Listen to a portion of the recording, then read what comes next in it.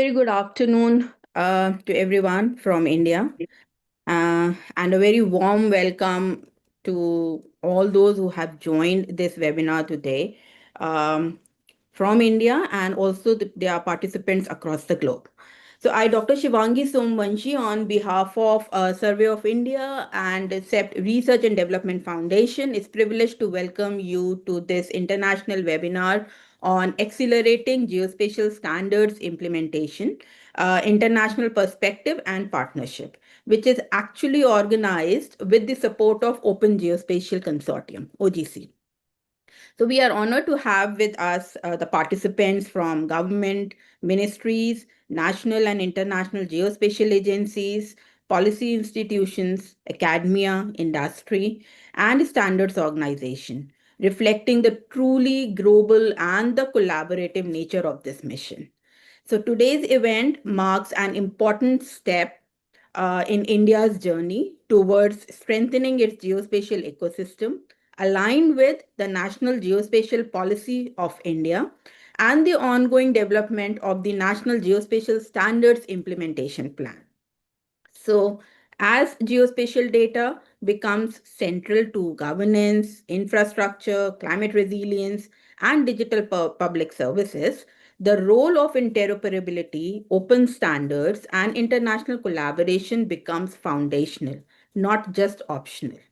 So, throughout the next few hours, we will hear from global leaders and experts who have shaped national and international standards ecosystems, sharing lessons, frameworks, and insights that will help India build a future ready standards driven geospatial environment. So before we begin the technical session, it is my pleasure to invite Shri S.K. Sinha, Additional Surveyor General of Survey of India. So as a senior leader at the nation's premier mapping and geospatial authority, he plays a pivotal role in advancing India's geospatial standards and innovation agenda. So today he will be presenting the opening remarks covering India's initiative on geospatial standards, the importance of global collaboration, and alignment with the UN Integrated Geospatial Information Framework. So, we warmly invite you to deliver the opening remarks. Thank you. And good afternoon, everyone. It is a privilege to welcome all the distinguished speakers, colleagues, partners, and participants to this international webinar on accelerating India's geospatial standards implementation, international perspectives, and partnerships. On behalf of Survey of India, the overarching nodal agency for geospatial data in India, I extend warm greetings to all the experts from OGC, ISO TC 211, UNGGIM, IHO, all the national mapping agencies participating today, academia, and geospatial organizations around the world, whose presence reflects a shared commitment to a coherent, interoperable geospatial ecosystem. India today stands at a pivotal moment in the geospatial journey. Over the past decade, India has undertaken major reforms to democratize access to geospatial data, support digital governance, and enable innovation across sectors such as infrastructure, smart cities, agriculture, disaster management, and climate action. At the heart of this transformation lies a strategic pillar: the adoption of robust, globally aligned geospatial standards that make data from multiple agencies, states, ministries, and private sectors work seamlessly together, reduce duplication, and underpin trustworthy decision making. Survey of India has initiated a structured multi-stakeholder effort to establish a harmonized national geospatial standards framework, an implementation roadmap, governance and capacity building mechanisms, and strong linkages with international standard bodies. Survey of India, through Bureau of Indian Standards, is developing national geospatial standards to ensure consistent, interoperable, and high quality geospatial data across India. covering areas such as orthoimagery, elevation, administrative boundaries, geodetic reference frames, toponymy, and topographic databases. The standards are being prepared collaboratively by experts from government, industry, and academia. The effort supports the National Geospatial Policy 2022 by creating a unified and authoritative national geospatial framework. Global cooperation is essential to this mission. Standards are not just technical specifications, they are enablers of innovation, data driven governance, and new economic opportunities. By engaging with leading international organizations and country partners, India aims to ensure that its national standards are technically sound, interoperable, and aligned with global best practices, thereby facilitating seamless data integration, advancing digital twins and AI applications, and supporting the sustainable development goals. This webinar is a platform to learn from proven international models, strengthen capacity, and deepen long term partnerships that will guide India's National Geospatial Standards Implementation Plan. The National Geospatial Policy 2022 provides the overarching framework for this work. It sets a 10-year vision to enable liberalized, citizen centric data use, authoritative foundation datasets, high resolution mapping, and national digital elevation model, and a supportive environment for innovation and industry growth. The policy is closely aligned with the United Nations Integrated Geospatial Information Framework, with particular emphasis on governance, standards, data, partnerships, capacity development, and innovation. Strategic Pathway 6 of UNIGIF focuses on standards, interoperability, harmonization, and quality resonates strongly with India's priorities and is directly reflected in the national standards initiatives. India is committed not only to adopting global standards, but also to contributing experiences and innovations at national scale back to the international community. The dialogue today with experts from across the world will help ensure that India's national plan is globally harmonized and future ready. As this session commences, there is an invitation to all participants to engage actively, share insights, and work together to advance geospatial standardization so that a dynamic, interoperable spatial data infrastructure can support both India's development and the broader global good. Thank you. Thank you so much, sir, for your visionary message and for framing the purpose and urgency of this initiative. So, your words set a strong and inspiring tone for today's dialogue.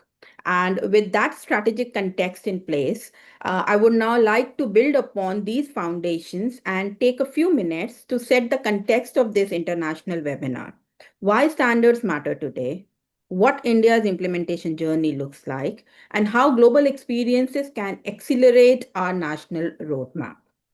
So I'm just going to share my presentation.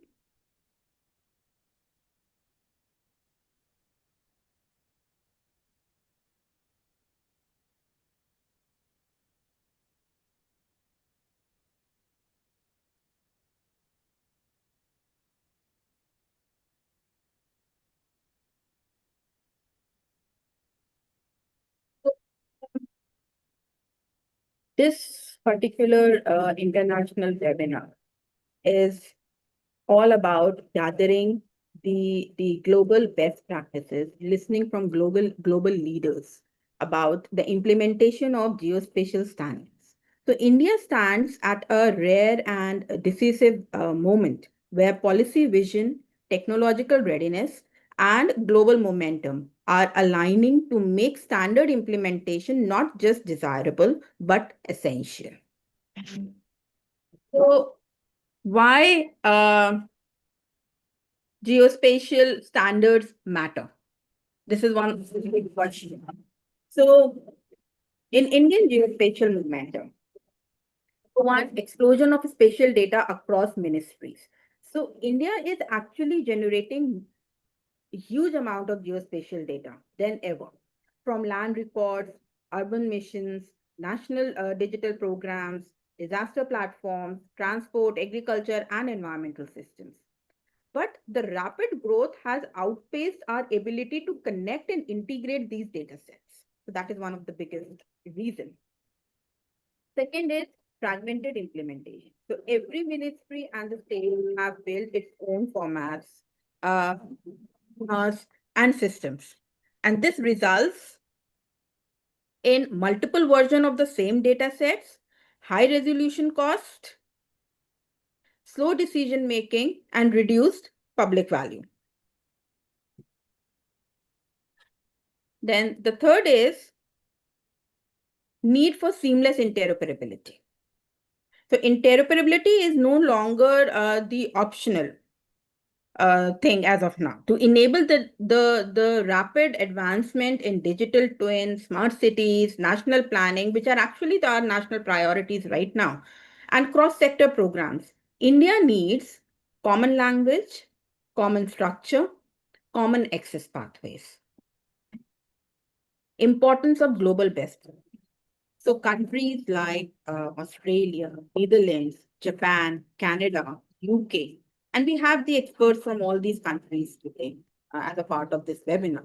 They have shown that modern governance is equal to standards first. Then efficiency is equal to interoperable systems. And innovation is equal to open and trusted data. So India can shorten its learning curve by adopting and adapting these proven global models. So we are here today to understand some of the global models which we can implement. And the last is India's leapfrog opportunity. So India is not starting from scratch. We already have a very transformative national geospatial policy in place. Then we have strong national digital infrastructure. We have ambitious missions which requiring advanced geospatial systems and a growing ecosystem of innovators. So this is something which we are not starting from the scratch. With globally aligned standards, India can leapfrog legacy challenges and build a future ready interoperable geospatial ecosystem at national scale. Now, geospatial policy, um, as I just mentioned, that we have a very transformative national geospatial policy of India in place, which is we are one among few countries who have such policy. And when we talk about standards and interoperability and open ecosystem, this is one of the mandates as per our policy. So the first mandate is to clear the clear policy directions. So our geospatial policy explicitly mandates open, interoperable, and standard-based geospatial system for all ministries, state, and public agencies. And second, it talks about alignment with the global frameworks like UNIGIF.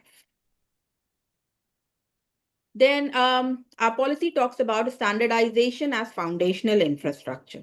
So standards positioned as the backbone of India's geospatial data infrastructure, ensuring consistent data schemas, metadata, quality benchmarks, and exchange protocols nationwide.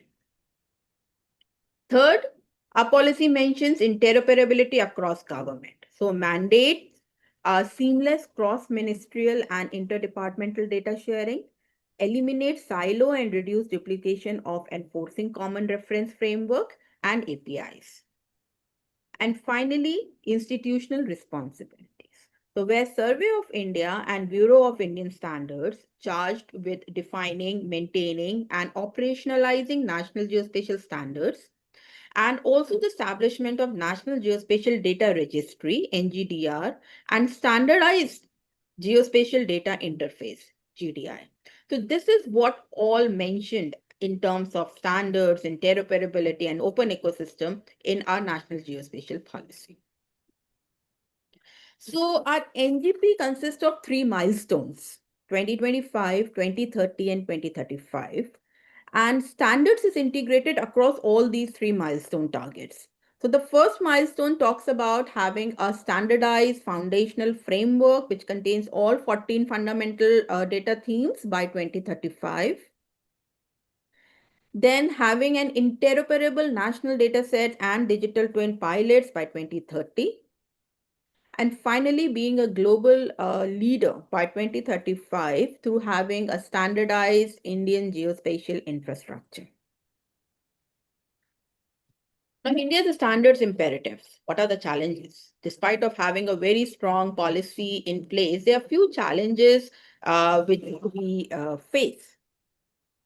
The first is persistent data silos. So multiple ministries and states contain data sets in interoperable formats, hindering integration. Sectoral fragmentation. So standards adoption varies widely in various sectors like urban, environment, disaster, agriculture, transport. So each follow their different approaches. Vendor lock-in and risk.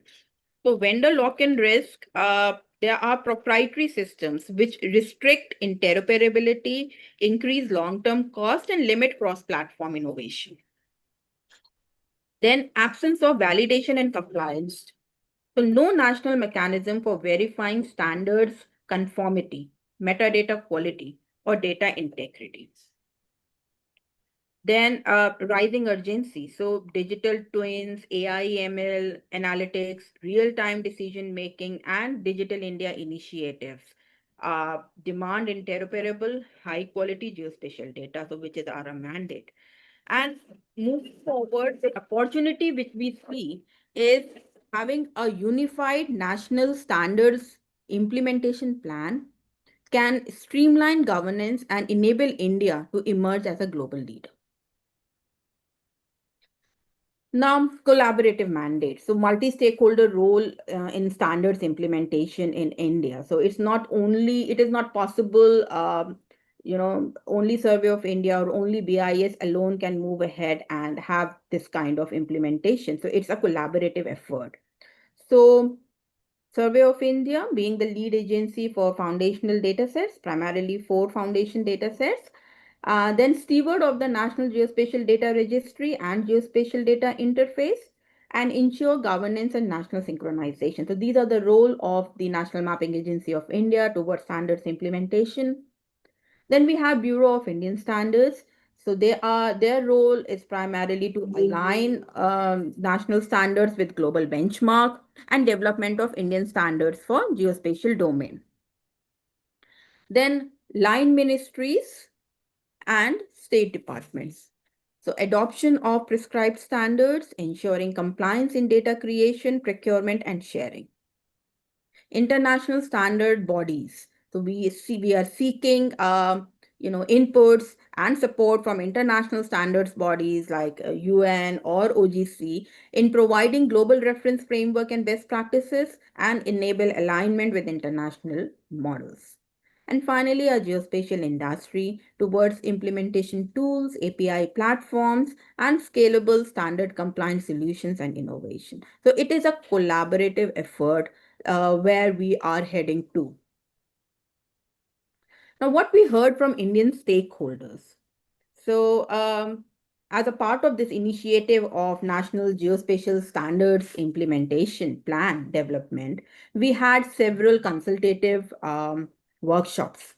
And this is what we heard from our stakeholders during our consultations, that there is a demand of unified reference models, need for clarity on which standards to adopt, demand for sector-wise guidance, need for tools, templates, validation mechanism, need for training and capacity building, and need for global examples of success. And this is the reason why this webinar was much needed.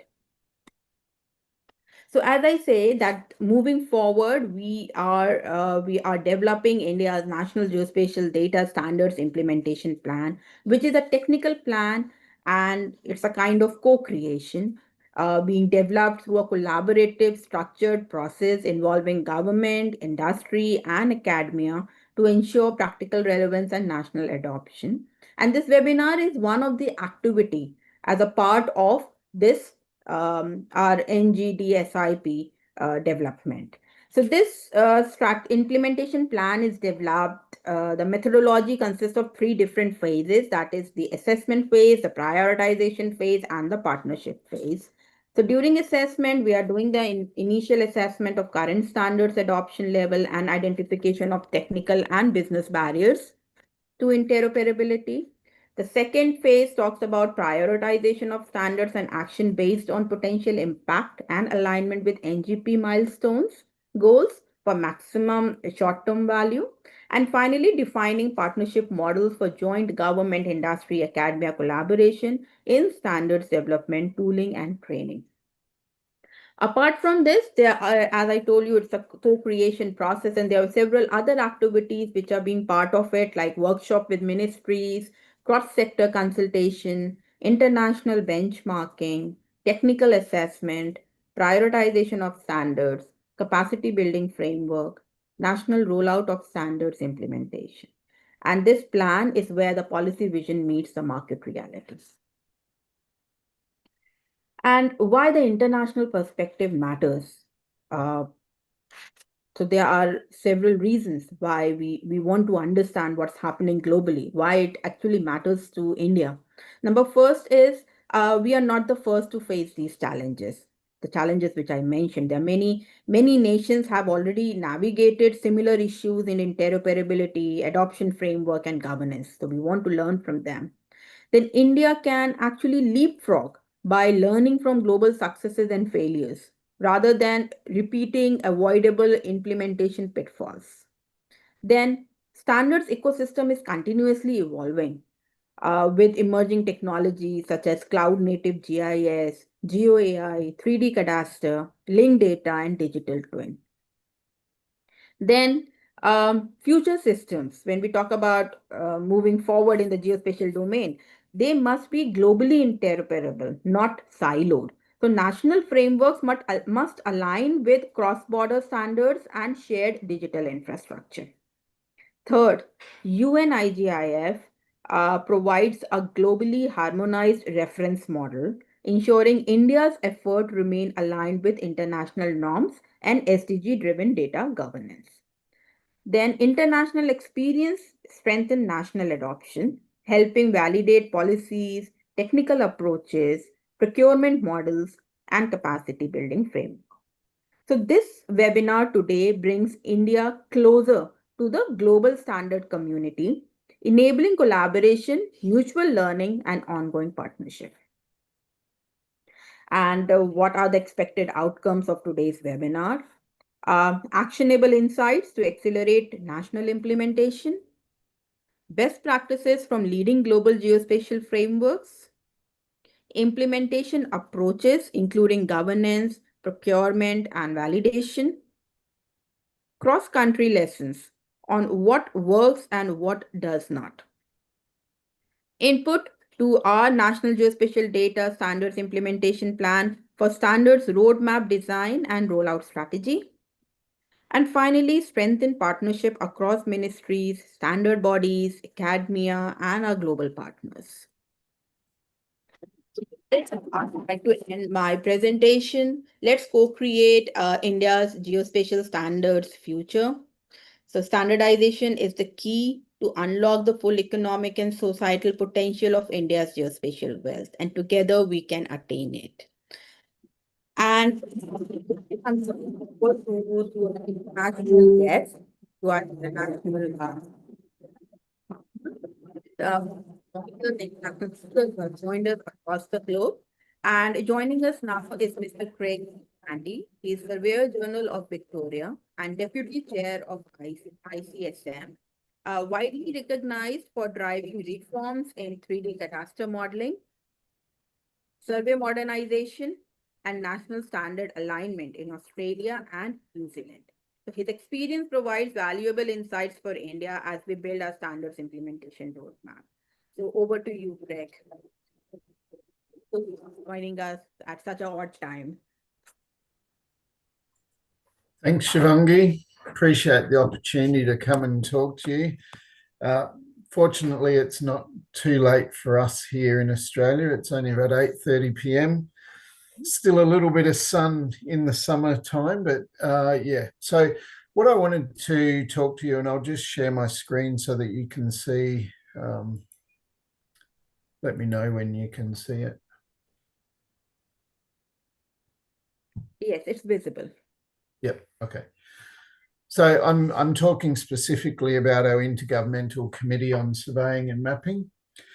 So I did my term as chair, so we're allowed to do 4 years as chair, and so I did that, and now I'm rolling off into the feather duster mode, which is that I assist with the executive for the next term to get the new president up and running, and then progressively I move off, and that's part of our governance framework.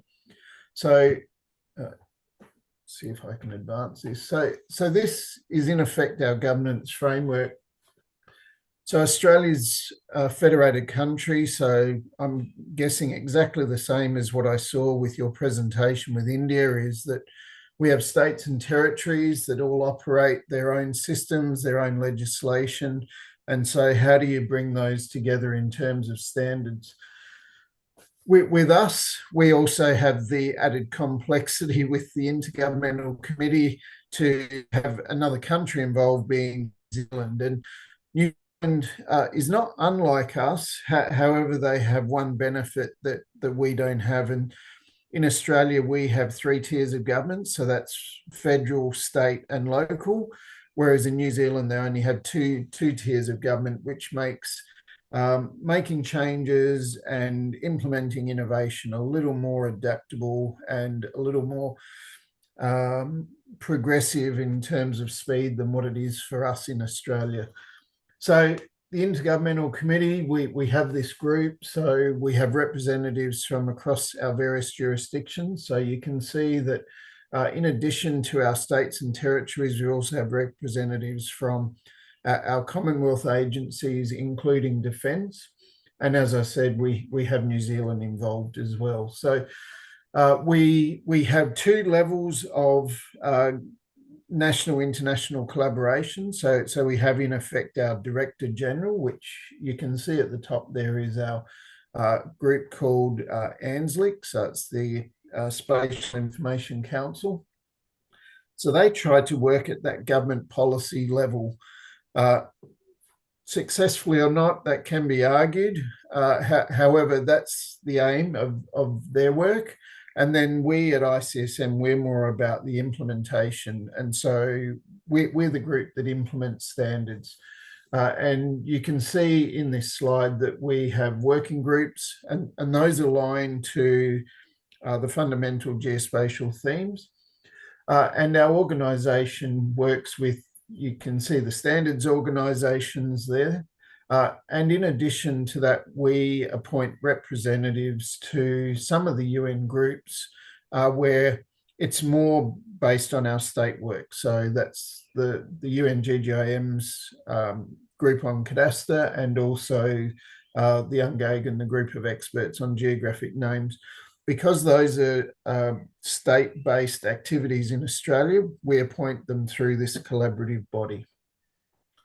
So one of the questions you're asking about is governance and working with stakeholders. So that's our governance. Working with stakeholders is an interesting challenge for this group. So predominantly we will put in place to be a government a collaboration entity with a mandate to ensure that we made government data consistent across the country. And our group has its origins in the recovery post the Second World War, so post 1945. And then we were renewed and reinvigorated in the 1980s with the Prime Minister saying that, you know, we as states, we have to work together, we have to make these consistent data sets. And so we've got a long history of some sort of a mandate, but it's not a written mandate. Like, we don't have a national geospatial policy. We don't have a geospatial data act that we can refer to. So we have to do it through this loose collaboration. There are some other governance issues with this type of an entity. So we in Australian law, we're incorporated as a government entity, but that doesn't allow us to enter into contracts. So when we're producing some of the work that I'm going to show you, how we operate is that we agree on what we're going to do, and then we need the support of our individual states to assist us with things such as procurement and creating contracts to do the work. I'm not going to say it's the best model, but it's the model that at this point in time works for us. We've explored a number of aspects to do this, but as a loose-fitting collaboration, there's no easy way for us to get around some of those procurement issues. So we do the best we can, and we rely on, in effect, the goodwill of our state entities to support us through that. In terms of our stakeholders, so we've done stakeholder mapping, we understand who they are. However, we're still coming to terms with how often we need to go and communicate with industry, when we need to bring them into the work that we're doing, and what value that they offer to us as a predominantly a government-based entity. So, we've been working at this for a while, and we have no perfect model. So let's just have a look at some of the other things that we do. So as I mentioned, we formally adopted the UN Geospatial data themes in about 2021. So previously Australia had its own version of this. And in 2021, we formally adopted this. And so our work aligns specifically to these areas. And with some of these, we have specific agencies focused on these types of layers. So just to give you one example, you can see population distribution there. Well, we have an Australian Bureau of Statistics, and that is really their role. So they work with us to ensure that we provide consistent population and demographics data. And geology and soils is very similar. So we've adopted that. I showed you the working groups in the previous slide, but if you have a look at the change in this one, you can see that they align to those groups. So you can see that we've got place naming, addressing, elevation, topographic information, geodesy, etc. And not only do we support the land-based data sets, but Australia and New Zealand, our economic exclusion zone covers around about 10% of the globe. So it means that we've got a large footprint of ocean. And so we also include our marine colleagues in these forums so that we can ensure that we're supporting those marine standards. So just to give you some understanding of some of the highlights for us, so we're in the middle of a strategic review at the moment. We put together a retrospective of our members and some of our stakeholders to understand some of the things that we did in the last 5 years to see if we achieved what we'd hoped to, and we came up with this. And I'm not going to go through all of them, but there's quite a number in there that are significantly important. So over the last 5 years, we put a lot of focus into governance of our group. Some of the contracts that we've done have got larger. Some of the challenges that we've dealt with have become more complex. So we've needed to strengthen and make our governance more robust. So we've now created, for instance, a finance committee so that they have a look at the finances and the forward budgets. So that's on the governance side. But in terms of the work that we've done, you can see that it spreads across most of the themes. So we released a compendium on how our geodetic framework, I'll get it right. And that's available globally to have a look at what we did and to give advice and guidance on the challenges we faced so that hopefully other countries can do exactly what Shivangi was talking about, which is using the leapfrog opportunity, learn from what we did that went well, what didn't go so well, and jump ahead of us. And we'd love to see that. So, there's other things in there, addressing standards, LiDAR standards. recognising our First Peoples and Indigenous culture into our naming principles, which we recently released. So there's a range of things in there that we had a look at and we said, okay, we did those, but is that really success? And so that's what we've been considering with our new strategy. So let's have a look at what the new strategy is shaping up to be, if I can get this to move. So we've determined our pillars, and the key thing that's changed to where we previously were is that we always want to be progressing towards excellent surveying and geospatial information. We are the entity to ensure that we're creating standards, frameworks, and best practice across Australia and New Zealand. And we always want to try and create value for stakeholders. But the one that we've added this time is the sector capability. So there's two aspects to that. And I'll show you that as we go through these slides. So as I said, excellent surveying geospatial information is primarily what we want to do. It's our primary role. And so that's our key focus, and therefore it's our first pillar. If you have a look at our standards, Dr. Shivangi summed it up so much better than I can. Without these standards, it's impossible to create all the opportunities through all the sectors, because otherwise you end up with all these pockets of information that are all in different formats. They have different policies on data sharing. Some want to charge for their data, others are willing to give it away. So, creating standards to allow people to work interoperability is absolutely essential. And as many of us are being driven to look at the efficiency gains by considering artificial intelligence, machine learning, and other automated processes, if you don't have standards, none of those things are going to work. You've got to have good data, you've got to have good processes. Otherwise, the machines are not going to know what we're trying to achieve, and it's going to be the old saying of garbage in, garbage out. So, this is absolutely vital, and it's where we focus a lot of our work. We then move to sector capability. So we have two challenges. One is that the broader profession, we want to develop them. Governments in Australia are becoming more streamlined. We've got to demonstrate efficiency. So it means we don't have the ability to employ large workforces like we used to. So we've got to develop the capability of the sector. But in addition, we've got professionals within the government sector who we need to upskill them. They need to move from just being geospatial professionals to moving into the space where they're working in IT systems, or they're starting to look at the becoming more skilled in operating and dealing with standards, or learning how to utilize the benefits of AI and various other things.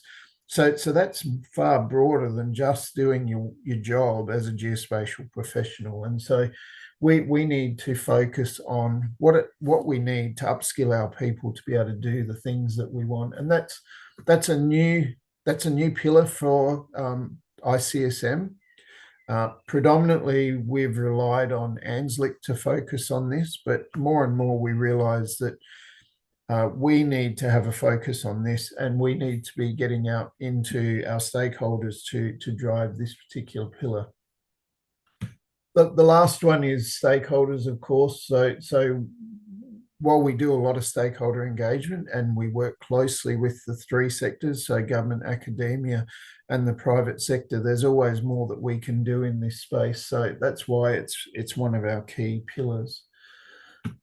So let's have a look at some of the actual work that we've been doing. So this is the Australian Geospatial Reference System. So we moved towards, so we created an Australian Terrestrial Reference Frame 2014, which is aligned to WGS 84, and the various implementations. And I'm not an expert in this, so our experts can explain it better.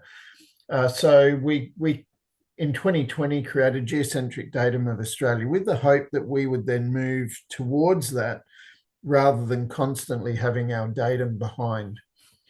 Well, we tried that and some of us were able to get an implementation started before the year 2020, and some of our jurisdictions are still progressing down that path.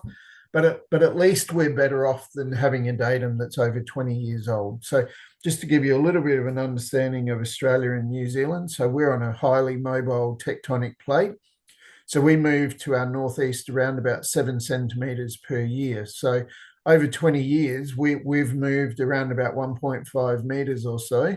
And so you can imagine the challenges with coordinates and survey control and a whole range of things if we don't continue to update our datum.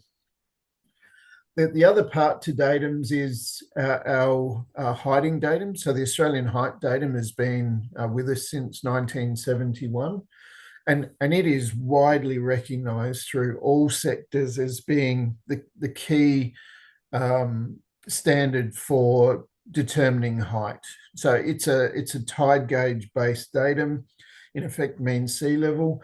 And what we now know is that with the advent of multiple satellite navigation systems and the ability to get information from those in the modern devices, that there are distortions and errors in the Australian height datum. And so we're progressively moving to an Australian vertical working surface, which has the ability to take out some of those biases and distortions and errors, in particular to people that are working on projects that go over many hundreds of kilometres, such as gas pipelines, major road infrastructure, major rail infrastructure, and others. So, you know, we are at a point in time with our Australian geodetic reference frame. However, there's constant work to keep that up to date. The next area that I just wanted to mention, and I know time's running out, is that we've created a standard for the accuracy of spatial cadastres in Australia and New Zealand. So as we move towards digital cadastres, you've got to have standards for where you're trying to get your data. So aspirational goals on the relative accuracy of cadastral information. And so it looks a pretty simple standard, but implementing is the hard piece. So it's ensuring that every time you create digital cadastral data, that you're trying to achieve these relative accuracies that we've got in this standard. And that's challenging. We, in my jurisdiction in Victoria, we've captured our cadastre digitally. However, to achieve these standards is more difficult, and our team is constantly going through review of the adjustment of that data to try and achieve these standards. So it's a work in progress. However, all jurisdictions in Australia and New Zealand have adopted this standard. The last thing I wanted to talk about is the 3D cadastral survey data model. So we did a search globally to try and see if there was an organisation or countries that were looking at an international standard for 3D cadastral survey data, and we didn't find any. So with our colleagues in New Zealand and a number of our state jurisdictions, we created a large project, and for ICSM, a 7-digit dollar project is the biggest we've ever done. And we worked with a number of providers to come up with the conceptual model. And I'm not an expert in creating these particular models, but the conceptual model was created, and I'll show you the workflow in the next slide.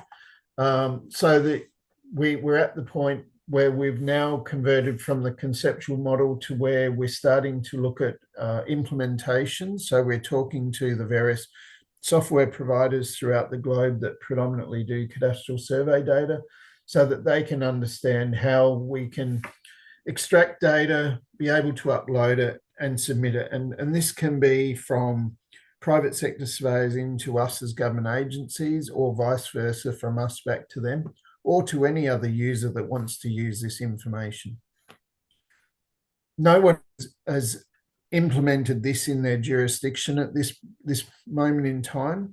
And the reason is that most of us are trying to ensure that our 2D data is correct, so that we can start to add the third dimension and then implement this particular standard so that we're starting to share data in the way that it's captured, which in surveying techniques is in 3D. So this is available.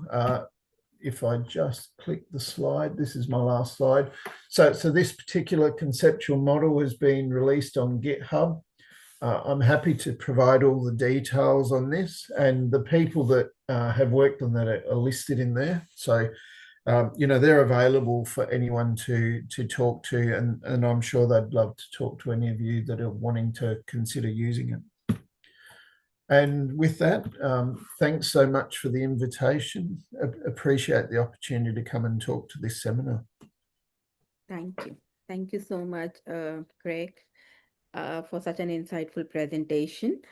I would like to open the floor for any questions. If you have any questions for Craig, you can ask.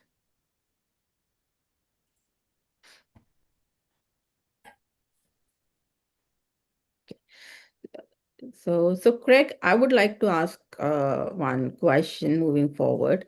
As you mentioned about 3D cadastre, so how long did stakeholder buy-in take for the adoption of 3D cadastre, and what were the key resistance points you encountered? So we haven't got buy-in for the 3D cadastre yet. We in Australia are still struggling to get buy-in to a 2D digital cadastre. So we're still implementing the ability for surveyors to provide us with 2D data digitally. It's a fairly sizable challenge to get them to change their work processes, many of which have been in place for 20, 30 years. So in 2019, we shut down the ability for surveyors to lodge paper, so they had to lodge PDF. We're still getting PDF, but as of 2024, we started getting the PDF with the data that goes with that. And progressive over the next 5 years, in Victoria at least, we will get to a point where we'll move away from the PDF to where the digital data becomes mandated. Other jurisdictions in Australia and New Zealand's more advanced in this. They already are at the point where they're getting digital data as business as usual. But the Australian jurisdictions are still working to that. Once we get to that point where we're getting the digital data in 2D, then we can really start to look at the implementation of 3 dimensions.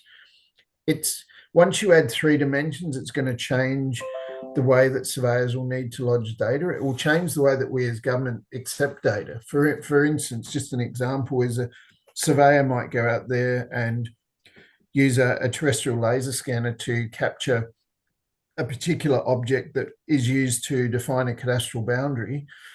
Well, then they don't want to have to dumb that down into a 2D line work to give to us. They want to be able to give us the rich data that they've captured. Well, our systems can't handle that.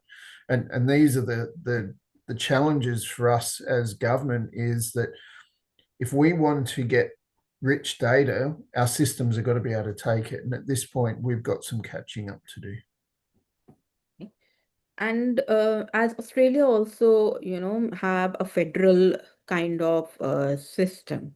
So what governance model worked best for balancing this kind of federal interest in standards adoption across multiple jurisdictions? Yeah, it's a good question. So in broad terms, land in Australia is managed by the states.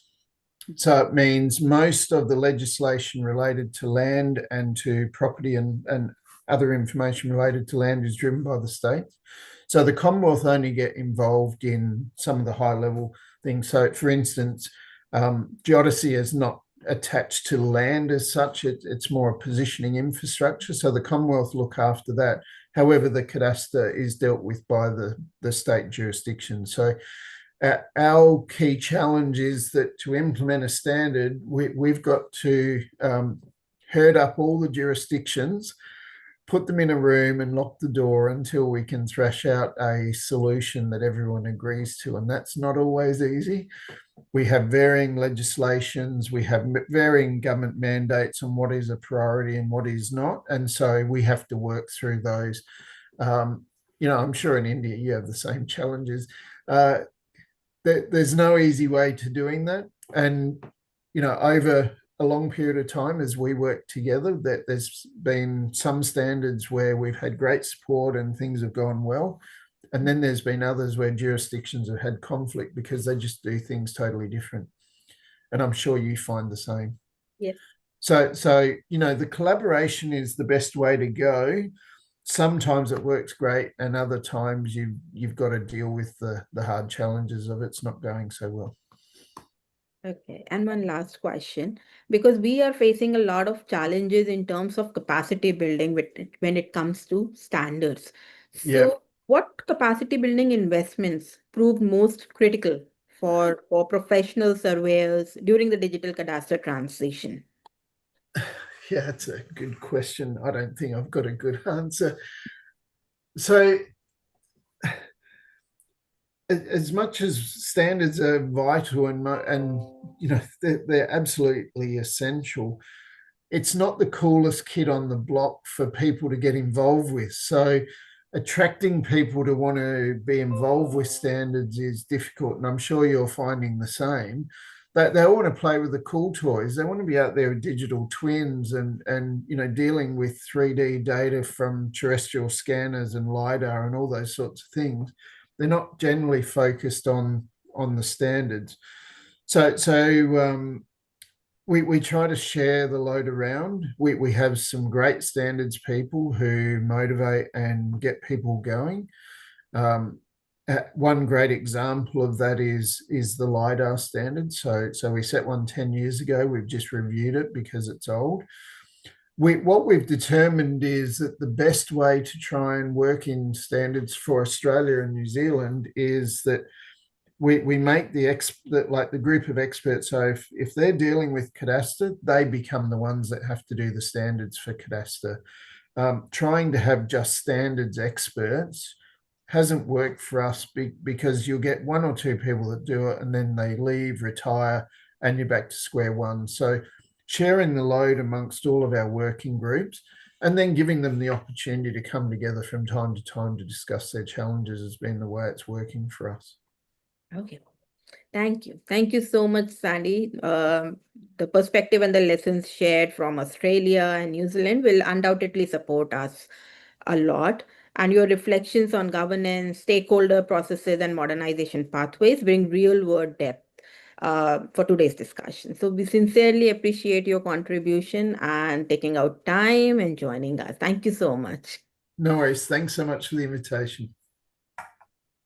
So now moving on to our next speaker, it is a privilege to now invite Mr. Paul Jensen, geostandards expert at Geonovum, Netherlands, to share Dutch and European experiences in advancing geospatial data standards and international collaboration, insights that strongly resonate with India's next step in implementation. So over to you, Paul.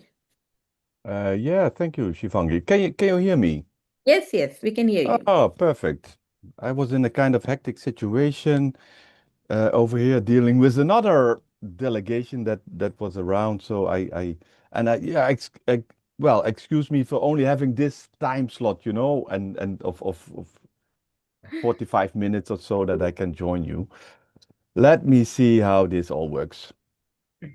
Uh, I'll share this screen, sharing. And then I hope that this will come up again. Sharing the screen, yeah, that's good. This one, oh, there's some trouble there. Let me see how this works.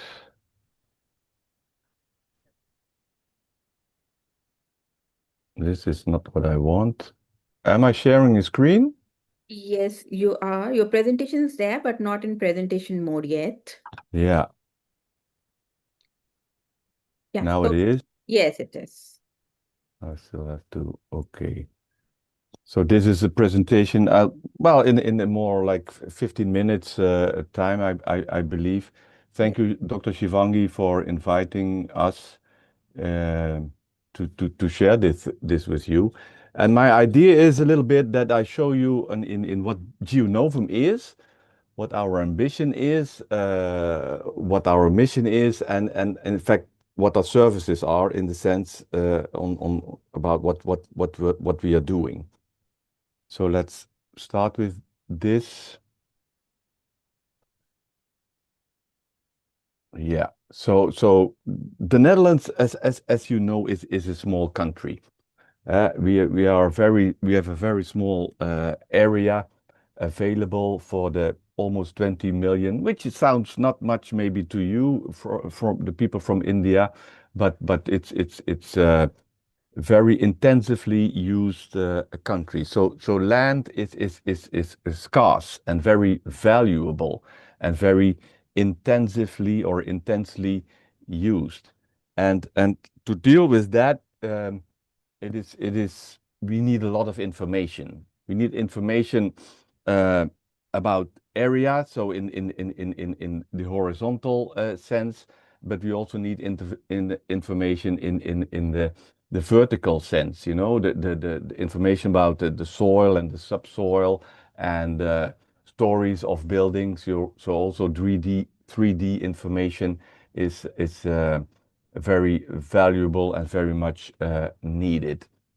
Um, Spatial planning, very important. Spatial planning of houses. Uh, the biodiversity, the nature aspect. What are we doing with our environment? Is very important to take that into consideration. We are in an energy transition as the whole world is, so that asks a lot of planning and zonification and all those, and there are more domains, of course.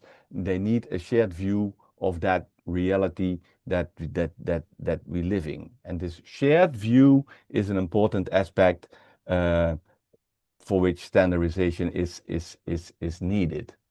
And data analytics are of great importance. So digital twinning, smart city use cases or smart city applications are are being operated, are also being needed, of course, to understand that complex of all those domains and interacting with each other. And there is this open question or phrase, this requires collaboration between institutes, and it requires agreements between institutes. And on the technical level, on the data level, it requires standards that make it interoperable, the data that we are sharing. So there is a big and large use case for using standards, and we are aware of that for many years. The Dutch Standardization Organization was started 100 years ago, but that was not on the data level. That was more on the industry and the construction level. But nowadays, we are very much aware that we need standards in the technical information domain. Um, and in fact, that's why GeoNovum was created some almost 20 years ago, to to take care of that, to take that responsibility, that okay, if standards are needed in this area, then we need a kind of organization that we feel is responsible for this development and implementation of standards. And that was in fact the reason why we came into existence. There's another slide on that. And well, the reality is that we provide that framework of standards nowadays. So if you want to find something about or connect to the geospatial standards in the Netherlands, Geonovum, which is a governmental organization um, to some extent, but on the other extent, we are also independent from the government, but at least we are not a private company. Um, we are the contact point for that kind of work. And we build very much on the international standardization arenas. We are not an organization that will come up with ideas. Well, we still do, of course, by ourselves, but we want it to be based in the international arenas and international standardization organizations that are there. For that reason, we are member of the OGC standardization organization, probably known to the most of you, the ISO uh, TC211 group for standardization of geospatial standards. W3C is we are active in, and there is this OASC, which is about smart cities, is also a group of um, uh, uh, is also an institute or an organization that we are a member of. And together with this group, we provide this reliable framework, which comprises several use cases in the chain of what one could call an NSDI. So there is data capture, there is registers, there is the findable and accessible part of standards. You need to invite the industry, the software developers that can build applications building on standards. You have to interface with the laws, national acts on exchanging information, etc. And in the end, the standards have to, well, be in place to facilitate all these separate use cases. Interoperability in and between domains.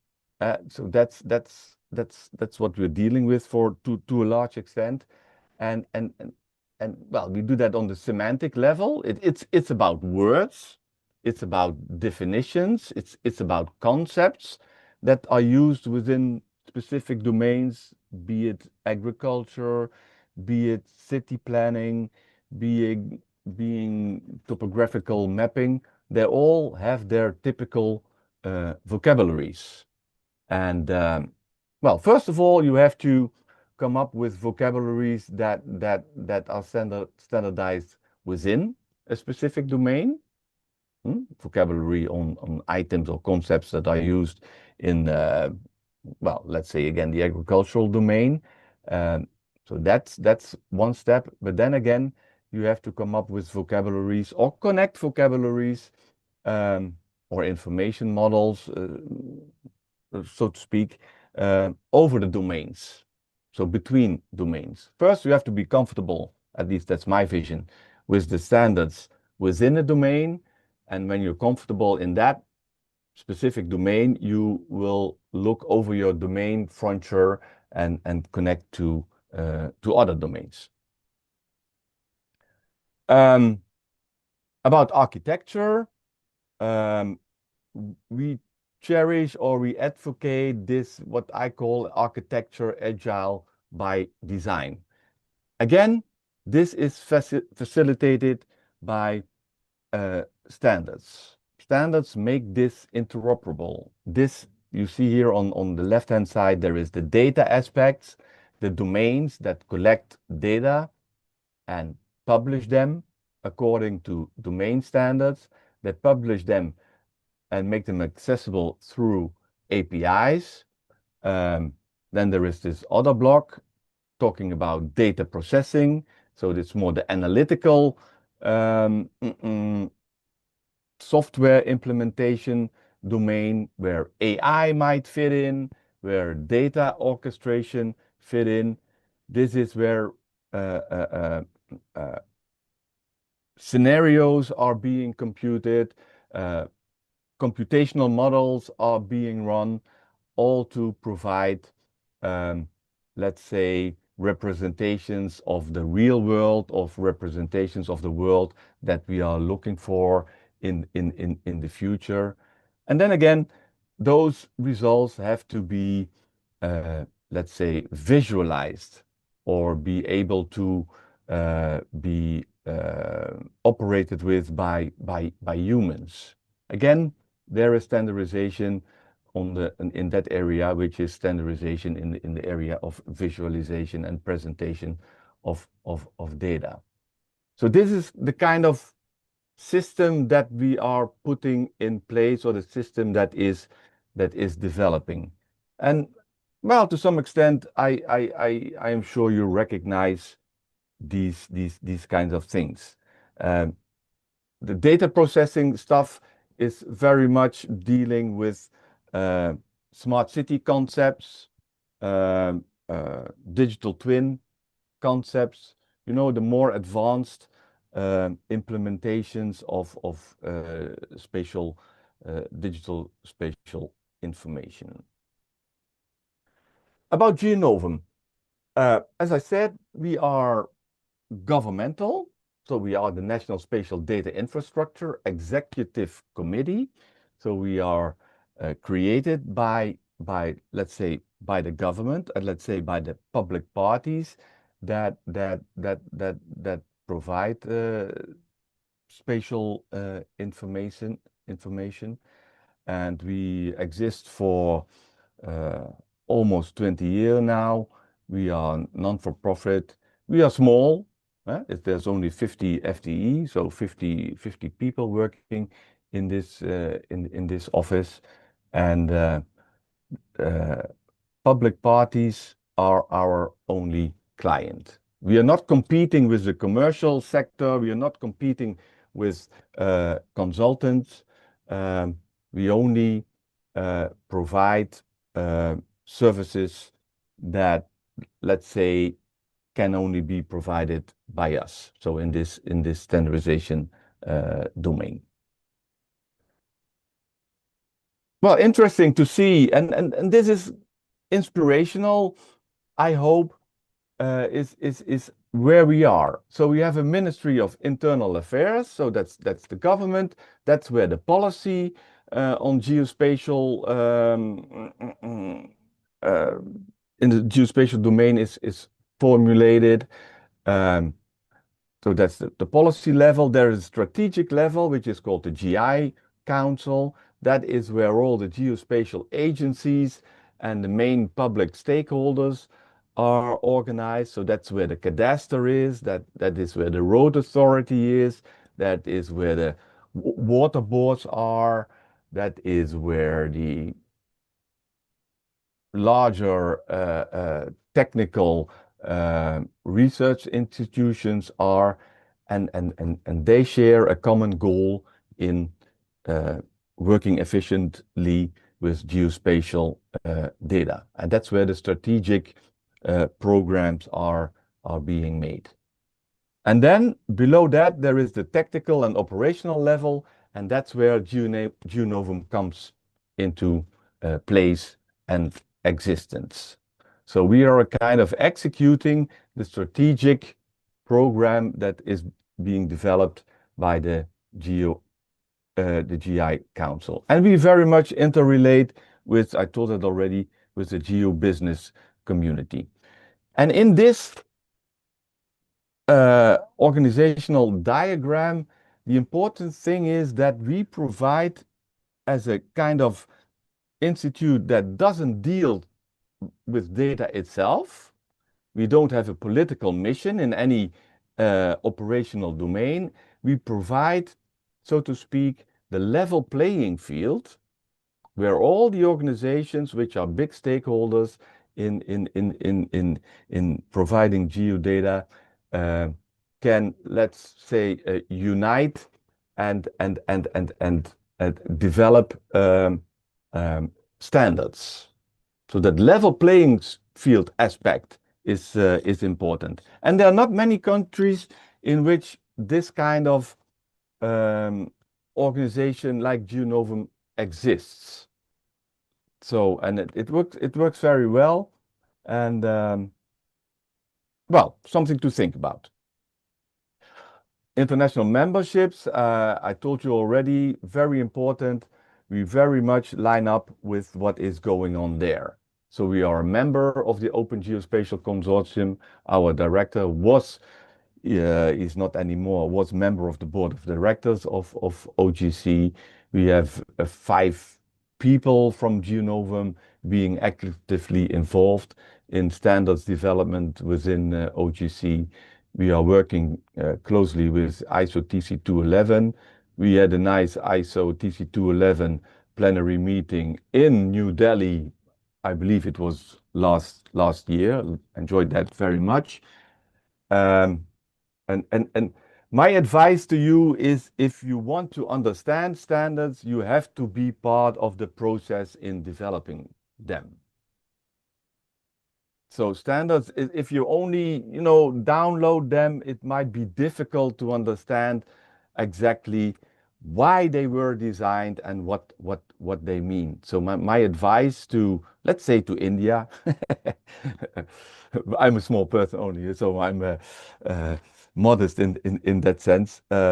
Line up with those activities. So become active in this arena. And I know India is, because I met the Indian delegation again in Sweden last week with the ISO TC211. You have a large delegation there, and it seems that your country is very much taking up this activity. So that's very good. Well, I quit this one. This is the FAIR principles that we can, well, really implement, let's say, one-to-one, or reflect one-to-one in what we are doing. I showed this kind of stuff already, so maybe the standardization topics, but just let me mention them again to be sure. So there are different topics in the standardization area. It's about findability and the publishing, the metadata stuff, standards. It's about the domain standards. It's about coordinate reference system that you have to think of course. The API and data services is a large domain of standardization, visualization, and of course also the data formats, talking about JSON, talking about GML, talking about well, geo package and several domains. There are several standards there. And well, these are the things that you have to be aware of and take care of. For my personal concern, I'm an information modeler, so I make those domain standards. We are with a group of people, and well, we can talk about digital twins. We can talk about smart cities. We can talk about AI. We can talk about NSDI. But in the end, data is fueling all those systems. Data is the fuel to all those use cases and maybe technical implementations. So in the end, you need to take care of data and the semantics that go along with that to be able to talk within a domain and be able to share data in a domain and between domains. And you see on your left-hand side, you see there is maybe some 50 specific domains, from spatial zoning to the water domain to cultural history to a register on noise data. Large-scale geography is there, cadastral information is there, nature conservation is there. These are all separate domains and institutes within the government, or departments within the governments, that all collect and publish data. And they have doing that for a long time, and we want to make those domains more interoperable. And that is what we do with this system of domain standards that we have come up with. So it's not that we come up with those domain standards. It's not let's say bottom, not let's say top down. It's that the domains connect to us with with their specific requirements on providing a domain standard. And again, um, this pyramid shows how that framework of standards work. So there is the ISO OGC, W3C on top. There is the EU, European Community regulations that are there. And then there is this blue line of base standards that we have come up with ourselves.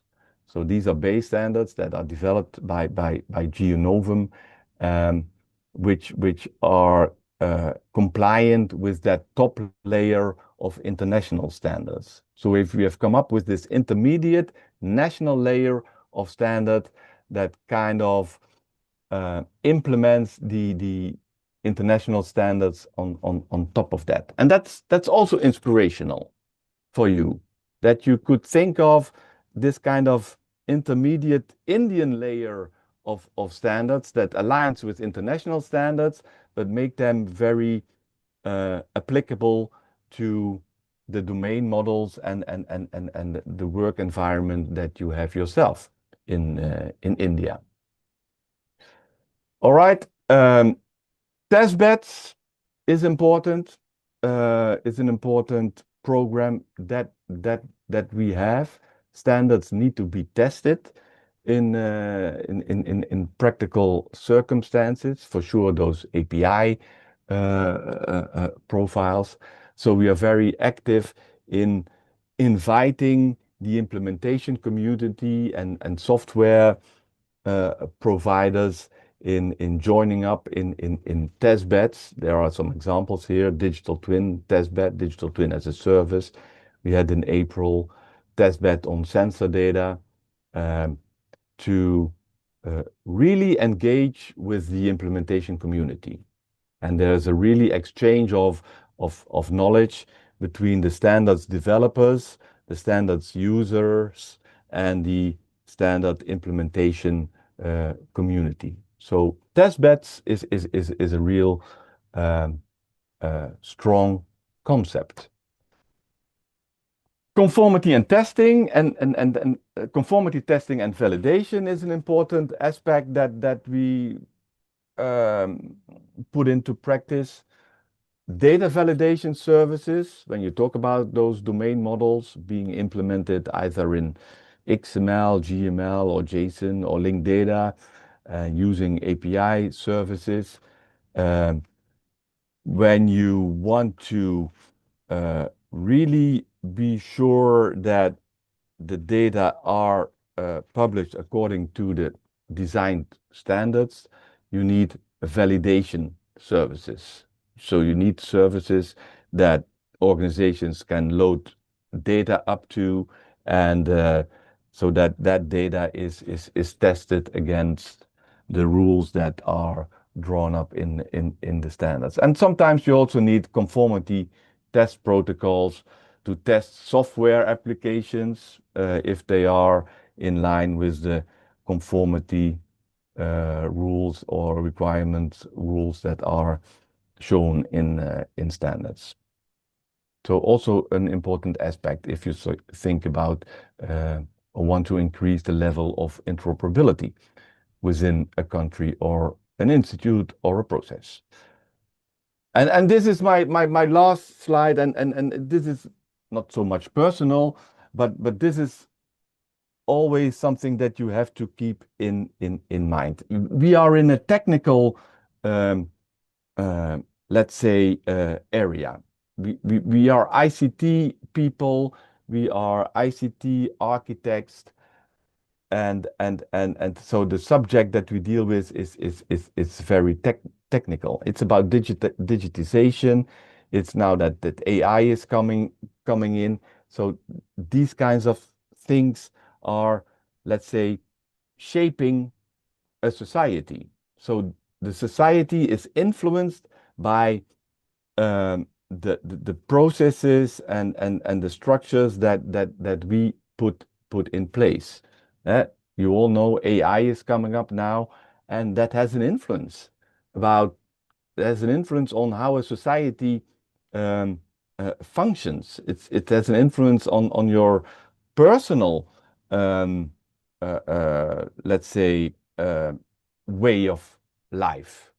And since we are also in that area of digitizing the interactions within a society, um, we have to be aware that we are part of that activity, and and that's why I say, okay, I'm called an ICT architect, but to some extent I am also a social architect. I have to be aware of this interaction and the activities that we do and the products that we realize have to some extent a society-based orientation. So the technical framework that we provide has to be in line with the social framework that is well existing in a country or in a situation or in an institute or in whatever community you're working in. Okay, Shivangi, I think yeah, there's nothing more in this presentation. So I Thank thank you. Thank you. Thank you so much, Paul. I'm opening the house for questions, if any. The chat box is active for all the participants. You can write down your questions if you have any questions for Paul. Also, there is one question for Craig in the chat box. So, Craig, you can just take a look and you may like to answer back. You can write back on the chat box itself. Um, Yeah. so, Paul, I have one question. All So, right. yeah, how do you actually handle versioning and backward compatibility when standards evolve? Yeah, that's first of all is recognizing the concept of versioning. So we have this versioning concept of X, Y, and Z versioning. We call it semantic versioning, I believe, where the X is a not backwards compatible change. So that's a large change. There is the I versioning which is it's a minor change, but it's backwards compatible. And there is the Z type of versioning. So there's X, Y, Z, which is kind of there is no backwards compatibility issue at all. It is bug fixing. But that, having said that, this is always a big issue, this backwards compatibility, and we take notice of it, and we are aware of it, and we inform about it. Um, uh, uh, uh, and we have to be honest about it.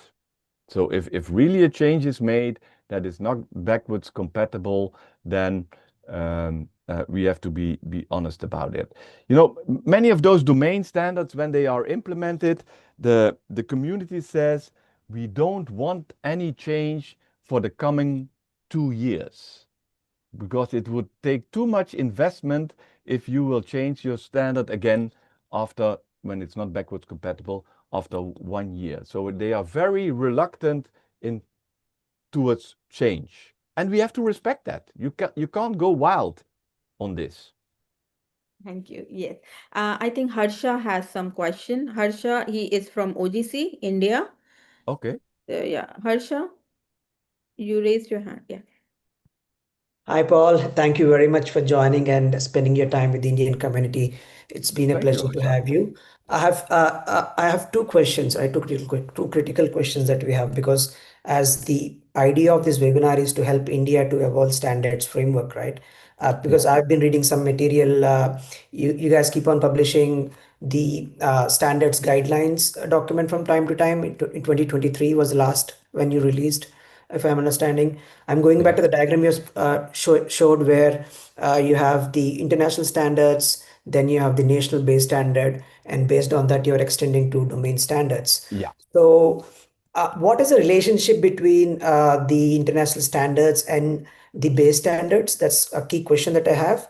And also, how do you bring, how does this base standard help to build the domain standards? All right. Uh, the relationship between the base standard that we have and the international standards is that we foremost look at the framework standards that are published in this international context. So it's about to name one is the ISO 19103, which has developed a UML profile, so a profile on UML. So we relate to that same profile. Rules for application schema is another ISO standard 19109, which is as this small meta model that it relates to. But we have come up with the Netherlands specific Dutch version of that. We relate to things like GML and JSON that are defined in those international standards. We relate to the metadata standards that are published within ISO again. Those are the kinds of relationships that are there. To name a few, there are other ones, and we use these and also came up with a kind of base ontology. Very simple ontology based on, at the outside, at the real world, there is water, there's a build-up area, there is buildings, there is administrative area. So a very, simple kind of small-scale ontology that did not come from international standards, but that we drew up ourselves. And this base ontology is used by all those domain standards or extended, you use the right word, extended at that domain level. So that's a bit, I could explain maybe offline, Harsha, more about this, but I hope this helps answering part of your question. And then what is the relationship between the base standards and the domain standards? Quickly, if you can help. Well, they have to imply that base ontology. They have to imply the structure that we use for coming up with unique identifiers. There is this temporal model that they have to use. They have to use UML.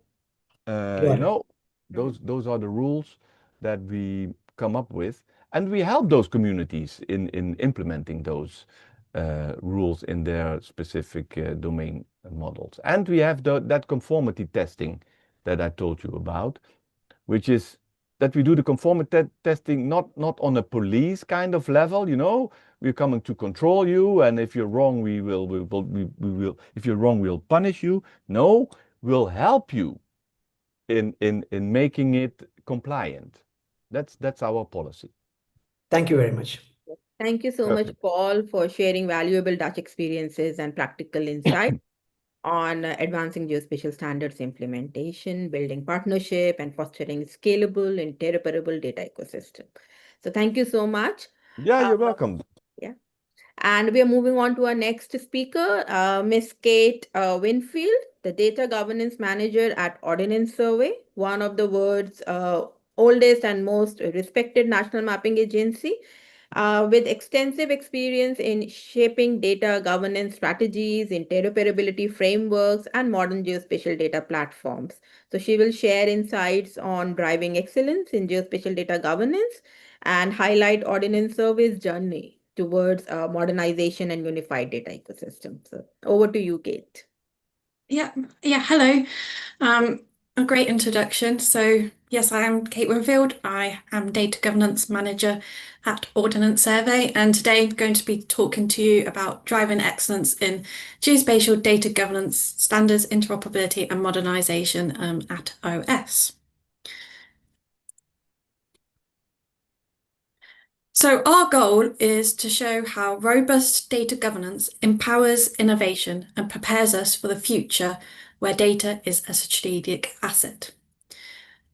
We're committed to delivering trusted geospatial data that underpins decision-making across the UK and beyond. Our work impacts government, business, and society by providing accurate, reliable, and accessible location data. So what do we actually do? We have a number of activities that we do in OS. We're the national mapping and data infrastructure. We look at geospatial innovation and technology.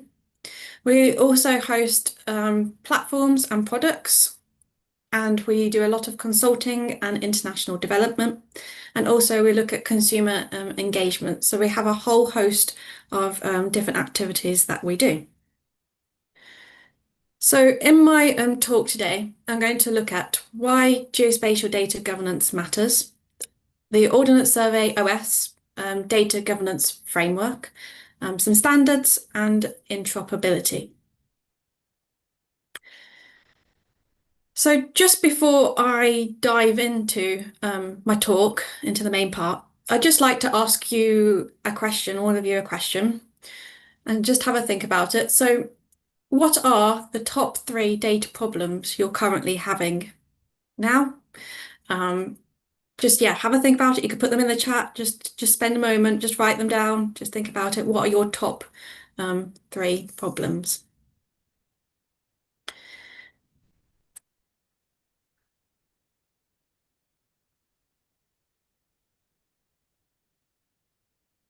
Yeah, so I can see data in silos coming through, fragmented data,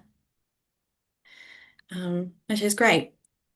So just let you have a quick think.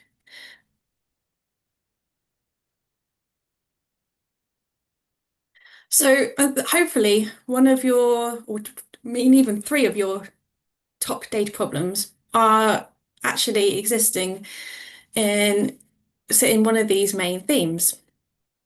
And it also shows that we aren't alone. There are a lot of organizations actually facing the same challenges when it comes to data. And quite often you think you're on your own for a lot of these problems, but you're actually not. So at the heart of all these issues actually lies data governance. Without a strong foundation, these problems are going to continually exist. And data governance is about ensuring that data is cared for and it's fit for purpose. And at the very core foundation of these problems lies the data governance. So the problems that you've also highlighted and thought about don't just happen in your organisation, they also happen in our organisation too. They exist in OS, and currently these are some of the real challenges we're facing, and we have data governance initiatives looking at them as well. So for example, we have multiple independent data catalogues. We've actually found that we've got many data catalogues across our organisation in many different teams, and actually there's no linkage, so it's actually making it really hard just to discover what data we have, and very complex. Not only do we have multiple data catalogues, in some cases, a lot of the metadata is quite low, poor coverage. Then not only it's hard to find, but it's also hard to even understand what data assets we have within our organisation. We've also found that we've got duplicated data, which is a problem. Why are we having duplication of data? Why are we having more than one set of the same data? And in a case, it's found that it shows a different value sometimes. So this brings up inefficiencies and, yeah, poor governance. We then have gaps in our accountability and responsibilities. So this is making sure that we have data owners and data stewards. So we need to know who is accountable for the data asset, who's responsible for it. Are they making the right decisions? Are the decisions actually being made? Are they actually caring for the data? And then also we have operational risks. So we have a fit for purpose data risk. It has recently been reduced, but again, there's still a risk still there. And then we have interoperability issues. We've still got legacy systems and varied standards. It then leads to slow integration. And then another part of data governance, and actually a big part of it, is the people side. There is a cultural resistance to change. It's hard to make change in any organization. A lot of people will push back. Adopting something new is scary for people. And adopting new data governance models and technology is also, incredibly scary. So we've also got that sort of resistance to change as well.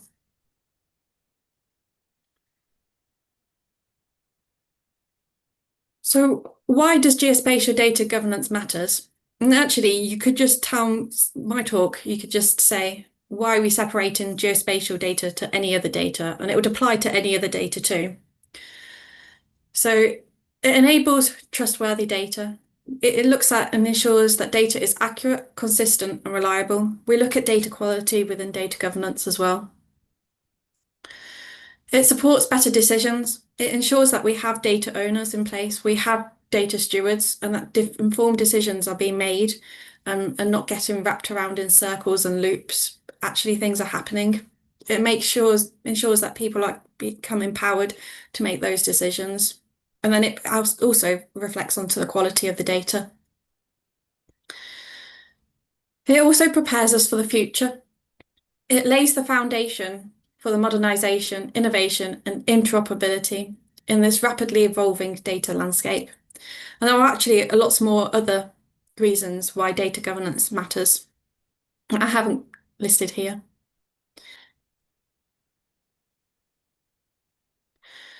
So over the past couple of years, we at Ordnance Survey have been on quite a big journey with data governance. And I'm sharing with you today our OS data governance framework.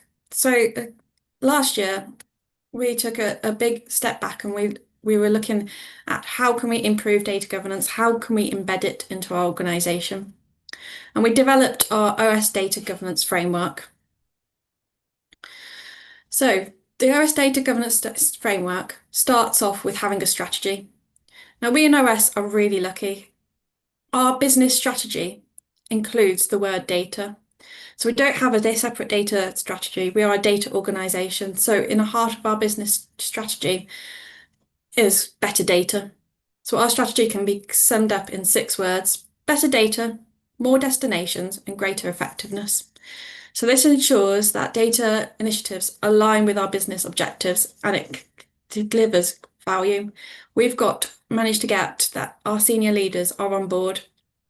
We have the buy-in from there. They're setting the tone with better data. We then build from this and we have our data principles and our data policies. So we have 8 data principles in OS. We need to ensure that data is fit for purpose, it's valued, it's secured and protected, it's cared for, it's authoritative, easy to find and access, easy to maintain, and standardized. So these are clear principles set out that everybody in the organization should know. They're backed up they are enforced by our data policies, and these set clear rules for creating, using, and maintaining data to build trust, ensuring transparency, and reduces the risk as well.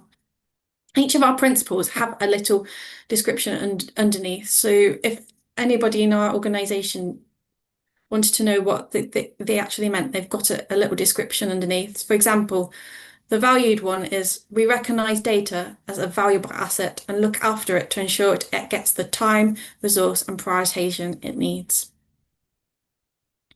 So we've got the strategy in place, we had the data principles and policies.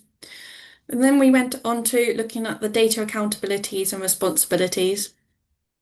So this is where we needed to define and ensure that we had data owners and data stewards for every single data asset we have in the organisation. And we're still not quite there yet, but we're getting there. So what work we did was we defined the clear ownership. We said that a data owner, they are the accountable person. We actually took it down several layers. So at the beginning, we had our data owner and they were at exec level, actually quite a way away from the decisions that were being made by data in the data type. So what we did was we brought that data owner level down several layers down to a senior person who would working closely with that data, who would be able to make decisions. They would act as the accountable person. They'd be able to monitor the data throughout the life cycle and ensure that with the data quality is kept clear. Often they delegate a lot of their accountabilities down into responsibilities to the data steward. And in OS, we designed our accountability model to have 3 types of data stewards. We have the data steward, who is the person every day responsible for ensuring that the data is cared for. We have a technical data steward, and they are the ones that will look at the data architect behind the scenes of the data asset. They will do the data modeling. And we have a data governance steward, so somebody like myself, who will be there to be able to support and enable decisions to be made and ensure that we follow the policies and the principles. And then we have a data custodian. So those are the people who actually look at the data flow and ensure that data can move throughout the systems. Now we set these up with supporting materials. We set them up to show what does it mean to be a data owner? How does it link back to the data principles? What do we expect? We also provided a RACI, so who's responsible, accountable, consulted and informed at each stage of the data lifecycle. We set up cheat sheets, we set up workflow diagrams for people to be able to identify themselves where they sit. So we did a lot of effort and work behind the scenes just so that we didn't go across to people and just say, oh, you're a data owner now, and just be dumped to data owner role. We actually took the time and worked with them, engaged with them, and made them realize that they were a data owner or data steward. And this has helped, it's allowed us to have clear ownership of our data assets, and we've been able to avoid duplication.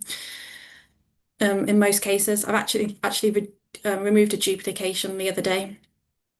We are closing the gap now on stewardship, and we've been able to enable fast and accountable decisions. So now we've built up to the data accountabilities and responsibilities. We also then went away and redesigned the data governance groups.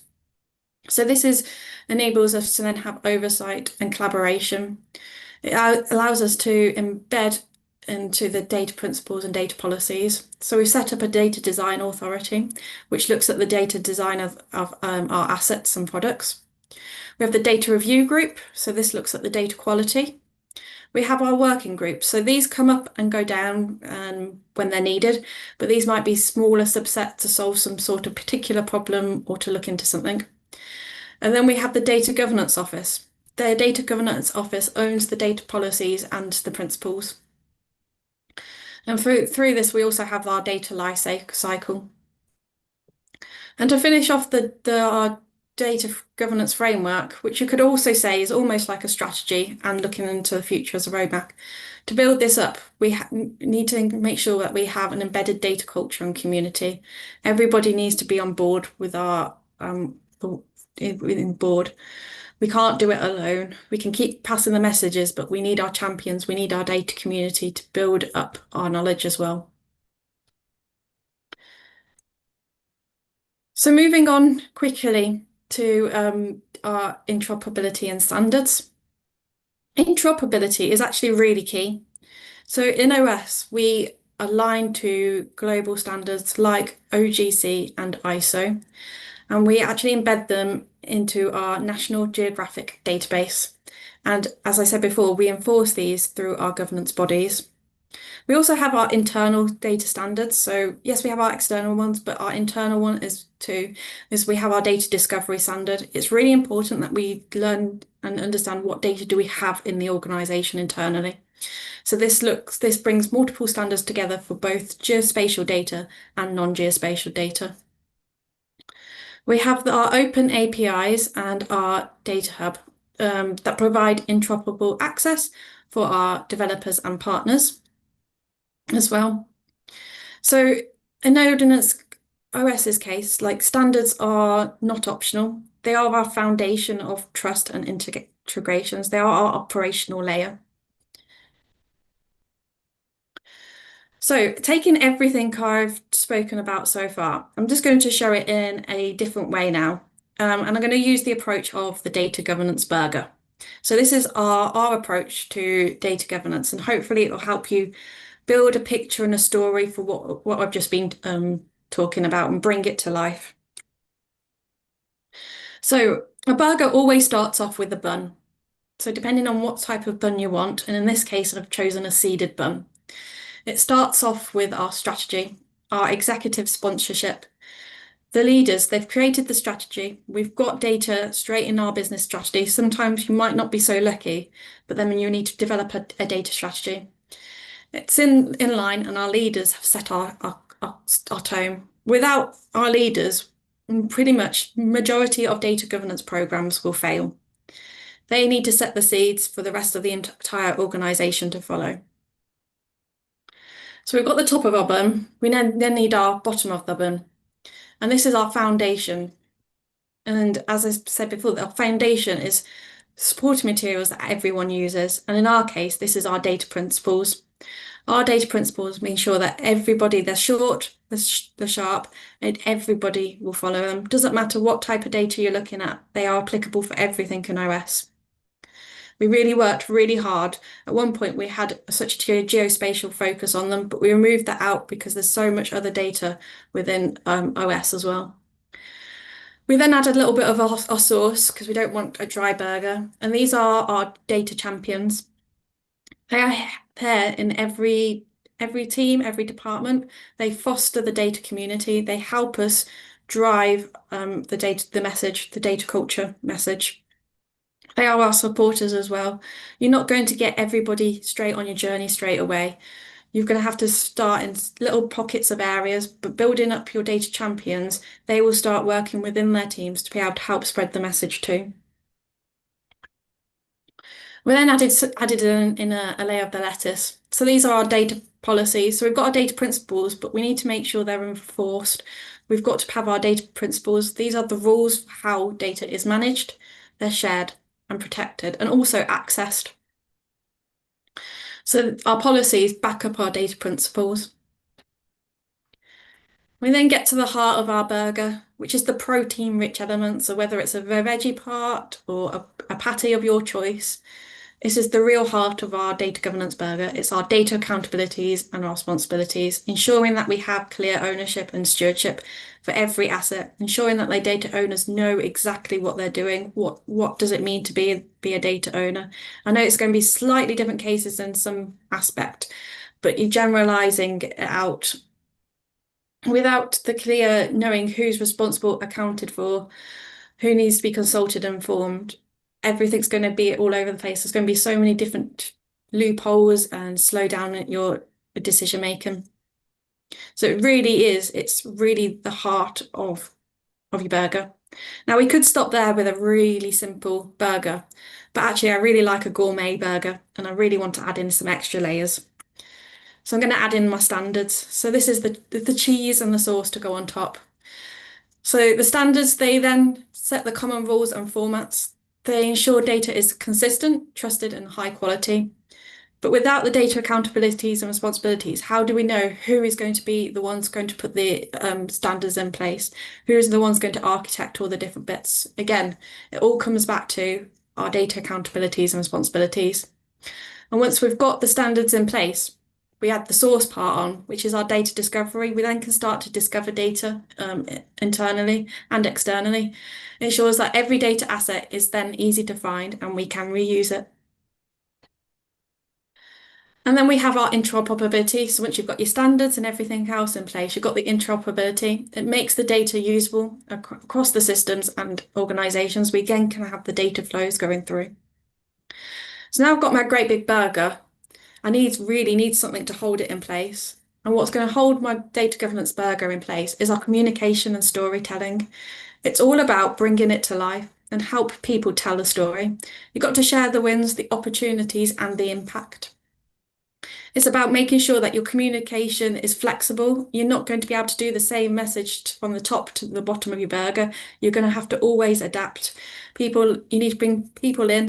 They need different ways of communicating, different stories to be able to bring them on the journey. You're going to have your highs and you're going to have your lows, but it's all about the communication and storytelling right from the very top all the way through to the bottom. And that's really what keeps our burger in place when we can eat it. And it's not that messy spluttering out. It's what really keeps it together. So I'm just going to finally finish on what are key takeaways. So data governance, it isn't about rules or being a blocker. It's really there to be the enabler. An enabler is the really key word in this. It empowers better decisions, it reduces the risk, and prepares us for the future where data is a strategic asset. Data governance is a journey. Yeah, data governance is the foundation and not the finish line. You'll never ever finish it. You'll have your ups and you'll have your downs. And you'll think, oh no, I've got to stop here. But no, you've just got to keep going little bit at a time. You'll get there. It's a long journey. It's not just, you can't just do it in 5 minutes. And another thing to note, 80% of people tune out at the word data governance. People don't like listening to rules. Nobody ever does. So it's about speaking their language and storytelling. If you can get people to tell the story, you can bring them on board. Think about different ways, just like I did with the burger. I started off the presentation, I went through each individual part, but then I brought it all together with the data governance burger, trying to tell you into a different story. It's not quite as easy, as simple as I've put it out as a data governance burger, but the concept is all there. And yes, and thank you very much. That is the end of my talk. Thank you. Thank you so much, Kate. I really love the concept of data governance burger, and I'm sure many others too. You can see so many thumbs ups coming up for that. So thank you so much, Kate, for the very thoughtful presentation indeed, and your perspective on unified data platforms, governance, collaboration offers a very important reference point for our ongoing efforts. Really grateful for your contribution today. Thank you, Kate. That's Uh, all right. if you have any questions for Kate, you can use the chat box. I am directly moving on to the next speaker because of the time constraints, but maybe you can use the chat box to exchange the questions and the answers. So, moving on, it's my privilege to welcome Dr. Ivana, a global expert in geospatial data quality and metadata standards, and a key contributor to ISO TC 211. As part of her work at Curtin University, Perth, she has led and supported numerous international initiatives advancing interoperability and standards implementation across diverse geospatial ecosystem. So over to you, Ivana. Thank you, Shivangi. Thank you for inviting me to this webinar. I think very important to discuss, especially when we are at the beginning of our trajectory to produce something big like a geospatial knowledge infrastructure, which is fully standard compliant. Just to check, you can see my slides and moving. Yes. Fantastic.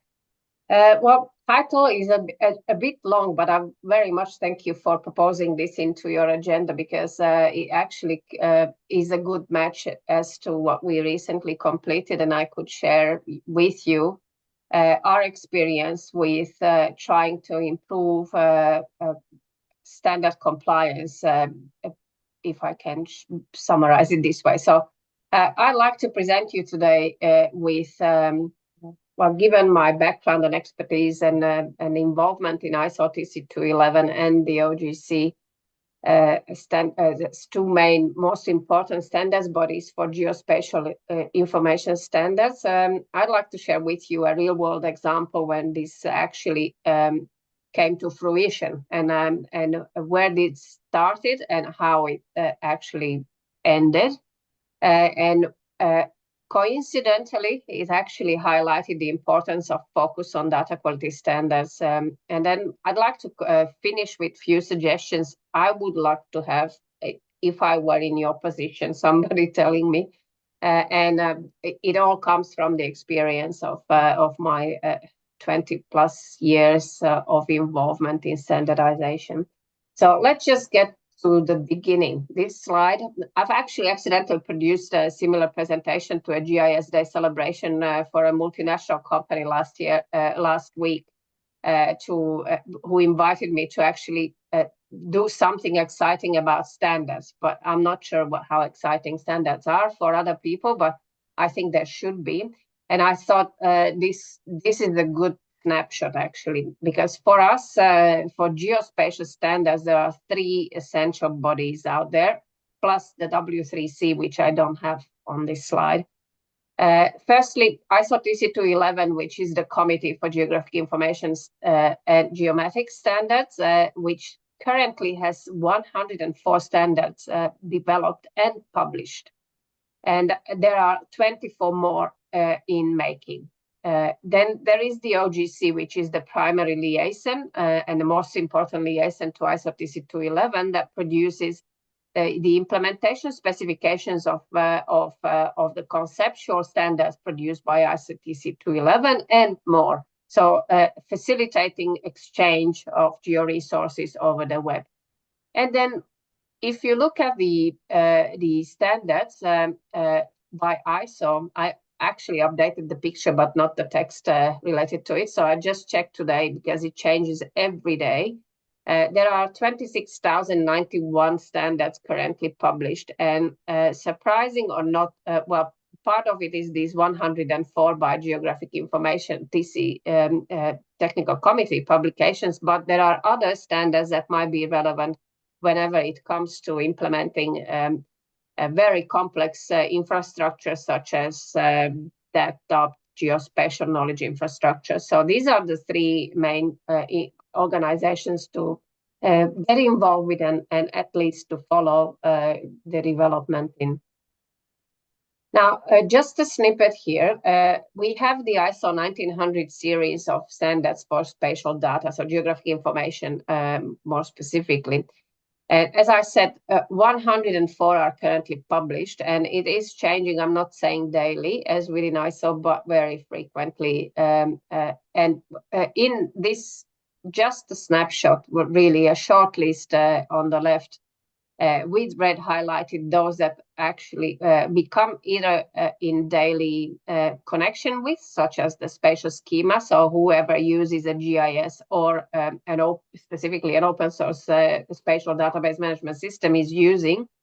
And then the standards that are critical, in my opinion, to any geospatial infrastructure. And good to see a Bureau of Indian Standards actually is part of the ISO TC 211 for a long time and increasing activities in promoting standardization. So well done there. Now, my real world example is this. So in 2019, I've been contacted first time in my life in 20 plus years then being involved in standards as a standardization expert to contribute significantly to two consecutive projects by Australian government, namely the Geoscience Australia entity, which is the geosciences, sort of an equivalent of a department of federal government. So that's where national scale geoscience happens. In this organization, Positioning Australia was the one, the branch who contacted me with the need to advise in improved communication with their current users. And if I say current end users, more specifically, what we mean by GNSS end user. So this branch recognized that GNSS is such an ubiquitous service. Everybody, all of us actually use it on a daily basis, enough to have the geolocation on our phones. So the end user group from the hardcore geodesists actually spread all across the spectrum of humanity, if you want. So there are users that actually are coming from application domains and needing data, either by subscription or just to get some data sets. And these users are not your typical geodesy. So they still want high quality data, or data, maybe better to say, fit for purpose for their applications, but they not necessarily speak the geodesy language, but they still want to learn about their data sets they're subscribing to, or they purchase, or they just download. So what we need is actually a reviewed way of providing these data sets. So when I was invited to this project, I brushed off my rusty geodesy background from the early 90s and went onwards to see, with the modern interfaces, mainly catalog services or catalogs that offer all sorts of very rich data sets, am I able to find some GNSS data set? Yes, so where I went was the Open Data Portal in my state, looking at the permanent station in the Albany, town of Albany, wanting to get some data set for a particular date and time. I found nothing on my search term. I just went to look for any GNSS data set on that particular site, nothing. And then I just went onwards to find any data set related to the location. And well, I found something that was a good, an optimistic outlook. But then I went to look for any description of these data sets mentioning geodesy or GNSS, and unfortunately, these were all irrelevant. Then I realized this was a state, because Australia, of course, Federation of States, this was a state data portal. And I remember there is a federal data portal, and Geoscience Australia, being a governmental organization, they probably advertise through this portal. And unfortunately, I didn't find on my first attempt anything. On my second similar attempt, there was something popping up, which included GNSS keyword, and I found a resource. Then I went onwards to look at where the data is, and I found out that it on Geoscience Australia's catalog. So you just realize we are on the third website here after a few clicks through the catalog. And then after a few more educated guesses, because as I have the training of I'm a geodesist and cartographer, so I knew what to look for, I was able to find something after around 7-8 additional clicks. A data set that was out there. Now, this is something that in 2025 we not really want, yes, because we as we know from early website design attempts, anybody who spends more than a few seconds on a website trying to find what they want, they just switch that off. So if we are data providers, this is an unwanted situation. And how can we remedy this? This was the question in the project. And what we did, we've actually looked through all sorts of application domains and looked through their requirements for the way of provision of additional information for data, about data. So in other words, metadata. And we realized that this varies across application domains, and the most important metadata elements or metadata sort were related in one or the other way to data quality metadata.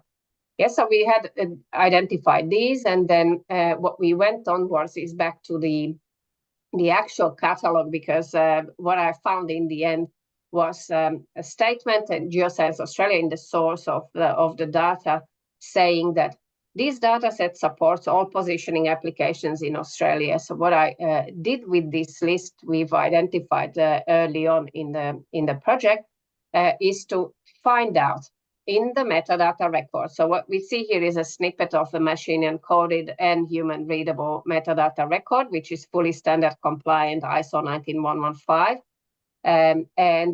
I went on to search for the keywords identified in my research. And unfortunately, what you see, the pink highlight just indicates there are no matches of that sort of phrase. So people are not reporting values with respect to those metadata elements, what current GNSS users are expecting. Now, what went on onwards, or what I proposed was to, this is the reason why this is not absent is because the metadata record is not comprehensive enough to address the current GNSS end users requirements. So what we did was to take the ISO 19115 multipass standard, which is comprehensive documentation of all sorts of metadata values or objects or elements or what you need, containing more than 400 elements to provide a comprehensive information related to the data set provided through the catalog. And we looked through that and revised with respect to the needs of GNSS end users and identified which of these elements needed stronger obligation, which of these elements needed to be extended, and so forth and so forth. As part of this project, we also looked at the FAIR principles. So in short, FAIR stands for findable, accessible, interoperable, and reusable, which is the must of today's exchange over the web. And as a result, we created what we call a GNSS metadata profile, which is fully compliant with ISO 19115 series, I should say multipass standard, not just part 1. Now, what do Positioning Australia, Geoscience Australia's Positioning Australia can do with this? So once they provide metadata in compliance with that GNSS metadata profile, what they can do is to improve their provision of their data set. So what you see here is a screenshot of the intro website for GNSS services. So where users can come and request some stream or data logs of a specific site in a specific format for a specific location in a specific given time. So those are all these general elements that would come from a metadata stored in the GNSS record. But with our metadata profile now, they can move further. Yes, and what they can do is to facilitate GNSS users who are not fully operational with the language used in the header of their encodings of GNSS services. So what they can do is to identify which sector they come from, what application they use the data for, and what is open to them are the values for metadata elements as identified in our research. So things around accuracy, availability, integrity, and robustness of the signal, and then search for the result. And that's only possible thanks for our GNSS metadata profile, so improved modeling of that. At this moment, this is ready to be implemented, and in a few months there will be some practical results of that as well. So, what actually supports this work is recent improvements within the ISO 1900 series as well, and namely in the data quality standards and related standard studies. So as you might be aware, I'm sure you are, that data quality is just specific kind of metadata about data set that's provided. And what was a good coincidence during this work was that there was a development of, there was a revision of the data quality standard within ISO 1900 series underway, which I happen to be leading and co-leading with my colleague from Sweden. What we did, we actually made the standards extensible, and I'll show you just in a minute how that was.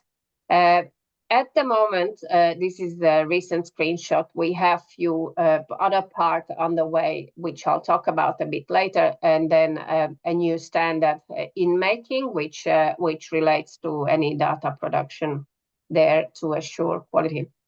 So in that ISO 19157 standard, so during the revision, what we looked at is to appreciate that data quality is just specific metadata element. And since data quality standard existed, we often came to to realize, mainly through OGC work and other related work, that the standard curated data quality definition might not be sufficient for all sorts of applications. So one of the things what we did is we made the standard extensible. So in this slide, what we see is the definition of the data quality model, whereby we say data quality is defined through its data quality elements, which are described through 4 components: data quality data quality evaluation procedure, data quality measure used in this to express the result of data quality evaluation, and an additional optional element that actually is related to expressing the quality of that evaluation. And all data quality measures that are defined in the standard are now registered in a web actionable register. So that's the content and the subject of the part 3 of the standard that's currently under development. The most important, impactful aspect of that revision was that the model is extensible in a standard compliant way. Now, the benefit of all of this was, and a good thing was that the development of the standard was in parallel with this project I mentioned, and of course the person doing the project and the standard development was the same person, so I could actually use the project to demonstrate the effect of that extensibility. So what we did in the GNSS metadata profile is to actually add all those GNSS specific metadata quality related elements in addition to the standard elements already offered with the standard and applicable to the domain. So with this extension, the metadata record for GNSS can be as comprehensive as their current users expect. Now, in relation to data quality measure register, this is the standard of part 3 of the standard currently under development and soon to be published. So the expectation is to have this all operational and ready in April 26. What we have there is a standard document as we know it. So it's a PDF about the governance and management of the register, but most importantly, we have a web actionable register, and we are fortunate enough to have OGC put up their hand in a response to a call for registration authority. And after a selection process, OGC has been appointed as a registration authority of 19157-3, whereby we implement our data quality measures register on the OGC Rainbow server, which is fully operational and compliant with the current best practice for exchanging GeoWeb resources over the web in the fair way. Yes, findable, accessible, interoperable, usable. What we have there is in 19157 part 1, we defined the structure of the measure. In part 3, we actually fill it with the content, which is the reflection of the former annexes in tables in PDF, so not really in the format that is expected in this day and age. And then also tracking evolution of this register via registering of the status and versioning of the items. So with this we ensure backwards compatibility of earlier incarnations of the registers and measures in detail. So the PDF document contains the rules, how do you put stuff in the register and who governs and how that governance changes. And then from the register itself actually realizes the machine improved access to the content. Yes, so whereby instead of providing our descriptions of our measures in a PDF, so only human readable, we now machine encode these.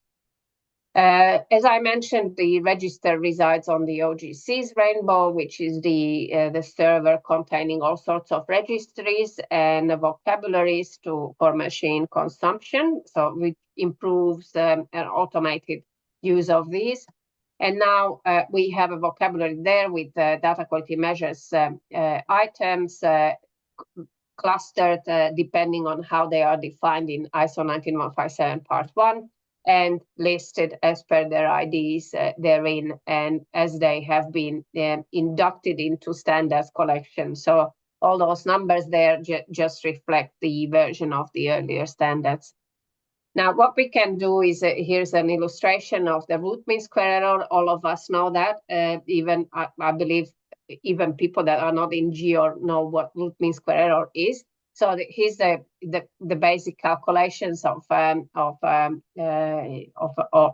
measure, nicely laid out for human consumption, but also in various serialization for machine access. Yes, so there is a machine encoded formula where routines can be set up to work with it. Now, the content's fairly rich, and the register is still under development, but soon to be finished. As I mentioned, we are expecting this to be ready in April, along with the publication of the standard April next year. Now, what can you do with such a register? So in short, what you can do is to direct your quality evaluation procedures to refer to the measures in a standard, compliant and curated and authoritative register, which is something that was not really possible in an efficient way earlier. So it was really dependent on using the standard and write out the routines and methods. Now algorithms can actually go and look and fetch the measures. That's the best thing. So as part of the development of the standard, we are routinely testing it, and the latest test is ongoing, actually. So this is our copyright OGC. At the moment, we have OGC testbed 21 ongoing, soon to be completed, early 26. In there were various streams of activities, and one of them was data quality for integrity, provenance, and trustworthiness, in which there was a call to actually make sure there are shared vocabularies which are standard compliance that could be used. And I'm glad to report from one of the interim reporting of a particular stream on data quality for integrity, provenance, and trustworthiness.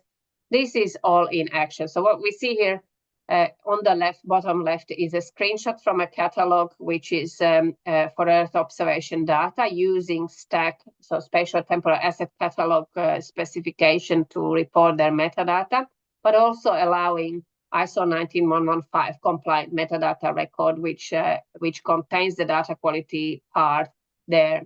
On the right is just a snippet of the JSON encoded metadata record, so a part of ISO 19115 led by Paul Janssen, whom you actually heard speaking earlier today. And in the rectangle highlighted, what we see there is the following. That's the snippet of the metadata related to data quality information.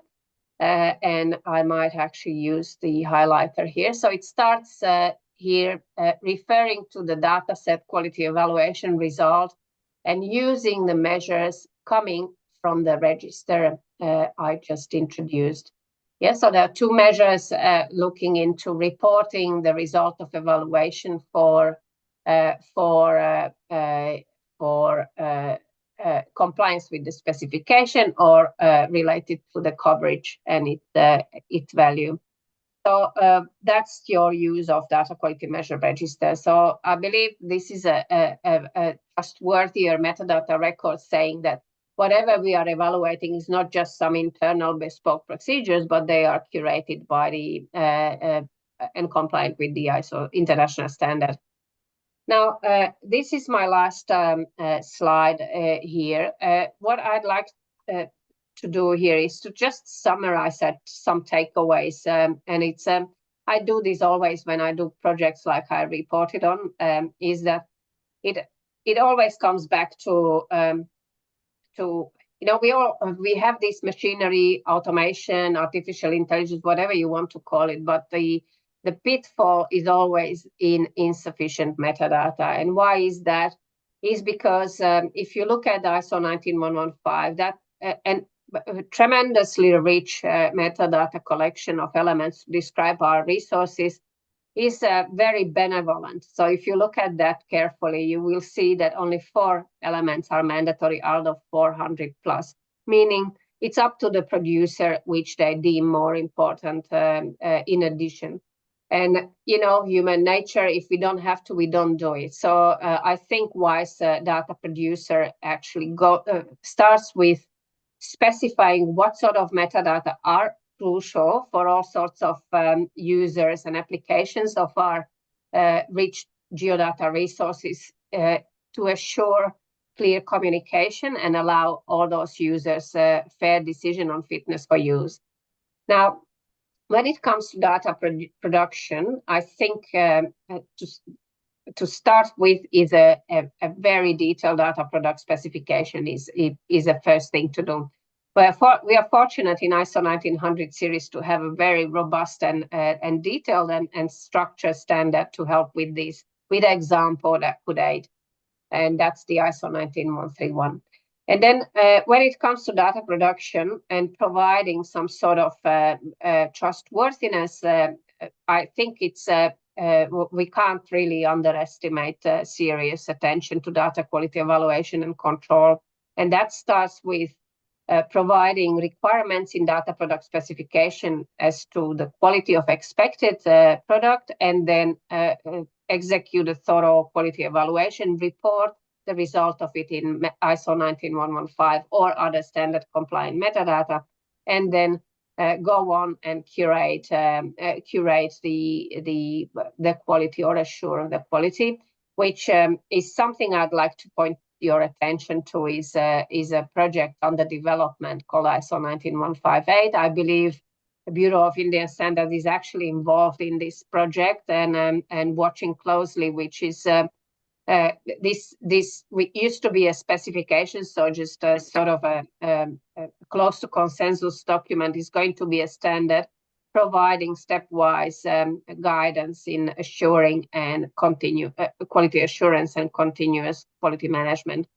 And now, just to conclude, and this is for our all listeners in this webinar, is to, you know, best way to get involved in geospatial, best way forward, either you are developing a very ambitious project as presented by Shivangi early on, or just doing a daily drudge with geodata and not understanding why there is no standards available. Best thing is to get involved, because when you get involved, you have the chance of say and influence where things go forward and help the next generations. And with that, I'd like to thank you for the opportunity to talk in this webinar, and happy to take any questions. Thank you. Thank you so much, Dr. Ivana, for this incredible informative presentation and your clear articulation of ISO 19157, ISO 158, 19158, 131, and 115. Right, so these and the entire implementation journey. Thank you so much for taking out time and supporting us, which is really, really very important for us in our ongoing national efforts right now. Thank you so much. So anybody has any question, they can use the chat box for the question. And I'm moving forward to the next speaker. It's my pleasure to introduce Professor Walker Kurz, professor at HFT, Stuttgart, and a globally recognized leader in 3D geospatial standards and CTGML development. His work has shaped international approaches to interoperable 3D urban modeling, making him a key voice for countries advancing digital twin ecosystem. So over to you, Dr. Kurz. Yes, thanks for the kind introduction. I think you see the wrong screen. Just a second. I will share the correct one. So now you should be able to see the presentation, right? Yes, it's visible. Okay, great. Yeah, thanks for the kind introduction, kind words. I was asked to give a short overview on CityGML and our work. So I will try to do that. Of course, data quality, and that's why I appreciate that we had the presentation before, is also taken into account in my presentation, because I always think if you talk about data, you also have to talk about use cases. Why do you use the data, and quality management to ensure that you have good data quality. So that is for me most important parts. Yeah. So CityGML, I think you are aware of it. It's an OGC standard for 3D city modeling. In the new version 3, which has been, say, published some years ago already with a conceptual model, but recently also with encodings. Yeah, so encodings are essential. In the past, CityGML was always XML encoded, so the conceptual model and the encoding was within one standard, so it was basically seen as the same. And now with the new version of the standard, the conceptual model is independent of the encoding. So that's why we have two different standard documents here. Yeah, why? Because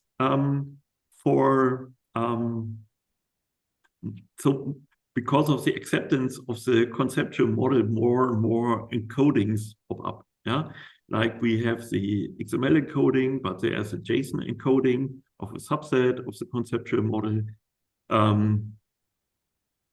And you can also say there's a database, so kind of an SQL encoding of the conceptual model, and that is great.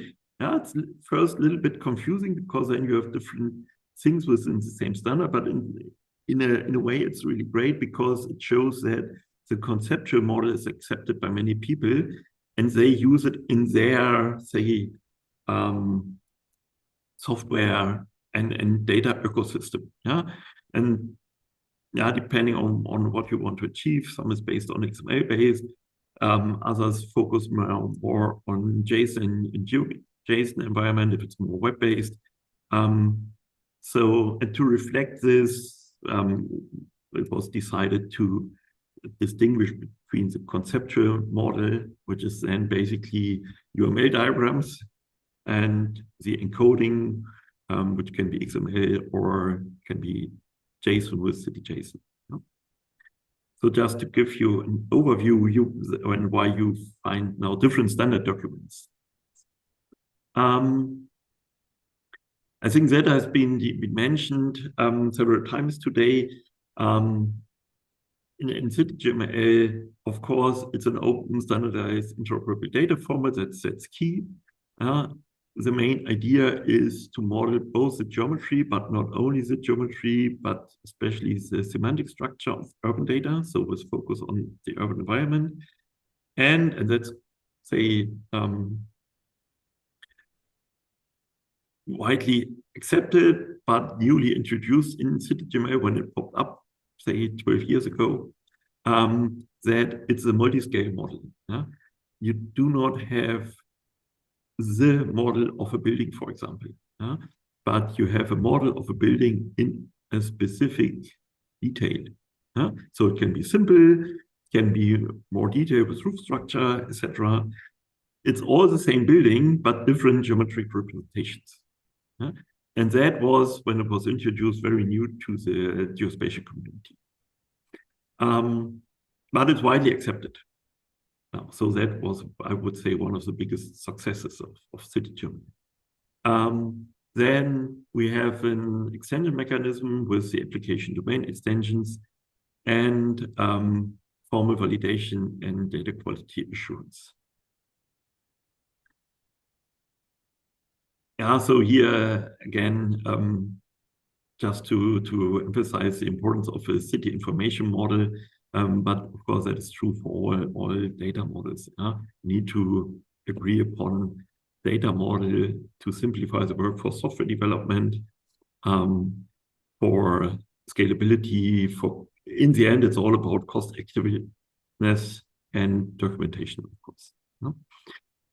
So some examples, how does it look like? Here's one model provided by the state of Baden-Württemberg by the land survey.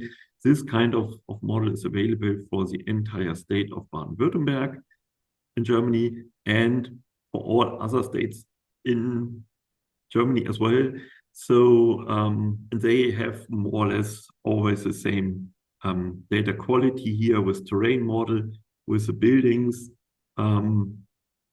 and some features like wind turbines here coming from, because that is, in Germany at least, always a very important use case on renewable energies and things you see.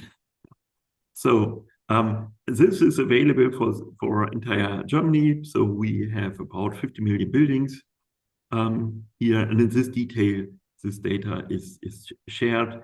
And nowadays, all data is open data. This has changed when we started. Most of the data was not open data, and in the last years, the different states decided to publish this data sets as open data as well. Yeah. So, and now we create much more detailed models, but they are not open data. Yeah? So it's also the level of detail depends if we share the data openly or if it's closed data, mainly for security reasons, I have to say. And also the world has changed in this regard. So that is, for example, a 3D city model of the city of Stuttgart in CityGML. And you see here more detailed roof structures in the model, also more detailed facades on the buildings.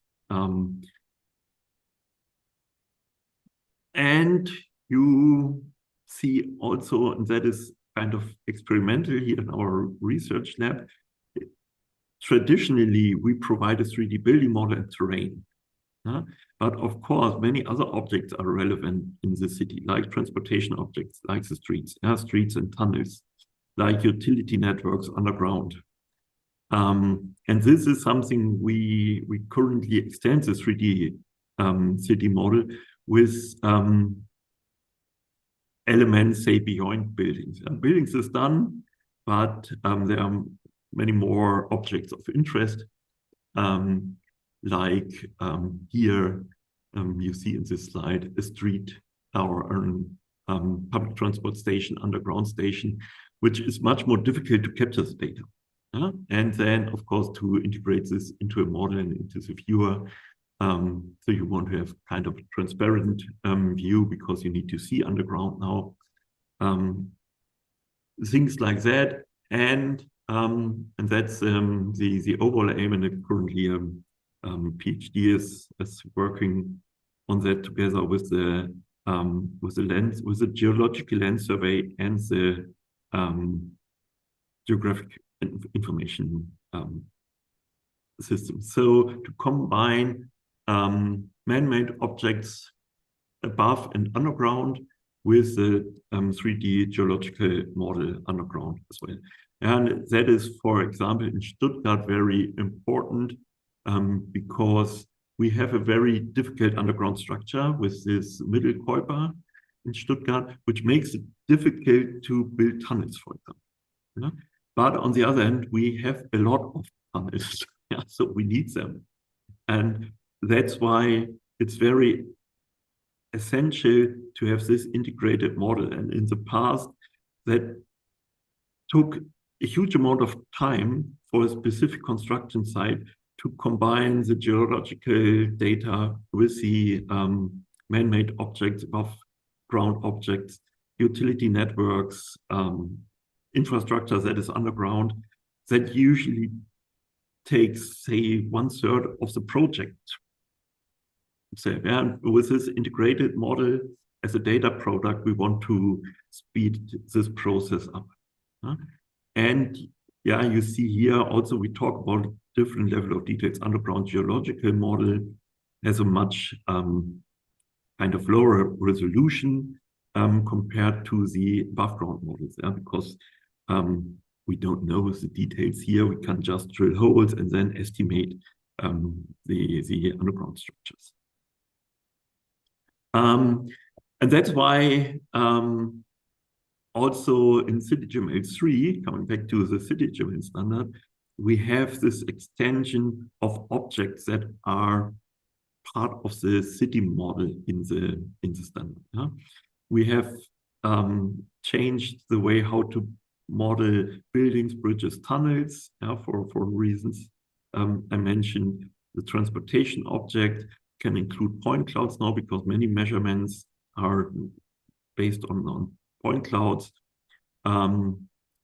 We have this what we call generics, so objects that you add to the city model that are not foreseen in the standard. Like the geological model, it's not part of these standardized models in CityGML. But of course, for some sometimes or for some application you need it, so you can add these objects as generics, and maybe in CityGML version 4 you will integrate them as a standardized module for this specific focus. Yeah, so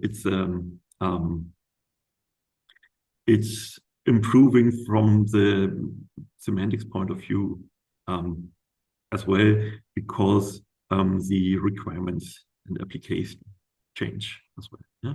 Here's an example how to model a building, just a brief overview. You have a building can consist of building parts. But if it's a large building, you would usually split it into building parts. A building can have many addresses, important. Each door can have a separate address. That is, especially in large buildings, it's quite common to have it like this. And then from semantic point of view, the building is split or bounded by a roof, a wall, ground surface, and sometimes closure surfaces. Closure surfaces are used to ensure that you have a closed volume, like a tunnel has an opening, but you say, okay, you create a closure surface to say this is the end of the tunnel, and then you're inside or outside of the tunnel, even though there is no geometry in the real world. So this closure surface is invisible, just to define in specific cases the boundary of the polygon.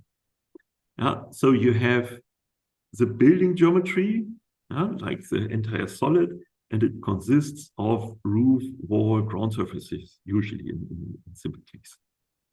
And that's important because then you know, okay, if you want to do some PV studies, so photovoltaic studies, or green roofs, you can say, oh, please give me all the roofs in the city model. And then you can analyze the roof surface to see that.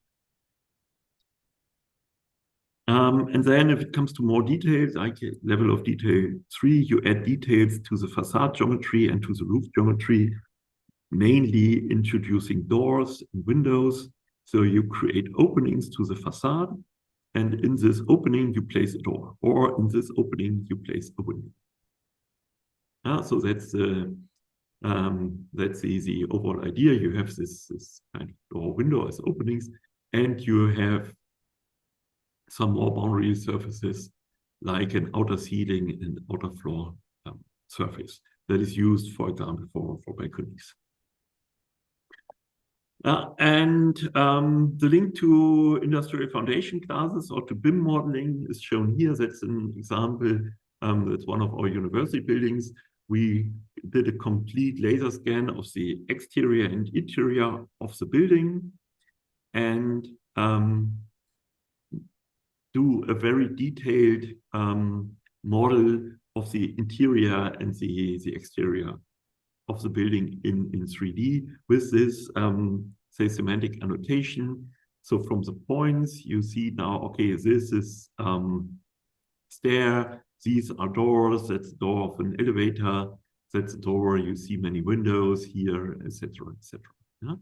And we do the modeling using BIM software, and then we convert it for the transition from the planning, which is in the BIM world, to the registration and cadastral system, which is the geospatial world. So in this in this workflow, we come from BIM model to CityGML model. And we are able to model all these elements in CityGML as well. So why do we do this? One of my favorite use cases is urban energy simulation.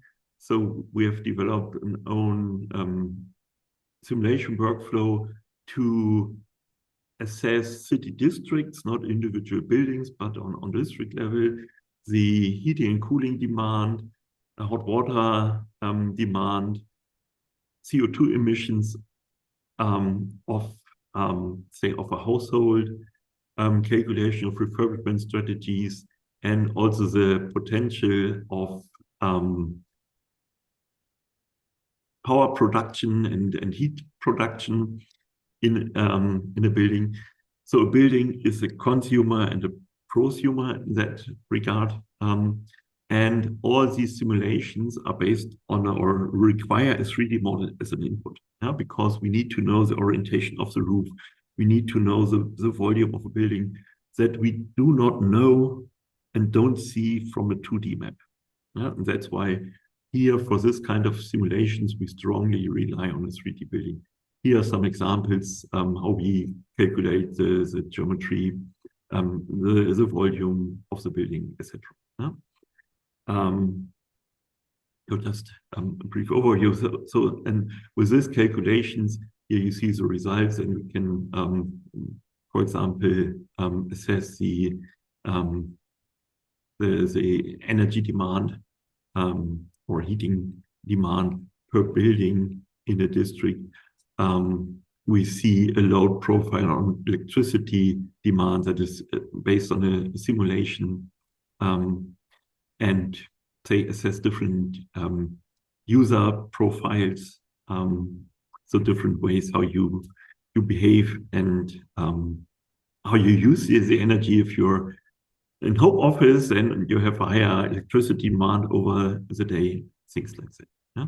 And all this requires 3D city model as an input, and it's very, very important simulations for planning purposes and also for energy management. Here's another example that we did with the Austria Institute of Technology doing an PV assessment of the entire city of Vienna. In this case, Meidling is a city district in Vienna, but we did this assessment for the entire city of Vienna. And this requires good data quality as well, because if we have bad data quality, we can expect good results. And we always find some small errors in a data set. So what do we validate? From geometric point of view, we validate if the polygons are planar, if the geometry is solid, or if there are some elements missing. It's a whole formal specification. You will find, or you will see the link here. And we validate semantic. Are attributes that are required, are they present? Are they in a valid range? And you can say configure semantic requirements as well. So we of course validate the requirements that are in the standard, but usually you in a specific data set you are usually more strict than the standard. So you can add the validation requirements with a specification called schematron that will give you the possibility to extend the validation requirements. Yeah? So the overall workflow now is we have a point cloud. We usually have a digital landscape model or at least a terrain model. We generate the 3D model out of this. Then we define a validation plan. So that's the specification of things we expect in the 3D model, in the city model. Then we do the validation using, in our case, it's using software City Doctor, software we have developed.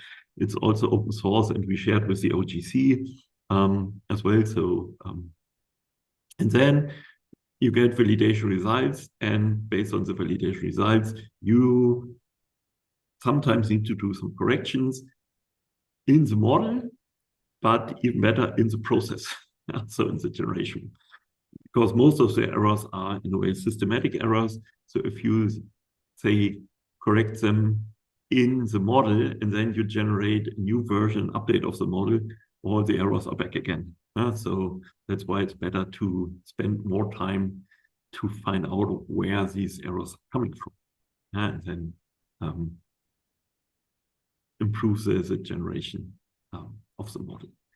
But the principle is always you generate the model, you have a validation plan, and then you do the validation. Now,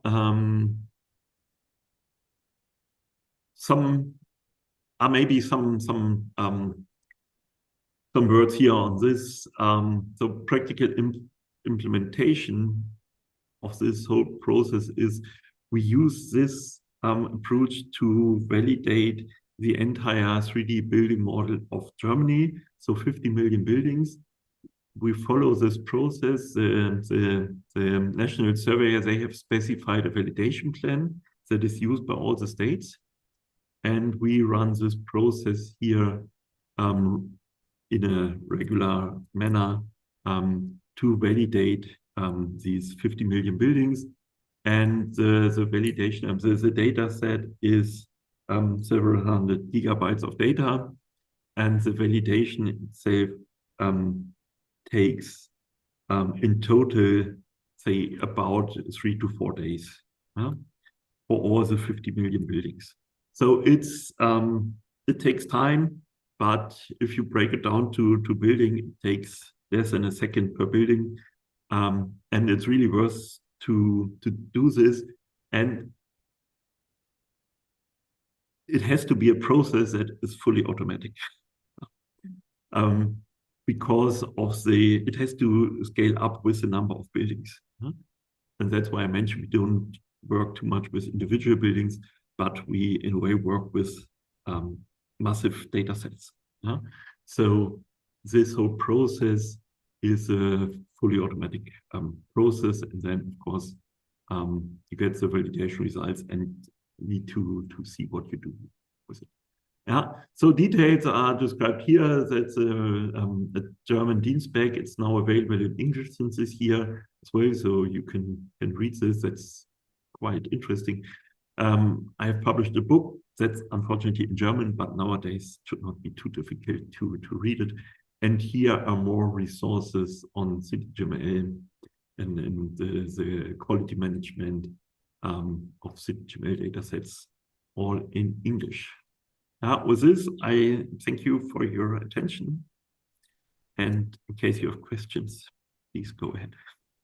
Thank you. Thank you so much, Professor Kurz. It was really very informative.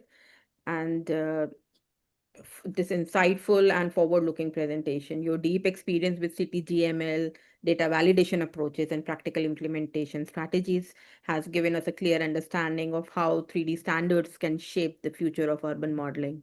In Indian context, we'll try to work in this direction. Thank you so much, Professor Coos, for taking out time.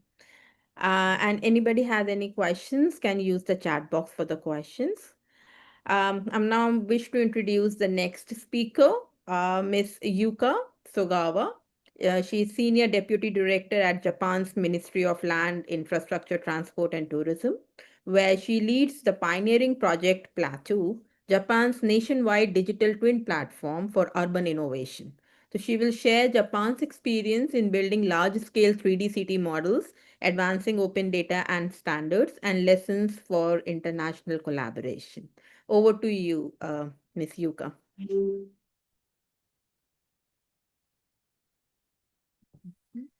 Thank you so much for the introduction. Just in case, can you hear me?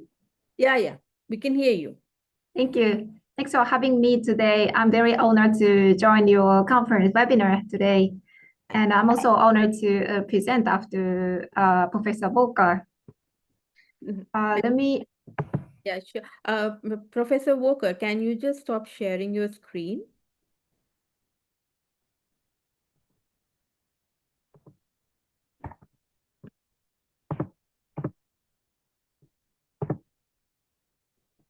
Let me share.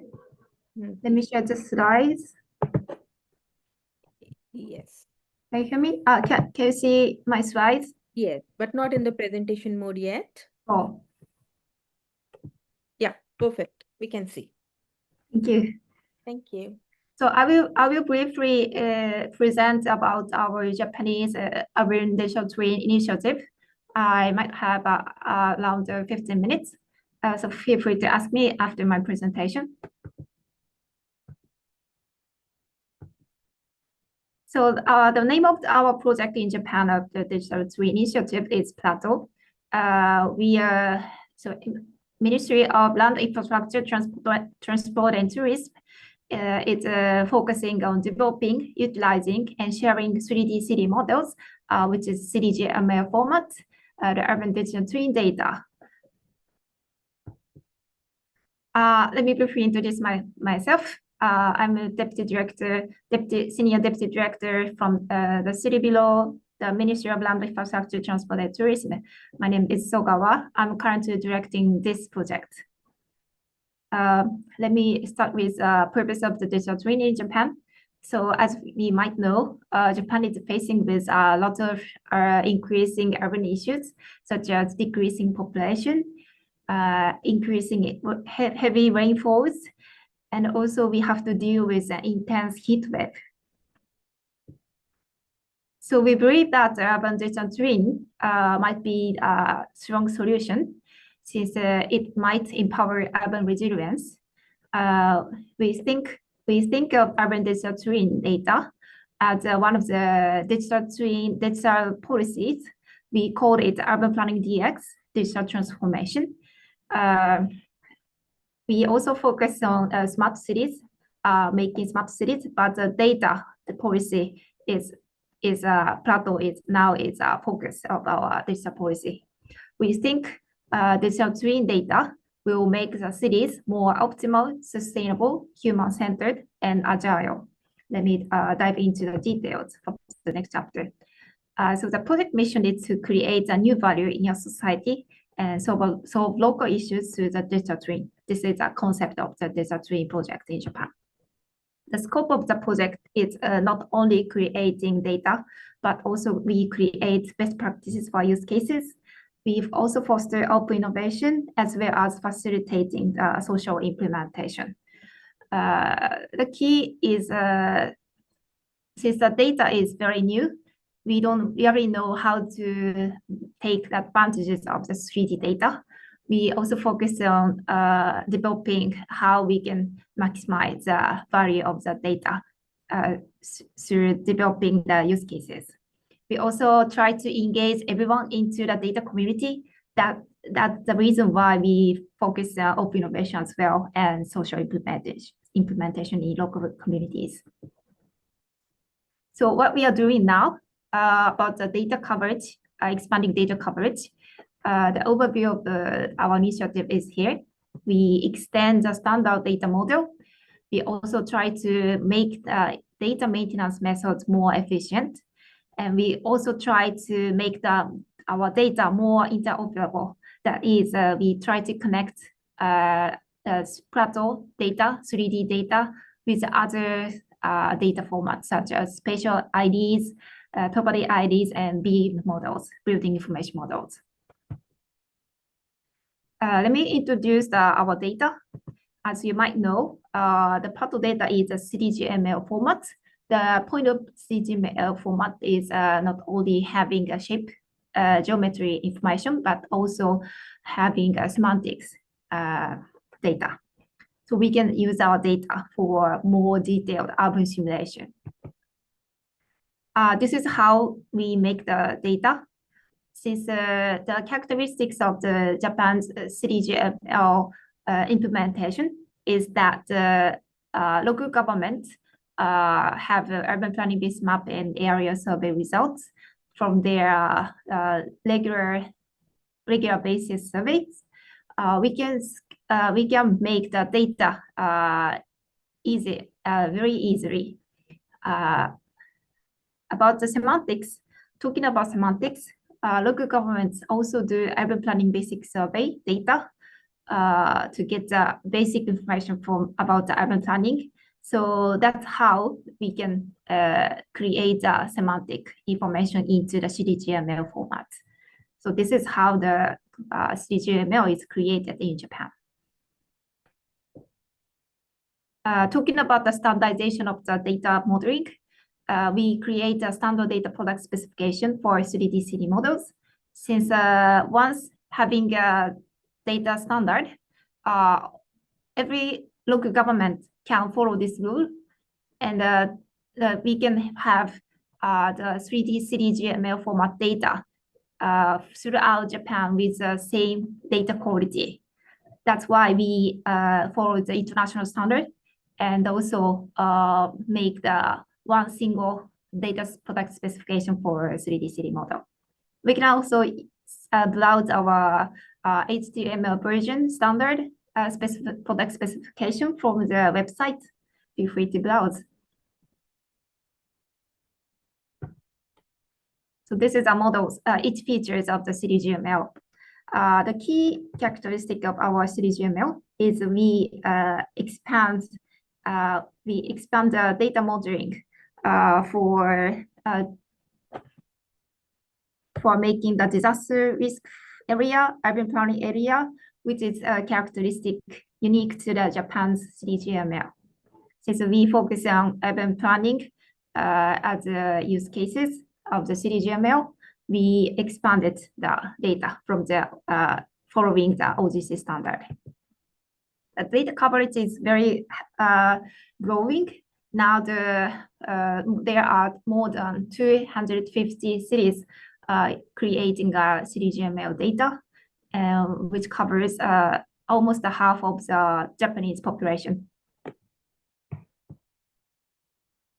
Talking about creating best practice for use cases, we are also developing over 100 use cases so far.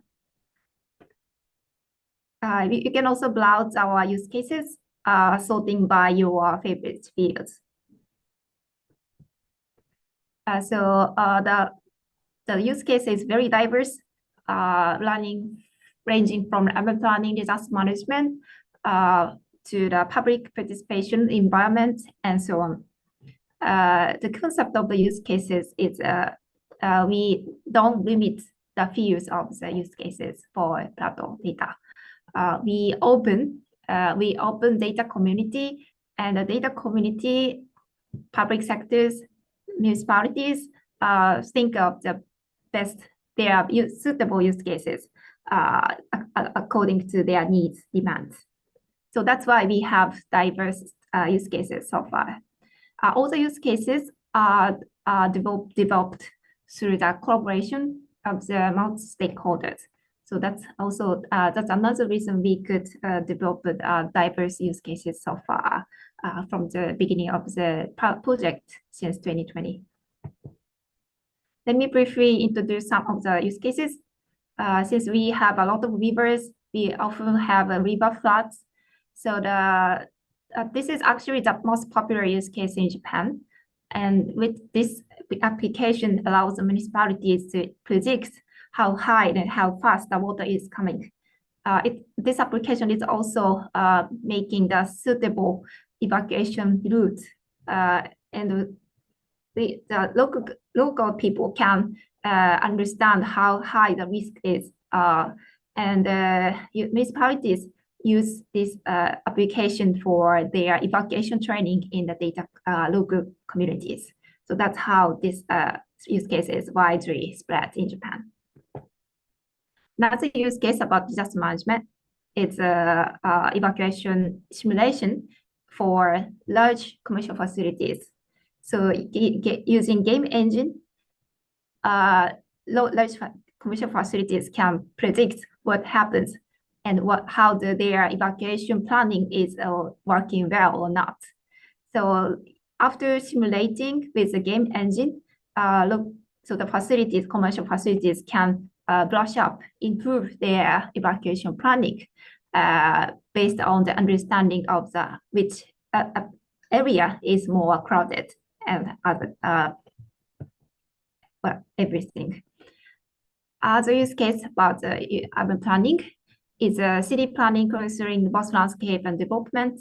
So since more and more local governments are considering their landscape management in the urban planning, 3D city models help us to create a visual of the urban development, and they can use this 3D image for discuss it from the aspect of landscape. We have sometimes difficulty in communicating between municipalities and citizens, or municipalities and the experts, urban planning experts, but this 3D visual image facilitates the understanding each other. Another use case about urban planning is immersive urban planning with citizens using XR technology. This application allows the citizens to join the urban planning discussion, even if they don't really know about the specific knowledge about urban planning. They can actively give a feedback about their future urban development. So XR technology is helpful to create a visual image of the 3D digital twin. Another use case about the environment and energy is a simulation of potential of solar power in the city. Since this is very typical use case using 3GML data, let me skip this use case, but Japan is also focusing on energy policy about as a project plateau data twin initiative. I cannot cover all the use cases, but we still have a lot of other use cases, so feel free to browse our website again. Let me move to another initiative, fostering open innovation. The point is that Plato not only shares 3D city model as open data, but also provides a variety of tools and other assets to utilize the 3D city data to foster open innovation. We also adopt open licenses, so the business sectors can feel free to use the Plato data for their business development. We think this is very important perspective of the fostering open innovation, since the engaging the business sector makes our project more sustainable financially. Not only releasing data and tools, but also we learn the community. We learn the hackathons through the community building activities. We also provide learning documents so that data beginners can also study how to use our data twin data. Now, the more and more students are also engaging with our data community activities. So I think the data community building is very important to foster open innovation.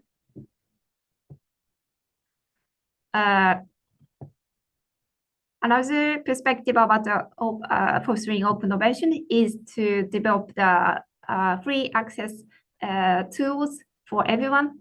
One of the outstanding tools is a Plato View, which is a GIS application where everyone can get free access to the Plato data. Not only we can easily browse the data, but also this web application is linked to the download site directly. So this also facilitates the usability of the data twin data community. You can also feel free to browse the Plato View and you will find our data. Semantic information can be also browsed through this Plato View. So like community, local governments can also use this web application for their urban planning. Just for your information, Plato View is also linked with content management system, data management space, and editor. Another toolkit is a SDK where people can get access to the can easily develop the game application in the game Unity or Unreal. Students can also easily use the SDK to create a game with digital twin data. QGIS plugin is enabling the GIS communities, QGIS users to convert the Plato data into the shape format. Documents are also available so that everyone can understand, study, join the data community. This is how the open innovation is spreading in Japan. Plato Award is one of the most outstanding hackathon events in Japan. Every year we have over 60 applications, and most wonderful idea to use Plato data won the prize. We also have the collaboration with those award winners. Lastly, facilitating social implementation is also important.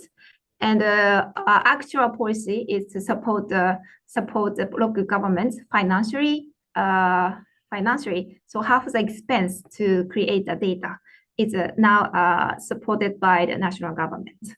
That's how they more and more municipalities develop the data currently. We also support the matching needs and resources between local governments and the companies, tech companies. Let me skip this part. So I think I put the emphasis on creating an ecosystem through the collaboration of the multi-stakeholders. Not only national governments play a key role to develop the national project, but also engaging other stakeholders such as innovation company, local community, local government, and citizen users, and so on. Engaging those people into data community play a key role. We have been cooperating with over 200 local governments and 100 companies. We also create a Plato consortium where we can collaborate and discuss the project updates and information. So this is a key perspectives of our digital twin. We think Plato think city can be resilient with urban digital twin, serving as digital public goods, which is foundation for more better decision making and more active citizen participation in the urban planning. And here is what we have learned the mostly: openness, collaboration, sustainability. So Plato provides various resources, including 3D city models, tools, and materials for creating and utilizing them. About collaboration, leveraging the potential with various entities to tackle with urban issues have a key role. Sustainability is creating ecosystem for the development, utilization, and sharing of 3D city models developed autonomously. Though we have a lot of technical and human resource oriented issues, we think that tackling with technical issues around the urban digital twin with in such an international dialogue might be very efficient for the future of the urban digital twin. So Japan is very willing to collaborate with a lot of international communities in the future. So let's keep in touch, and thanks for attention. That's all my presentation.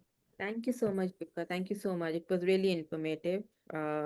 Because it's not only about having a 3D city model in place, but it also how to use it efficiently. And we can see a lot of case studies you just mentioned. Thank you so much. Yuka, we will be posting some questions for you in the chat. It would be great if you can answer them over chat. So Sure. moving forward, thank you. Moving forward, it's glad I'm glad to introduce the next speaker, that is Mr. Jordi.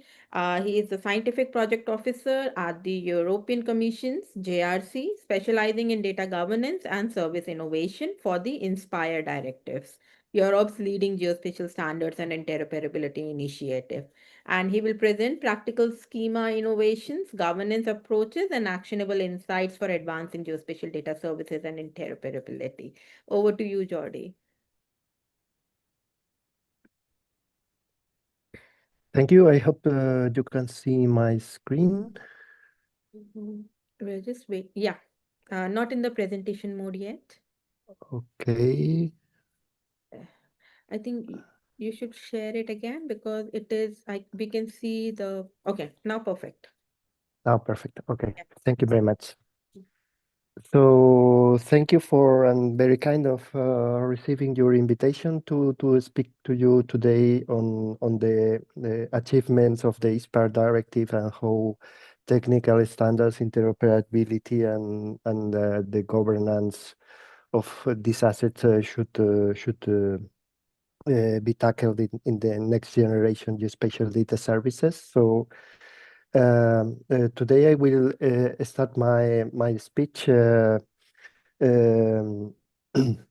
analyzing the evolution of European data sharing, which in fact goes from the classical spatial data infrastructures that are represented by INSPIRE to the development of this new approach to data spaces. First of all, some news about the INSPIRE directive. As you probably all know, this is the European Spatial Data Infrastructure, which is sharing interoperable metadata, data, and services across the European Union, and it's based on the contributions made by the spatial data infrastructures in the different member states. The directive is tackling 34 spatial data teams stemming from reference data in Annex 1 and 2 mainly, to environmental information and regarding a lot of interesting and important thematic fields in Annex 3. This is a multifaceted spatial data infrastructure which have different dimensions. The legal dimensions with all the documents that are setting up the obligations towards the sharing of data. Organizational, so how this is finally managed at the European level, between the European level and the countries, and technical. It followed a long roadmap since the publication of the INSPIRE directive in 2007 towards the development of the data specifications, the different technical guidelines, the implementation roadmap, and currently in the last years from 2019, it's going into a INSPIRE modernization, and now we are facing a change towards what is called the Green Deal data space, which is the evolution of INSPIRE. So just important to say that the INSPIRE directive and the implementation status had lights and shadows. Some of the objectives were partially achieved, and still there is heterogeneity in INSPIRE member states implementations, and the pan-European coverage is yet to be achieved. So this is important to be highlighted, and now I'm entering into more the political priorities of the new European Commission, which you can see in the screen. And in the first one, the new plan for Europe sustainability, prosperity, and competitiveness, we can find several aspects that are totally related with the new approach for sharing data. First of all, there is a willingness to invest in digital infrastructures and the enforcement of European digital laws This is strongly related to the investment on high-value technologies, including artificial intelligence and a specific plan for artificial intelligence, which is this AI Continent Action Plan. And since we are at Europe pushing for this development of artificial intelligence capacities, it's also a must to ensure seamless, high quality, and at-scale data sharing. And this is the fuel for artificial intelligence, and we are developing a European data union strategy, which in fact is built on the earlier European data strategy from 2020.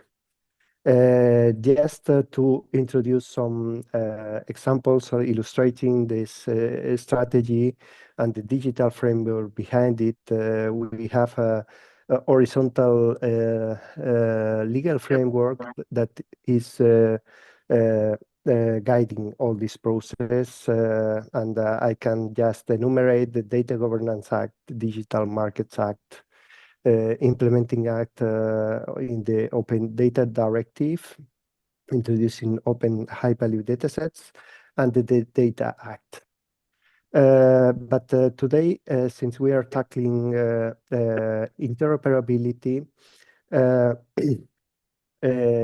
just to mention that the evolution for European special data infrastructures, as acknowledged in these strategies, are data spaces, which are tackling how to share data at European level, tackling data production, processing, and sharing. So these are decentralized federated data infrastructures enabling secure and standardized data across organizations with the aim of reducing silos, enhancing decision-making, and ensuring data sovereignty and security. Leaving aside this introduction, I will start speaking about interoperability and how to achieve it effectively, taking into account the lessons learned from past data sharing initiatives. And one of them is, of course, Inspire. And in this URL, you can access to a GSC Science for Policy report called Inspire, a public sector contribution to the European Green Deal data space, which analyze these lights and shadows that I mentioned before about the implementation of the European Spatial Data Infrastructure, and it acknowledges as well the first paths in the evolution towards more modernized data ecosystems, the Green Deal data space for environmental data, tackling aspects like broadening the scope of this of the policy environment to new sectors and communities, widening the range of applications and use cases, making Inspire more flexible, simple and agile, and lowering the entry level for the implementation and use of these assets. So, also worth to mention the reuse of well-adopted standards and technologies. So, going more in, just to say that this report was published in 2021, and currently we have published a new technical report on interoperability, titled Interoperability Approaches for Environmental Data Sharing and Reuse in the European Union, where we are analyzing more in detail the provisions that were introduced by Inspire and their impact qualitatively and quantitatively, advising also on potential policy pathways for the transition of the spatial data infrastructure into the Green Deal data space, and proposing new approaches for interoperability, discussing them and validating them as possible.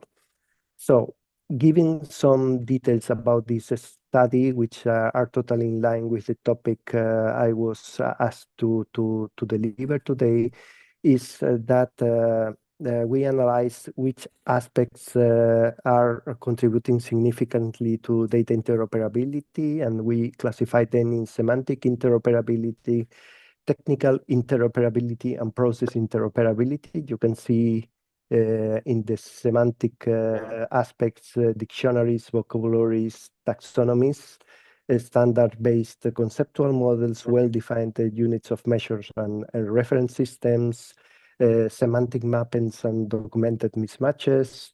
At technical level, the usage of open data formats, also the usage of open APIs and protocols, the formally specified logical models, validation and quality assurance of the infrastructure at that process level, the common quality standards, the existing lifecycle rules, monitoring and reporting mechanisms, and governance and maintenance mechanisms.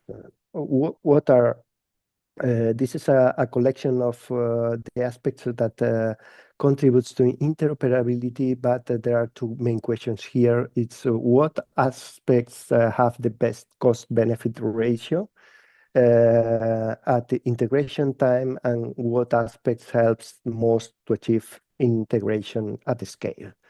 And with this idea, we came up with an analysis of the different legal frameworks, not only INSPIRE directive, but also the first one, the PSA, the Public Access to Environmental Information Directive, also the NEND, which is the Environmental Noise Directive, also the Implementing Act on High-Value Datasets under the Open Data Directive, the Transport Networks, Intelligent Transport Systems, and also a national level planning in Germany, the Ex-Planung.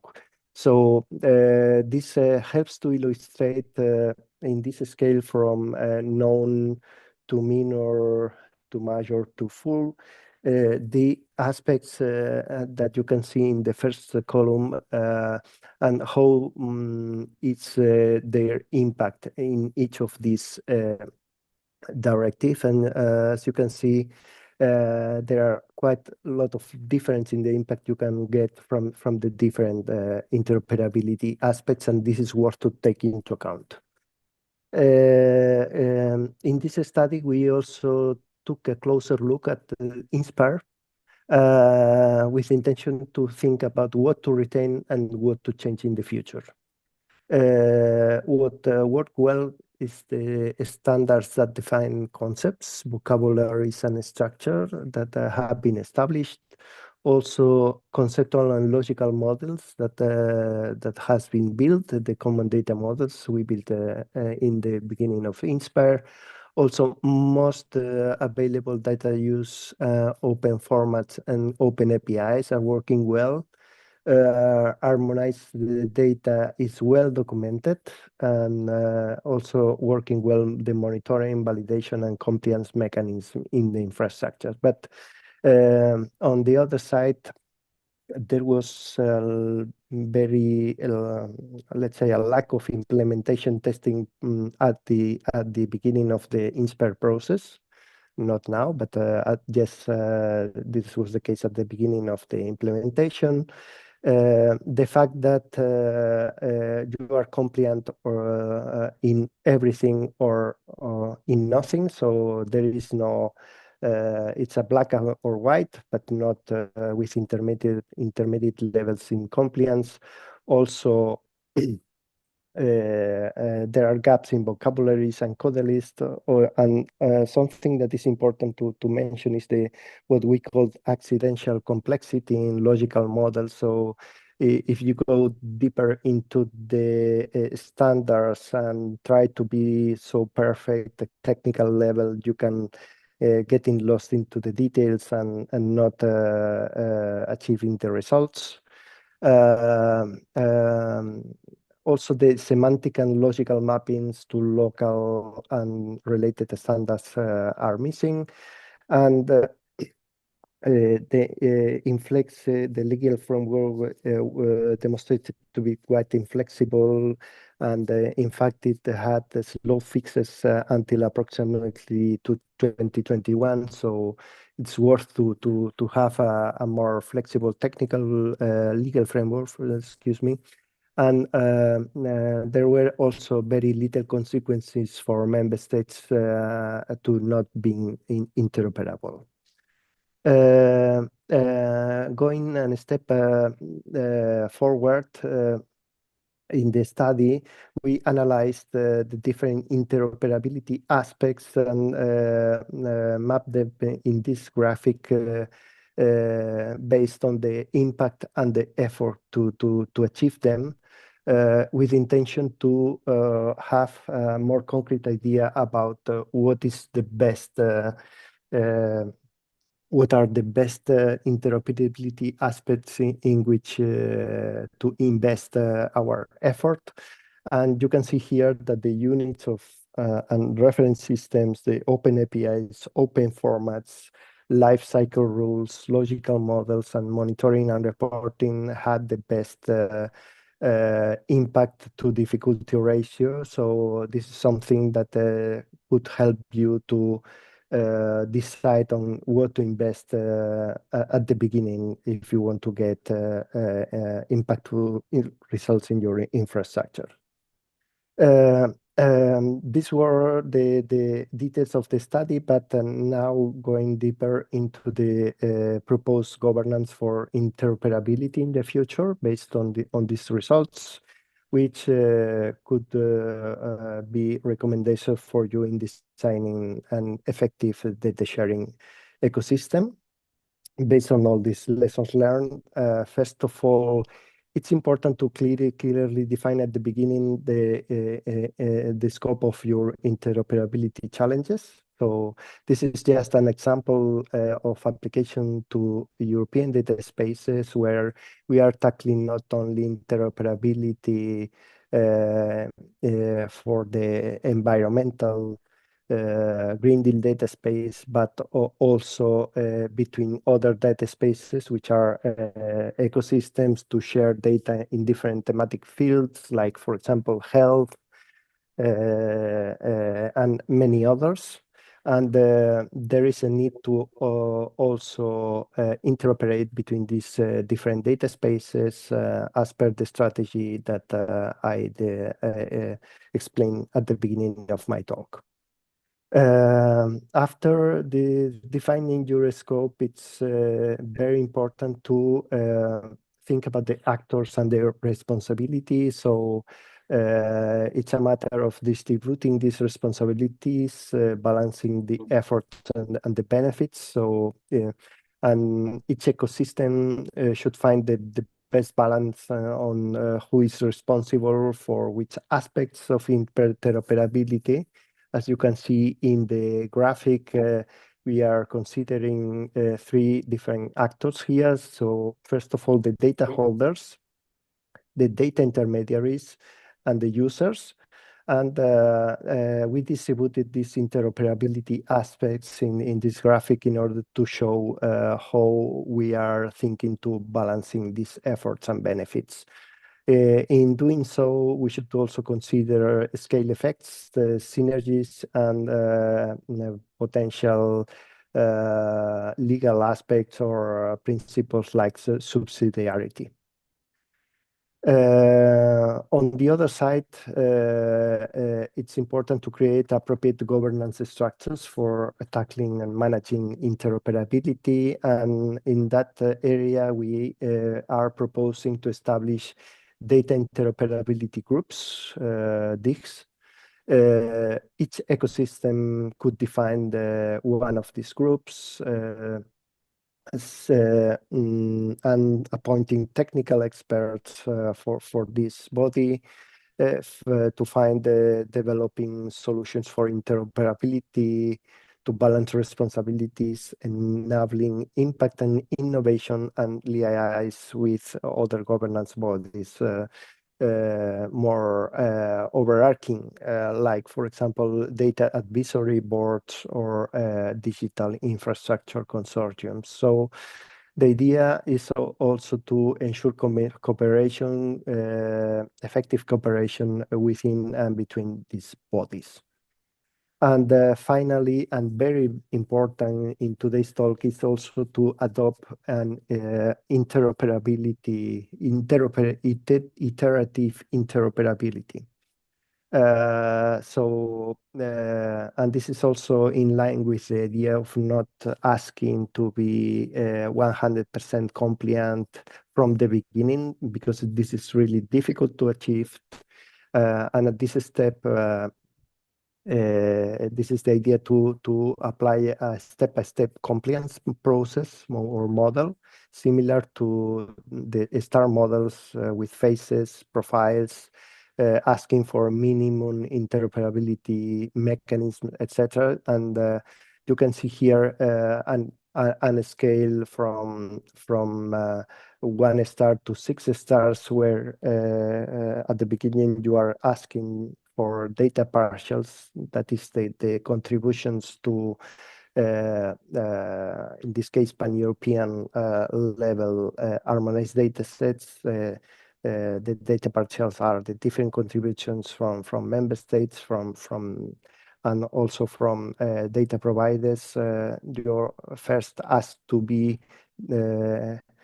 these data partials findable and accessible in an homogeneous way based on metadata, APIs, file formats, etc.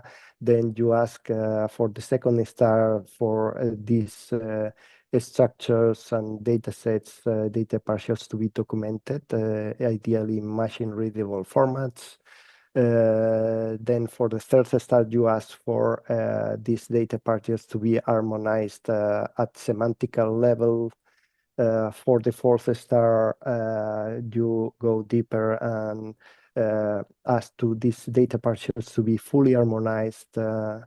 And for the fifth star, you ask for homogeneous data quality.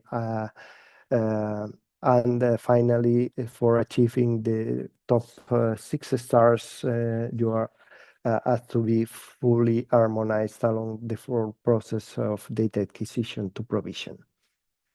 These were just the ideas from the technical report, and I will conclude my talk today with some conclusions that could be considered for you as opportunities and actionable insights for India.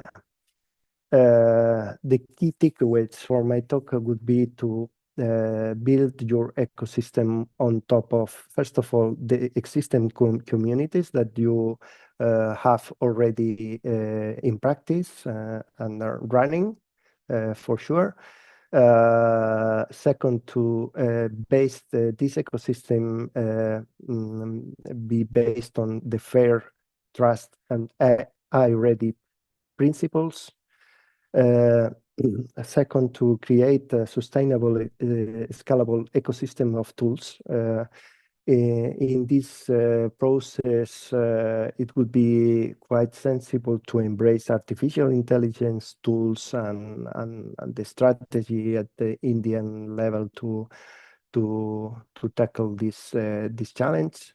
Also offering tools as services to incentivize your stakeholders, because it's in interoperability projects, it's difficult to engage stakeholders in a real data sharing environment. So you have to offer them incentives and the services if you are able to reduce, for example, cost efforts from your stakeholders.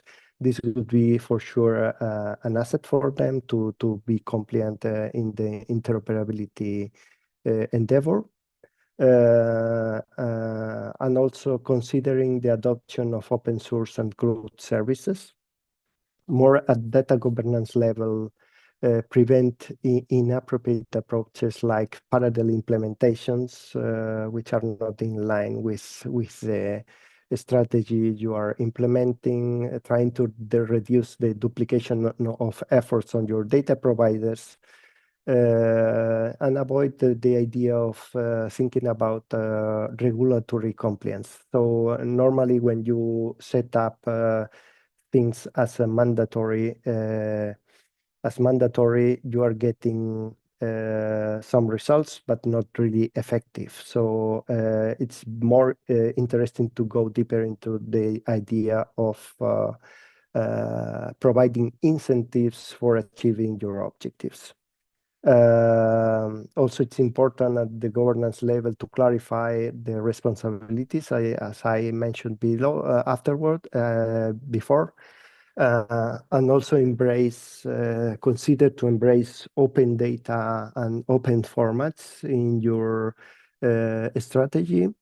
For the community behind all these interoperability efforts, it's important to also offer them predictable releases into the infrastructure, so that they all know, for example, when you will be applying changes or a new deadline for interoperability is in place. So, and also put in place mechanisms to communicate with your community, like for example, the GitHub repositories are quite good on that. More at interoperability level, it's important that you can define different dimensions, like for example, differentiating between the data plane and the control plane, as we are doing for data spaces. Think about this and reflect about these interoperability aspects that I presented today. And consider the interoperability levels or scope that you want to achieve.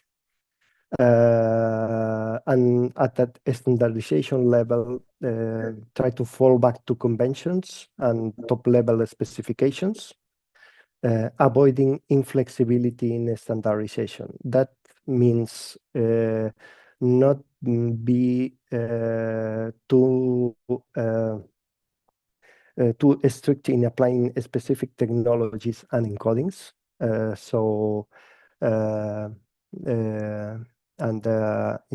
With this, we can go in two directions. For example, it's not very good to be so strict in following the standards, but also at the same time, it's not good to narrow the use of the standards.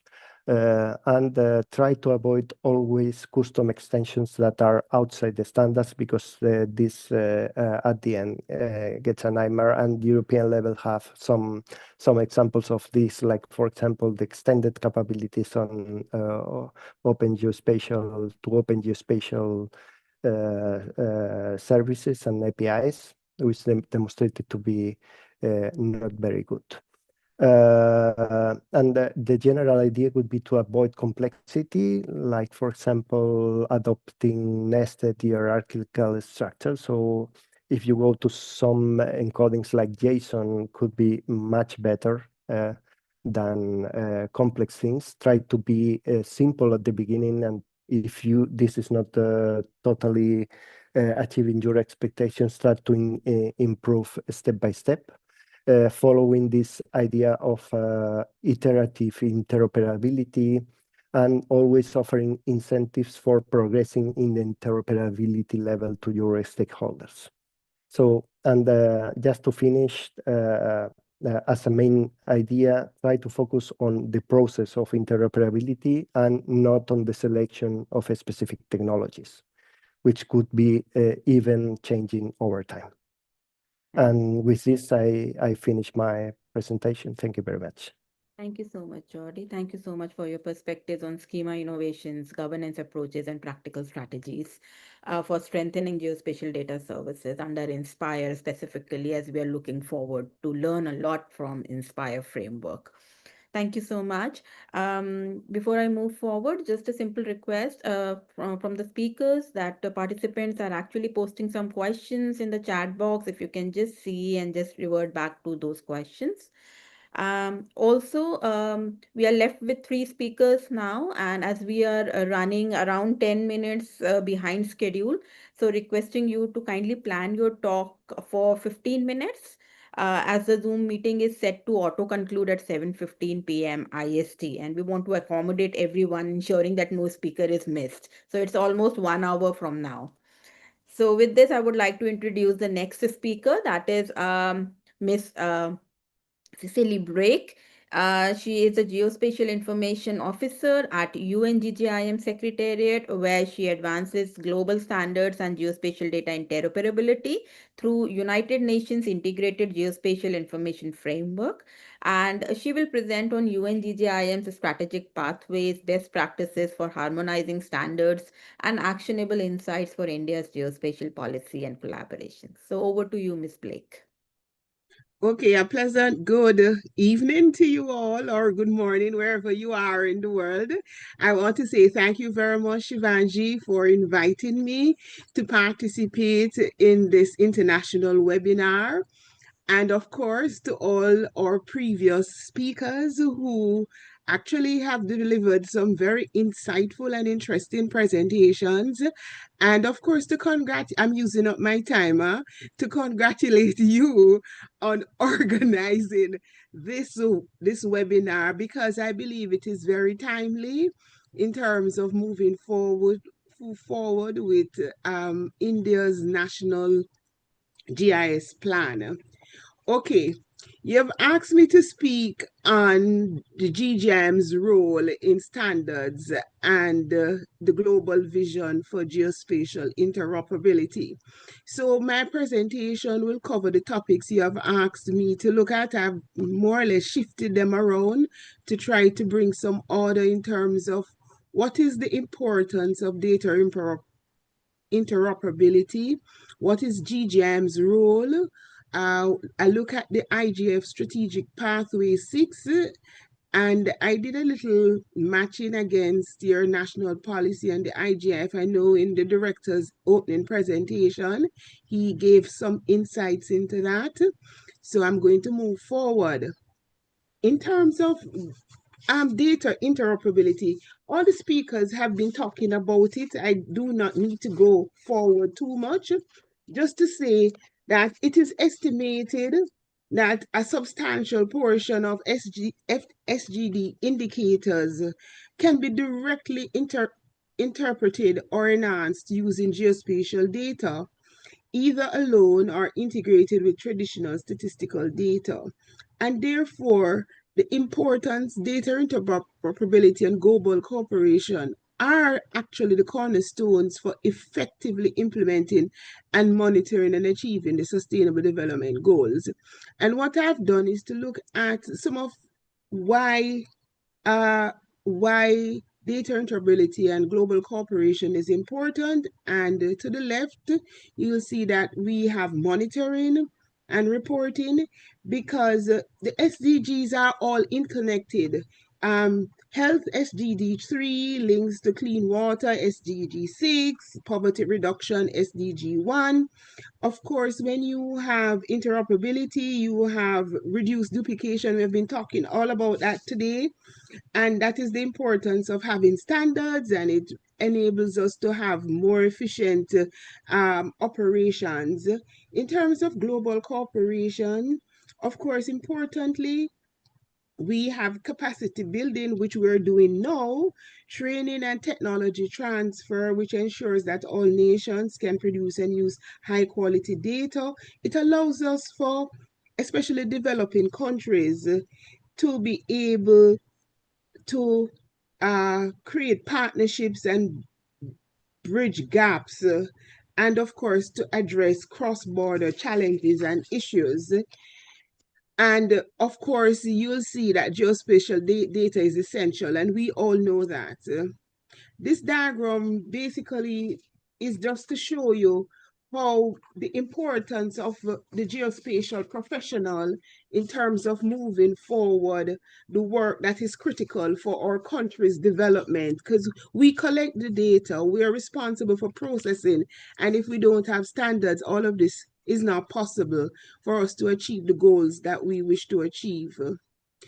All right, in terms of UNGGIM, I don't know if many persons are aware. I know that India actively participates, but if you look at the terms of reference for the Committee of Experts on Global Geospatial Information Management, its vision is to position geospatial information to address global challenges. And I've listed some of the objectives. All of this is provided in the link. We don't need to speak much about it. And most importantly, I too looked at the terms of reference, and it specifically mentions standardization, and the purpose of the work plans and the guidelines that the committee is responsible for is to view it with a view of promoting common principles, policies, methods, mechanisms, and standards for interoperability and interchangeability of geospatial data and services. And second, the committee is responsible for compiling and disseminating best practices and experiences, which includes the legal instruments, management models, and the technical standards. So within the global context, the Committee of Experts is mandated to provide those services. Most recently, you would have, well, most countries across the world should have been consulted and engaged in the consultation process where they develop the strategic framework. And within the framework, on the deliverables, we have the deliverable, which is to demonstrate the benefits of implementing and adopting geospatial standards for the global geospatial community. So this is just to reflect the mandate and the responsibility. And the next slide shows you how we have worked as a committee of experts to balance global frameworks against the frameworks for UNGGIM.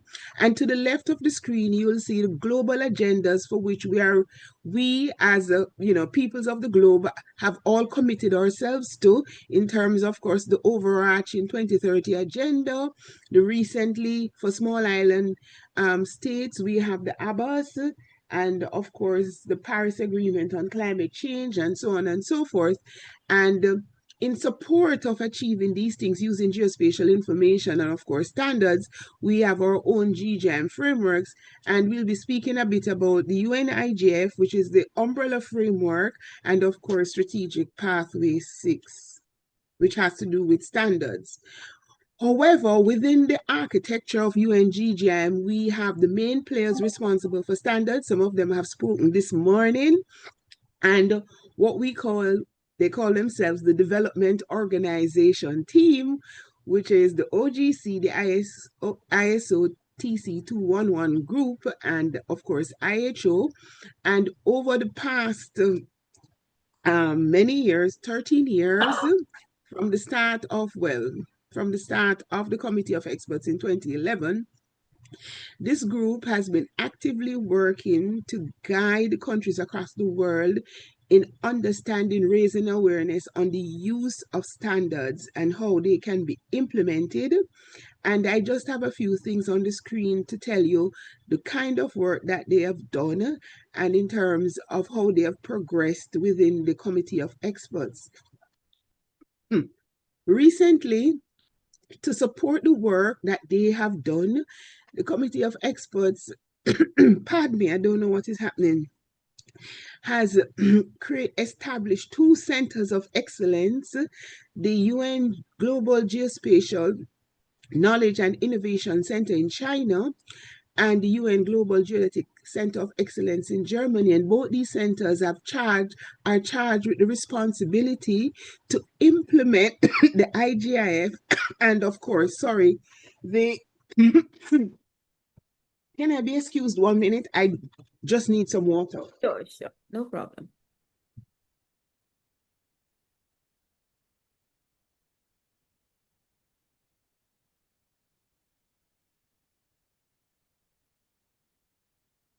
My apologies.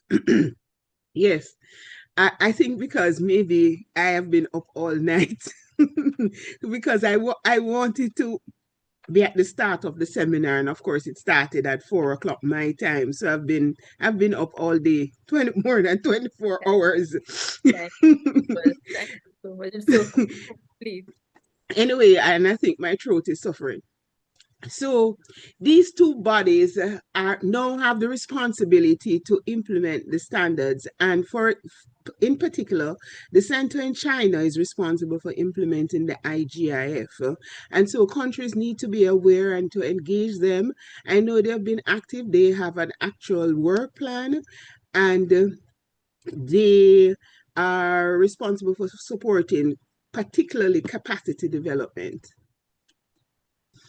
Okay, in terms of the UN IGF Strategic Pathway 6, we have at the corner, top right, you'll see a diagram that we should all, those of us who are within the geospatial UNGGM realm, should be aware of the 9 strategic pathways on this diagram. And of course, pathway 6, which addresses standards, looks at why standards are important, the critical for interoperability, the flexibility, the resilience that it provides in terms of our operations. Key elements for Pathway 6 has to do with standards, governance and policy, technology and data interoperability, a community of practice, compliance and testing.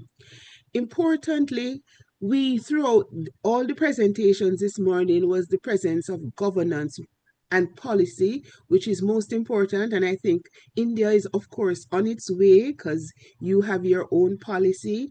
And within the policy, you are reestablishing your governance mechanisms.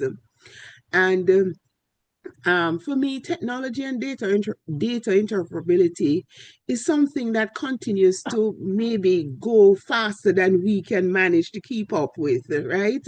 And so it is important that we put in place, and our governance structures should be agile and adapt to be able to reap the benefits from the advances that we make in technology. And of course, compliance testing and certification is, of course, extremely important in terms of moving forward with the standards that we adapt or create. Okay, important part of the IGF Pathway 6 is this diagram because it provides the overall structure in terms of what the pathway provides.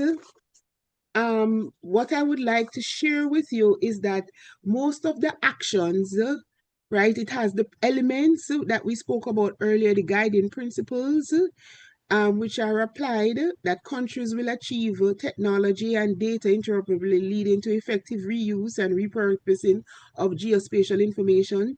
These principles are important and can be applied throughout in terms of your geospatial information development.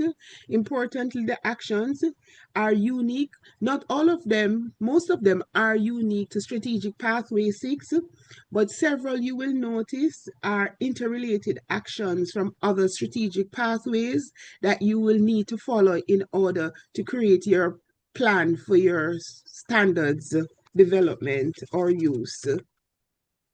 And of course, the strategic pathway provides various tools in terms of guiding you. And this is a further detailed breakdown of the actions that need to be done.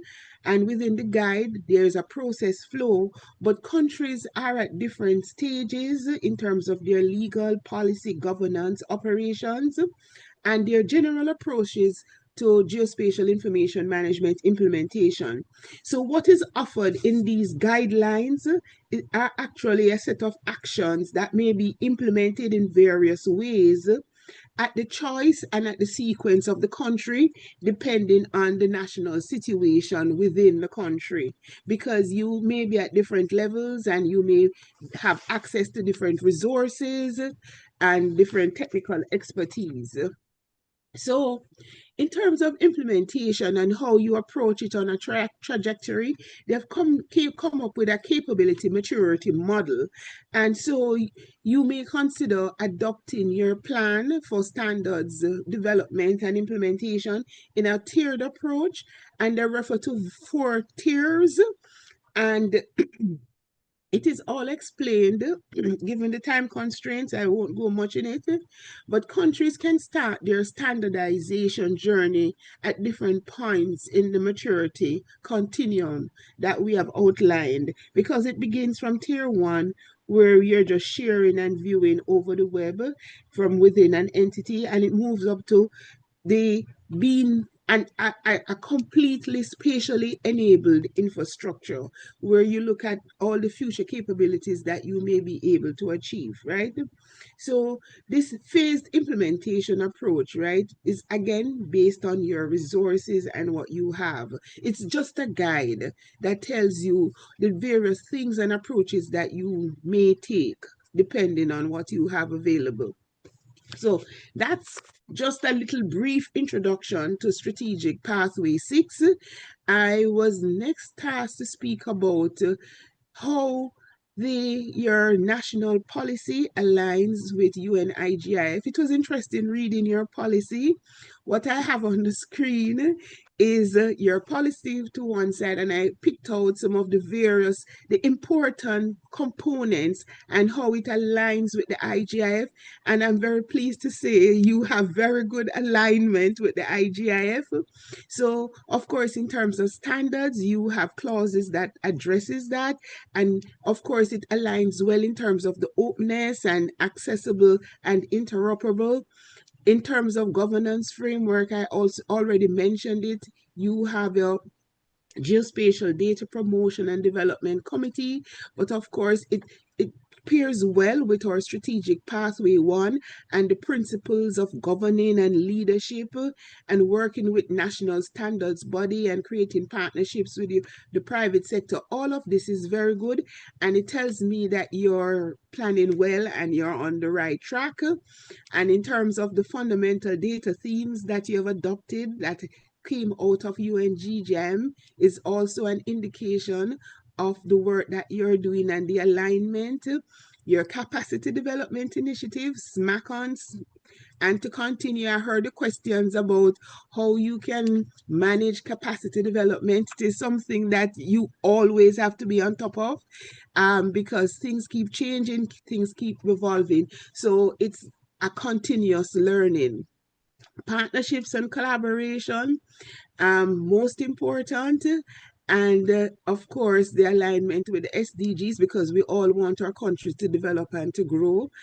And innovation and liberalization. For me, I frankly believe that it is important that we recognize the role of the private sector, not only the private sector, but academia and our non-governmental organizations and our foundations, because ultimately, in my country, we say one hand cannot clap. And in order to go the journey, we need to join hands to clap together, to work together. It may be quite challenging, but of course, when you work together, the results are usually much greater. So I was very pleased when I did this review to see the alignment between UNGIM, UNGIF, and the India's national plan. In terms of lessons learned, we have not many stories in terms of standardization based on the IGIF. I knew that the Americas did a workshop on UNGGM Americas, a workshop on Strategic Pathway 6, where a number of countries shared their implementation journeys, Colombia, Dominican Republic, and they shared similar issues. And some of the lessons learned that I called from scraping the internet, was the importance for strong governance frameworks, collaboration and consensus. The interoperability, of course, is the core driver. I'm not saying anything that you do not know. It's all there. Capacity development must be continuous. Regional approaches accelerates national adoption. Multi-sector engagement increases impact. Authoritative data and quality assurance are foundational. We just had a speaker who spoke about quality. Technology evolution requires flexible modular standards in order for us to be agile, to adapt quickly. Of course, financing is also very important, and long-term resourcing. And communication and change management are extremely essential, and sometimes we forget about that component of the work that we do in moving forward, the communication and managing change, because it's not easy. And I think a speaker alluded to that earlier. So in terms of international partnerships, the UNGGM is about international partnerships. It's a intergovernmental body of experts, and it encourages all our various stakeholders. Our standard bodies have been asked to collaborate closely with our global centers of excellence, in particular our Geodetic Center of Excellence, because of the work that is being done on standardizing the geodetic register. So we hope that you will be collaborated with them on that matter. We're also encouraging member states to actively participate in international standards development processes. A number of speakers have said the very same thing earlier. And of course, to adopt best practices, which I think India is already doing. And of course, where possible, we are encouraging member states to implement open standards and policies. And I think in closing, I just have one more slide.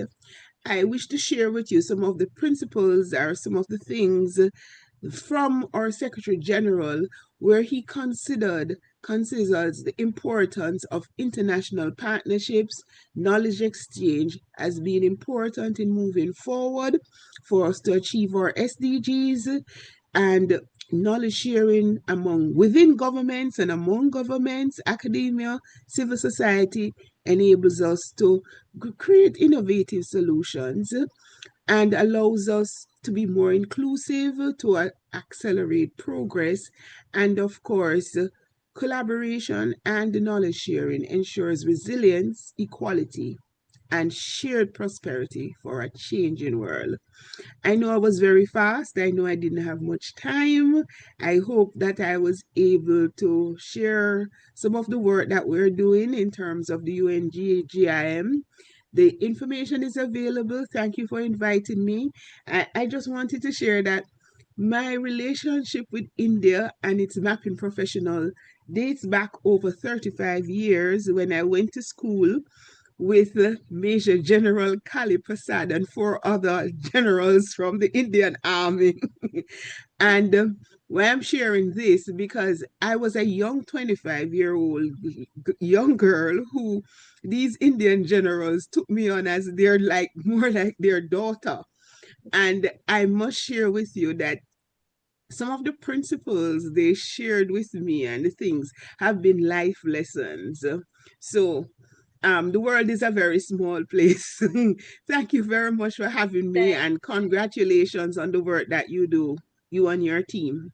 Thank you so much, Ms. Blake, for your valuable guidance and strategic insights and really in-depth information about strategic pathway 6. We will be in touch with you while we will be developing our plan further, and we'll reach out to you again. Thank you so much.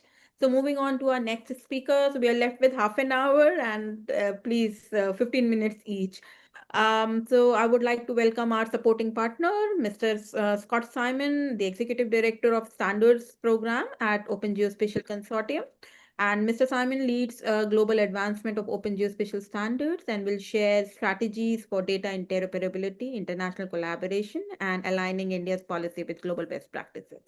Over to you, Mr. Simon. Great. Thank you very much for inviting me to speak today, Dr. Sambanshi. And to all of you, my friends and colleagues in India, good evening to you. I hope you've really enjoyed the presentations so far today. So today I want to talk to you about OGC's work on advancing interoperability. So what we need to do to have an ecosystem of good standards, but also the practices that get you to those good standards. And I was given a rather ambitious agenda today. So we're going to get through this in 15 minutes with some really good content, talking about modernization of our work, new examples of standards, how they're being used worldwide, and finally, some collaboration opportunities amongst us in OGC and our colleagues in India. You're, I think, all quite aware. I think just about everyone who spoke so far and many people I see online are members of OGC. We're really focused on making sure that location and geospatial information integrate well into the information technology ecosystem, and that all spatial data are findable, accessible, interoperable, and reusable. We're fortunate that our membership is very well balanced globally as well as by disciplines. So we are about 40% commercial members, 30% each government and research, and our members are all over the world in virtually every inhabited time zone of the world. So that stakeholder engagement really helps us ensure that the standards we create are relevant on a global basis, not just the specialists who might be developing those. So let's talk about what our vision is in modernizing standards. And it's all going to fall down to a single concept. And it was absolutely wonderful to hear Ms. Blake just a moment ago talk about some of the lessons learned in the UNGGIM, and that is that flexible and modular standards are the future. And OGC has this concept we developed really mostly in 2021, so not long ago, about the use of building blocks. And this is sort of a cartoon drawing of how these might work. How do you distill your standards into small reusable pieces so that we minimize work and we maximize interoperability amongst our family of standards? And so we actually have now formalized this concept of building blocks, not only in policy, but also in the way we develop our work. And if you look at this landing site to get you to a method to use these blocks, you'll see on the left side, I just need some specific bits of functionality to G-enable my API. You can just pull little pieces of OGC standards to develop more full capabilities. And this gets realized by a number of our members. And so we have an example right here with a single small API interface. You see the landing page right here, leveraging 7 different parts of standards, bits and pieces of those standards, all in synchronization, all in concert to ensure that the data provided are exactly as you need, and you are doing the minimal amount of work to get those interfaces to your end users. And so as an example, we'll walk through some of the OGC APIs, which were really the first standards in OGC to leverage this concept, but it is ubiquitous across all the standards we are currently offering. So with those APIs, just an example to tell you what we're working on. So if you think about the map data anyone might serve to an end user, be it on the web, but increasingly machine to machine now, there are a variety of different formats and origins of these data that we might have, from satellite imagery to rendered maps to actually the raw feature data underneath. And so historically, OGC served these out via our web services, the web map service, web feature service, etc. And so you might have your map and imagery information via web map and web map tile service, detailed coverage data via web coverage service, and those features, the vectors themselves, via web feature service. None of this has gone away. Rather, we've now moved this into modern web APIs that we refer to as the OGC APIs, which you also, if you work with ISO TC211, and I recognize a lot of names that I just saw last week from the Swedish meetings, the Geospatial API for features, maps, tiles, etc., all are identical to these OGC APIs. And so we're now dividing the entirety of the means to exchange information of geospatial nature via these APIs, these modern web interfaces. And there's a lot of them that we built. And so if you look in bold green around the box, a number of different API interfaces now, tile data, feature data, but also an API for processing, an API for detailed extraction of environmental data, one to connect sensors, one for cataloging and records, one to access moving features and discrete global grids, and some other ones emerging soon. So do take a look. The API for joining spatial data to non-spatial data is currently under public comment. This suite of capabilities revolutionizes what we offer. And as I come to examples of OGC standards implementations in a moment, you'll see how ubiquitous these APIs now are. The other area with a lot of focus right now is all of that on cloud native. What does cloud native geospatial mean to us? Well, historically, a lot of that focus has been on the formats themselves. What are the underlying means by which you encode your information to make it more accessible to those users working against cloud instances of data? And so cloud optimized geotiffs were standardized in OGC in the last couple of years. Starting in 2021, we researched how might we take the GeoTIFF standard and the cloud optimized GeoTIFF code library and ensure that there's a consistent way to describe how one uses cloud optimized GeoTIFFs. And I'm going to come to an example a little later of how common this is used. ZAR. If you're not familiar with ZAR, this is a multi-dimensional data cube standard, very broadly used in the Earth information community now, particularly for climatic data, but also for imagery information. And ZAR is now an OGC community standard. That means OGC didn't develop it ourselves, rather an external community did, but our members found it so valuable that we took it in as part of our portfolio. And so we use ZAR now, and there is work in OGC to create a GeoZAR. How do you extend ZAR so that the geospatial aspects of these data cubes are native in the core against which you query and compare your data? Stack, you're probably all familiar with the spatiotemporal asset catalog.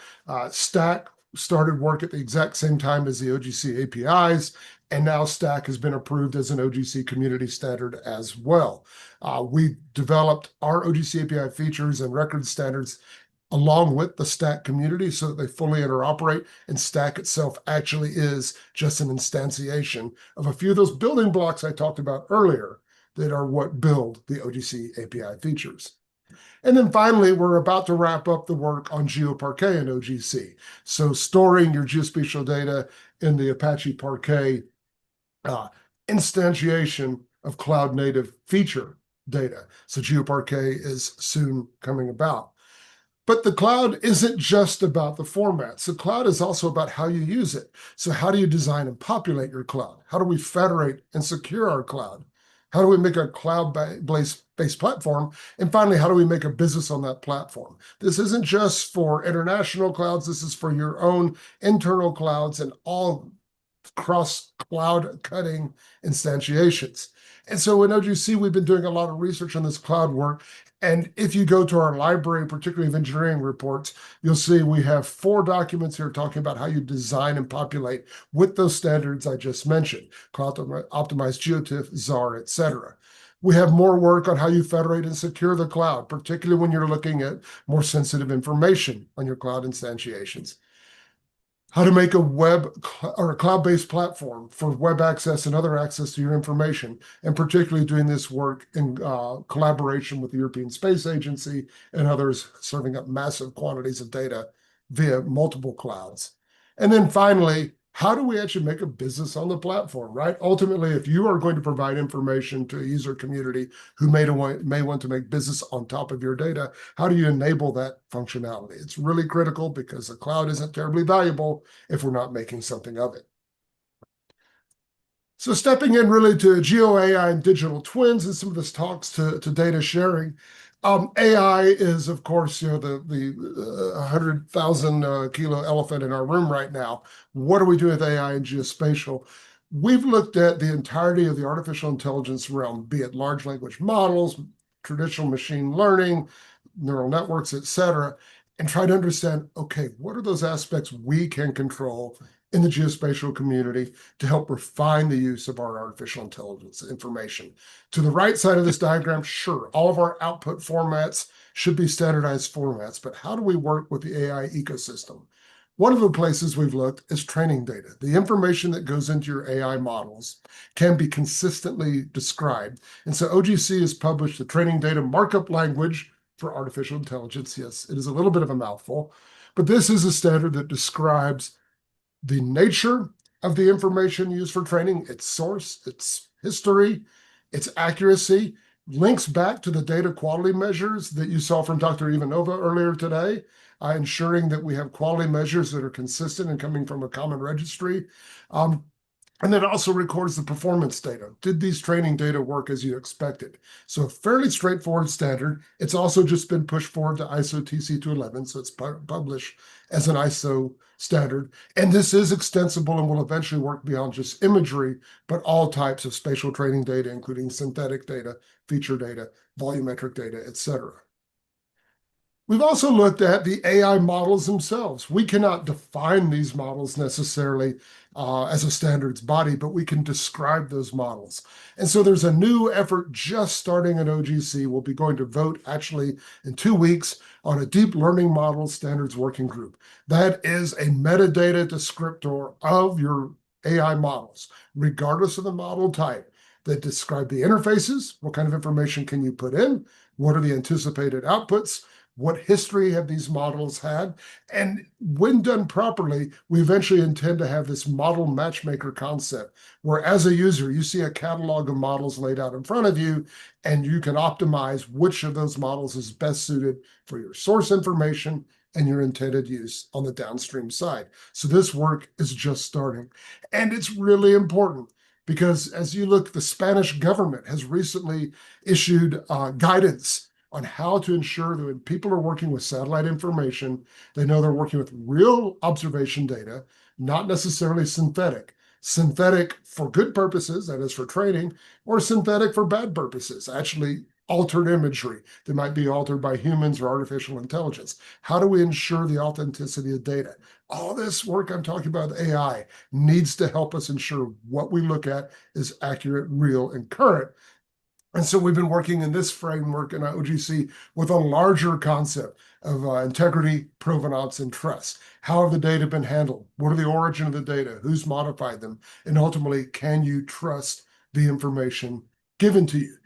That is the only way you're going to get to real and effective use of artificial intelligence technology, is if you can trust the AI is giving you what you want.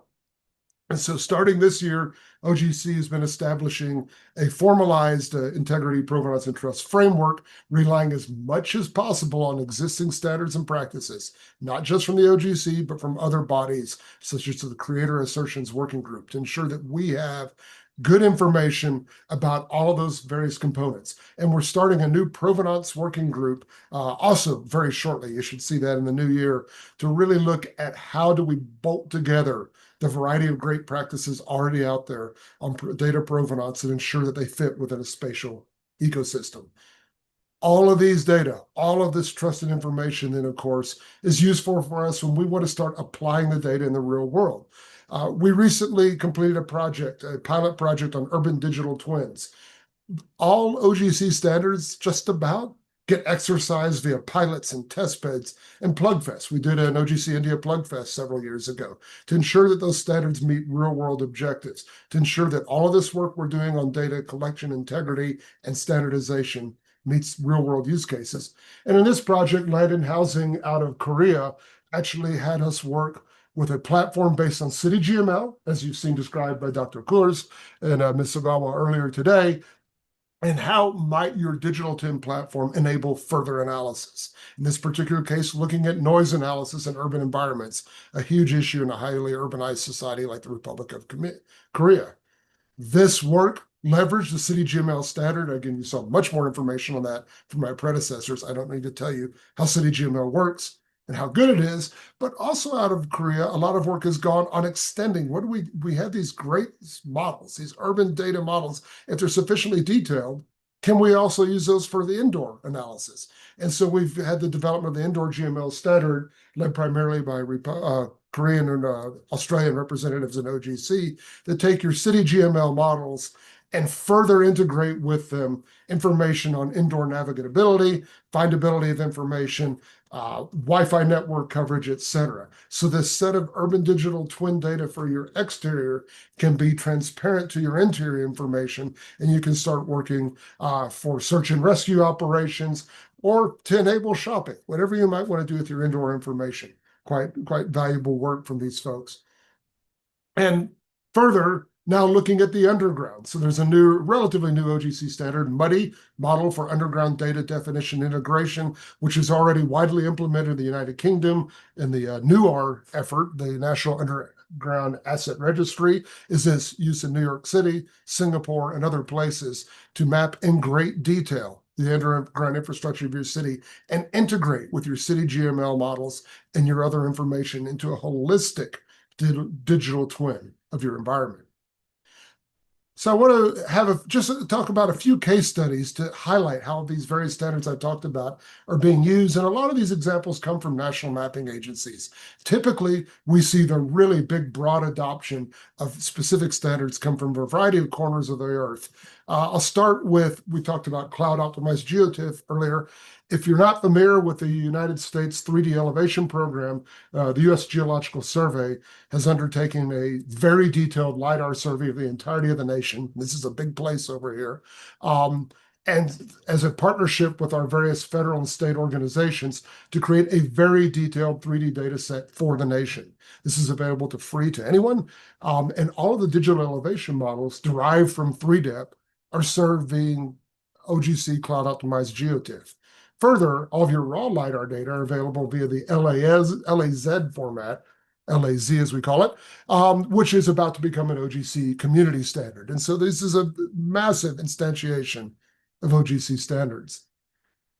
UK Ordnance Survey, who you also heard from earlier today, has a National Geographic database that has been modernized and moved into the OGC API suite of standards.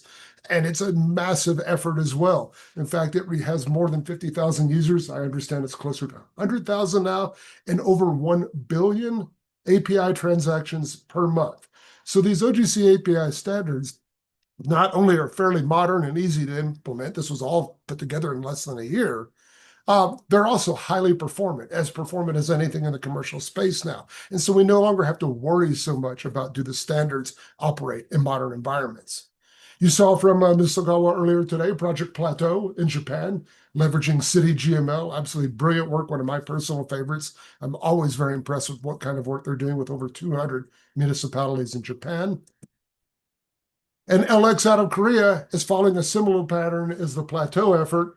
And about a week ago, rolled out this KGO platform that is based entirely on City GML as the Korean standard for urban digital twin data. So those three-dimensional data, as well as some of the two-dimensional aspects of what you need for your urban environment based on City GML. And they have standardized as a nation on City GML 3.0, but they have a legacy of a lot of older data that they're moving forward.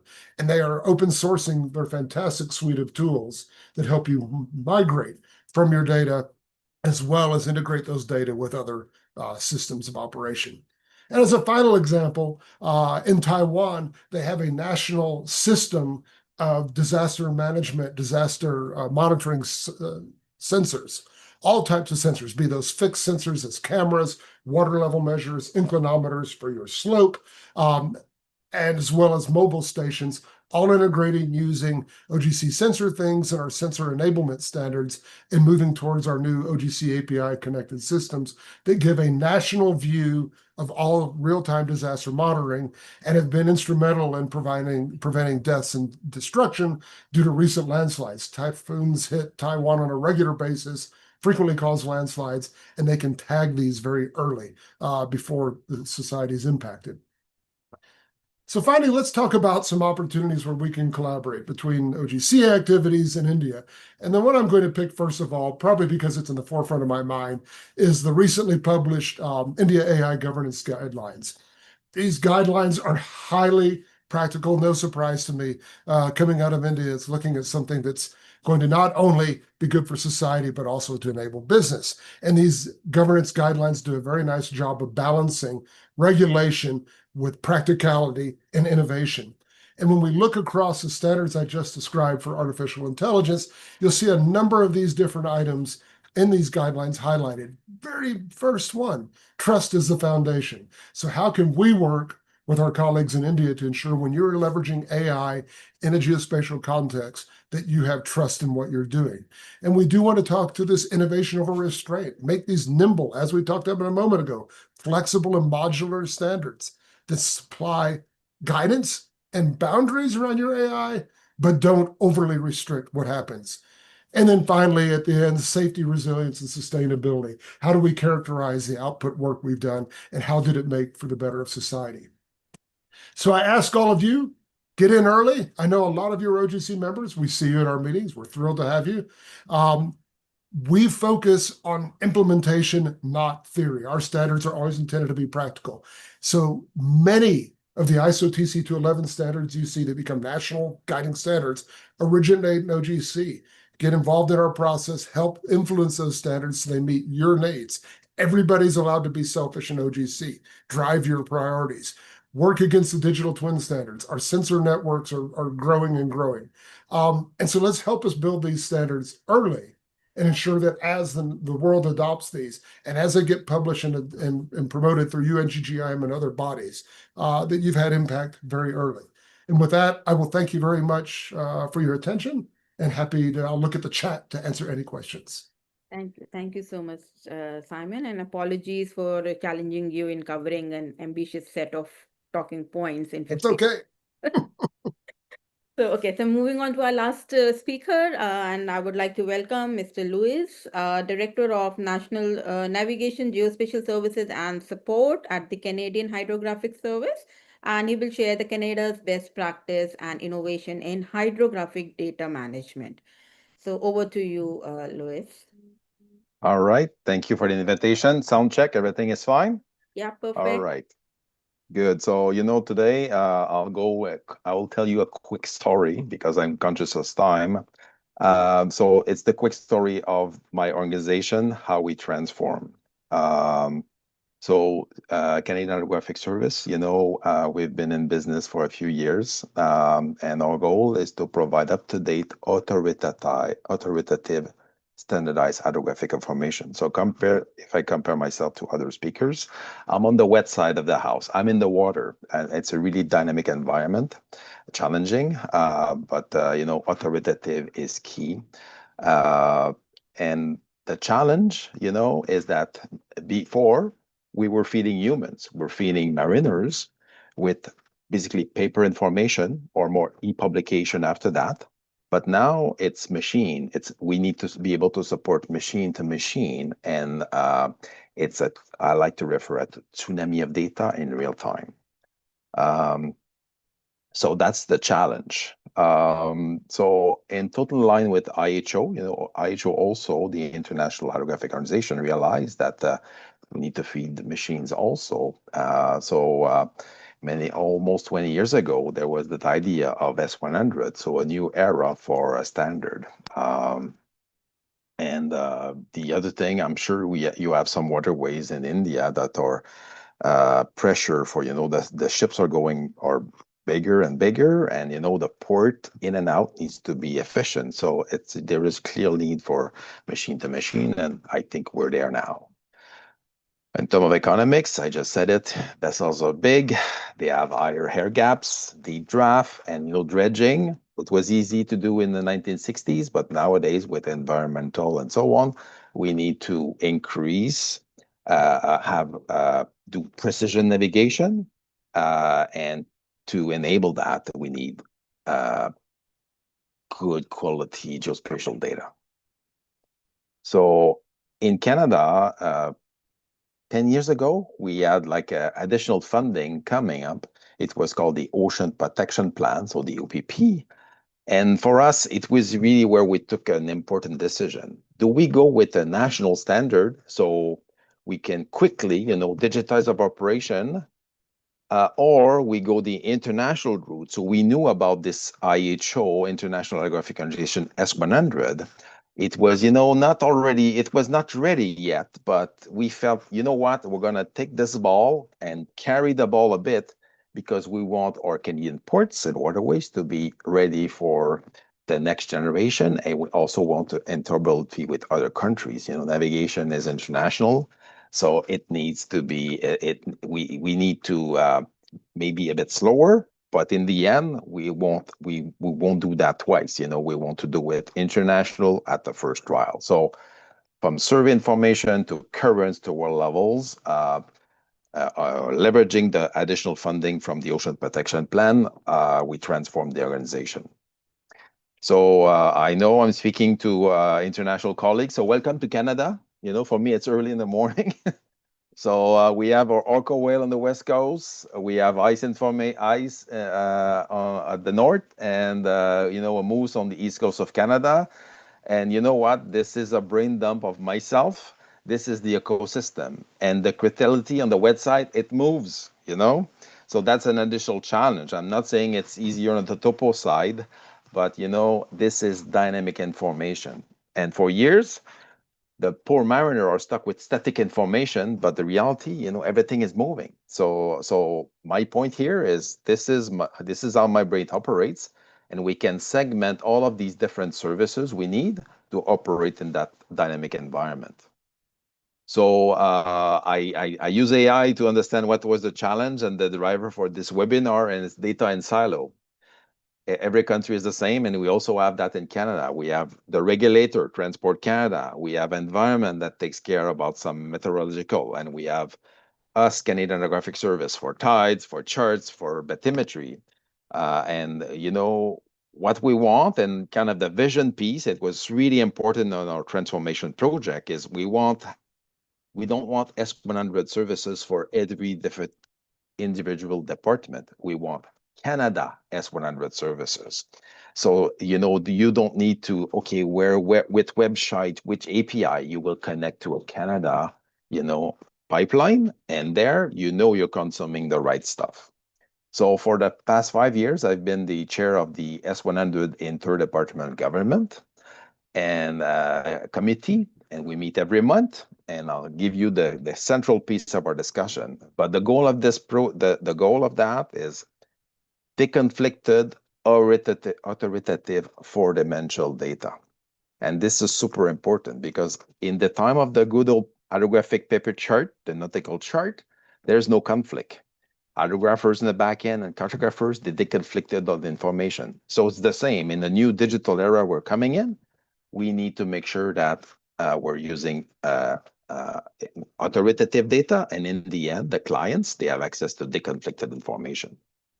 I'm not reviewing that in details, but I'm telling you, and some advice, I've been there to India, is first of all, within your organization, in S100, we need to map who's responsible for what. There is some layers, like tidal information, it's easy. It's the Canadian Hydrographic Service.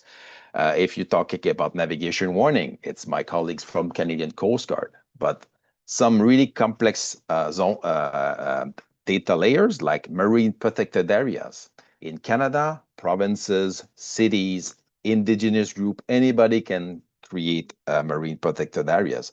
So S122, it's a shared authority, and I can at some point somebody needs to be accountable for that data. So S122 is certainly a challenge, and I've heard also that it's challenged also in Australia and other places.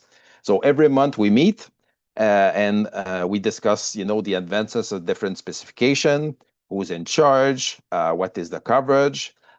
So when I'm talking, it's a team sport. So you have Canadian Hydrographic Service, Coast Guard, Environment Canada, climate change for, wave conditions and so on.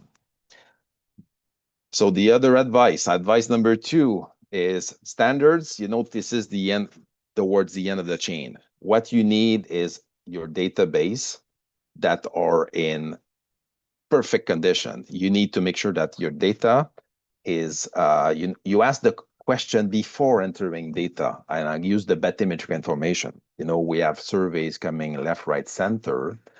At some point, if we just throw everything we receive in the database and hope that when we ask for outputs, everything is going to be perfect, it's not the way it works. So early on, it took a lot of discipline. The official bathymetric national database of in Canada, we're asking the question before. So we have a new source coming in. Is it better than what we have? Is it good quality? And if I put in that database, can the next day somebody use that to create a navigation product? So that's my piece of advice. You can always use technology and OGC standards to generate to a standard. But database, foundation database is, it's a no-brainer. So what about this S100? So again, I don't have the time to go into details, but if you look at that animation, this is the vision, this is the dream when you have tidal information interacting with the chart, everything becomes dynamic, and this is where we're going with S100. So quite pleased with what it gives. So it's a team sport, and I know India, you're working, the government is trying to define who is producing that data. But once that data exists, pushing that out in my business and hydrography, there's a lot of industry, cloud operator, and so on to go all the way to the clients. So after working on that, we were pretty confident. So we decided, 2026 is the target for starting to have coverage for S100. So you say, what? We're going to take a portion of Canada, portion I know well, St. Lawrence River, 6-meter tides, high currents, constant changing bathymetry, and we're going to invite the countries to test our first services to see, if we do a good job. And of course, it's going to be kind of a quality control for us, and it was going to generate some momentum. So if you want to a deep dive there's a few links. I'm sure it's going to be presented available to the participant today. So quite challenging, because when I took we took this bet, we were not sure if we were ready, but happy to see that we have been in test for a few months and we're ready for 2026.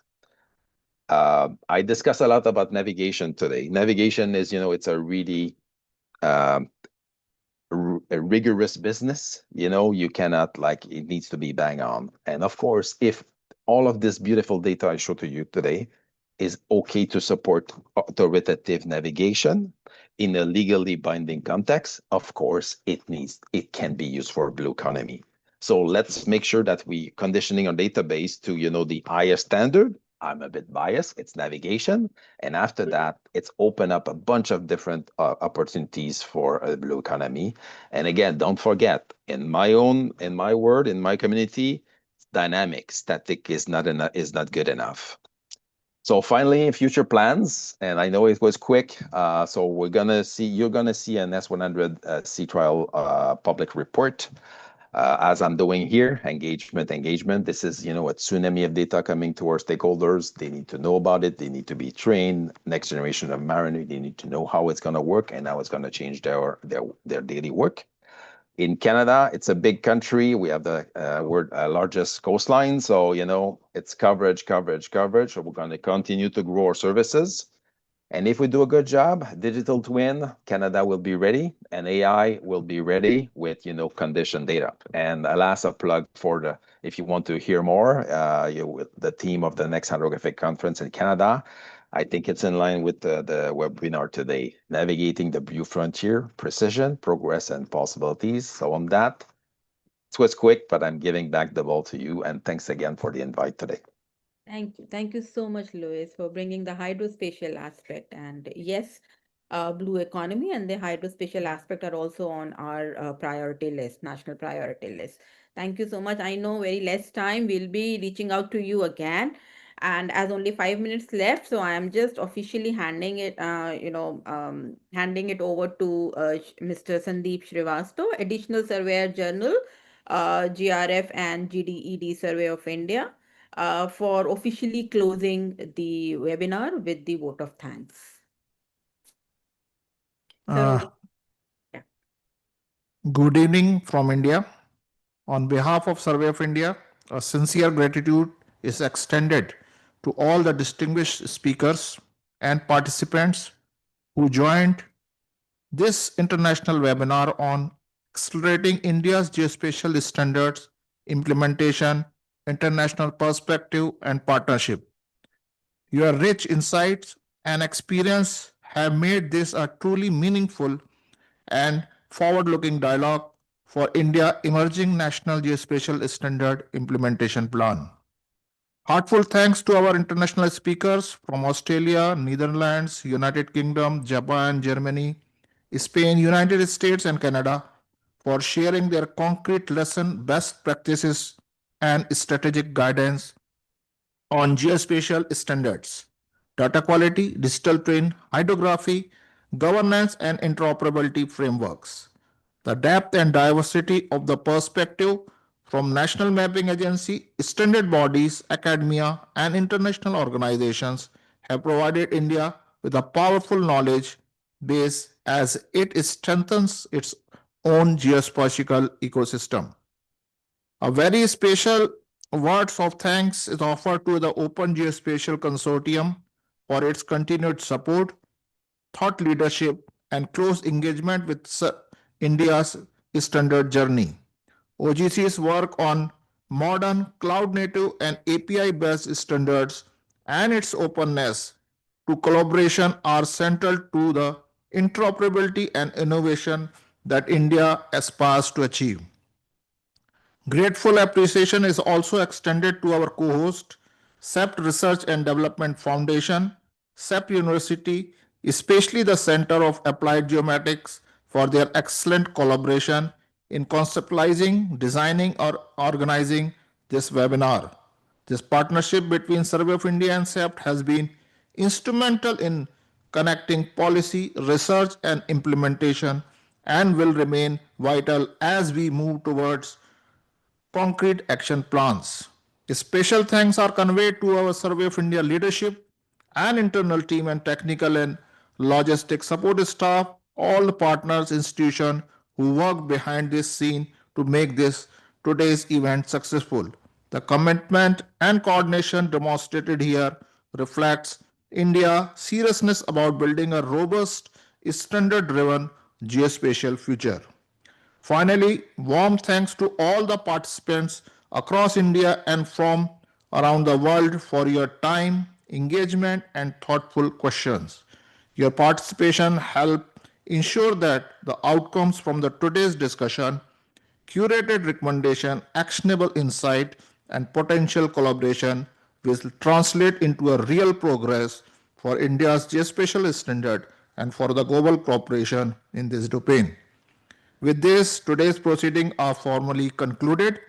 Thank you once again, and there is a look forward to continue collaboration and dialogue in the months ahead.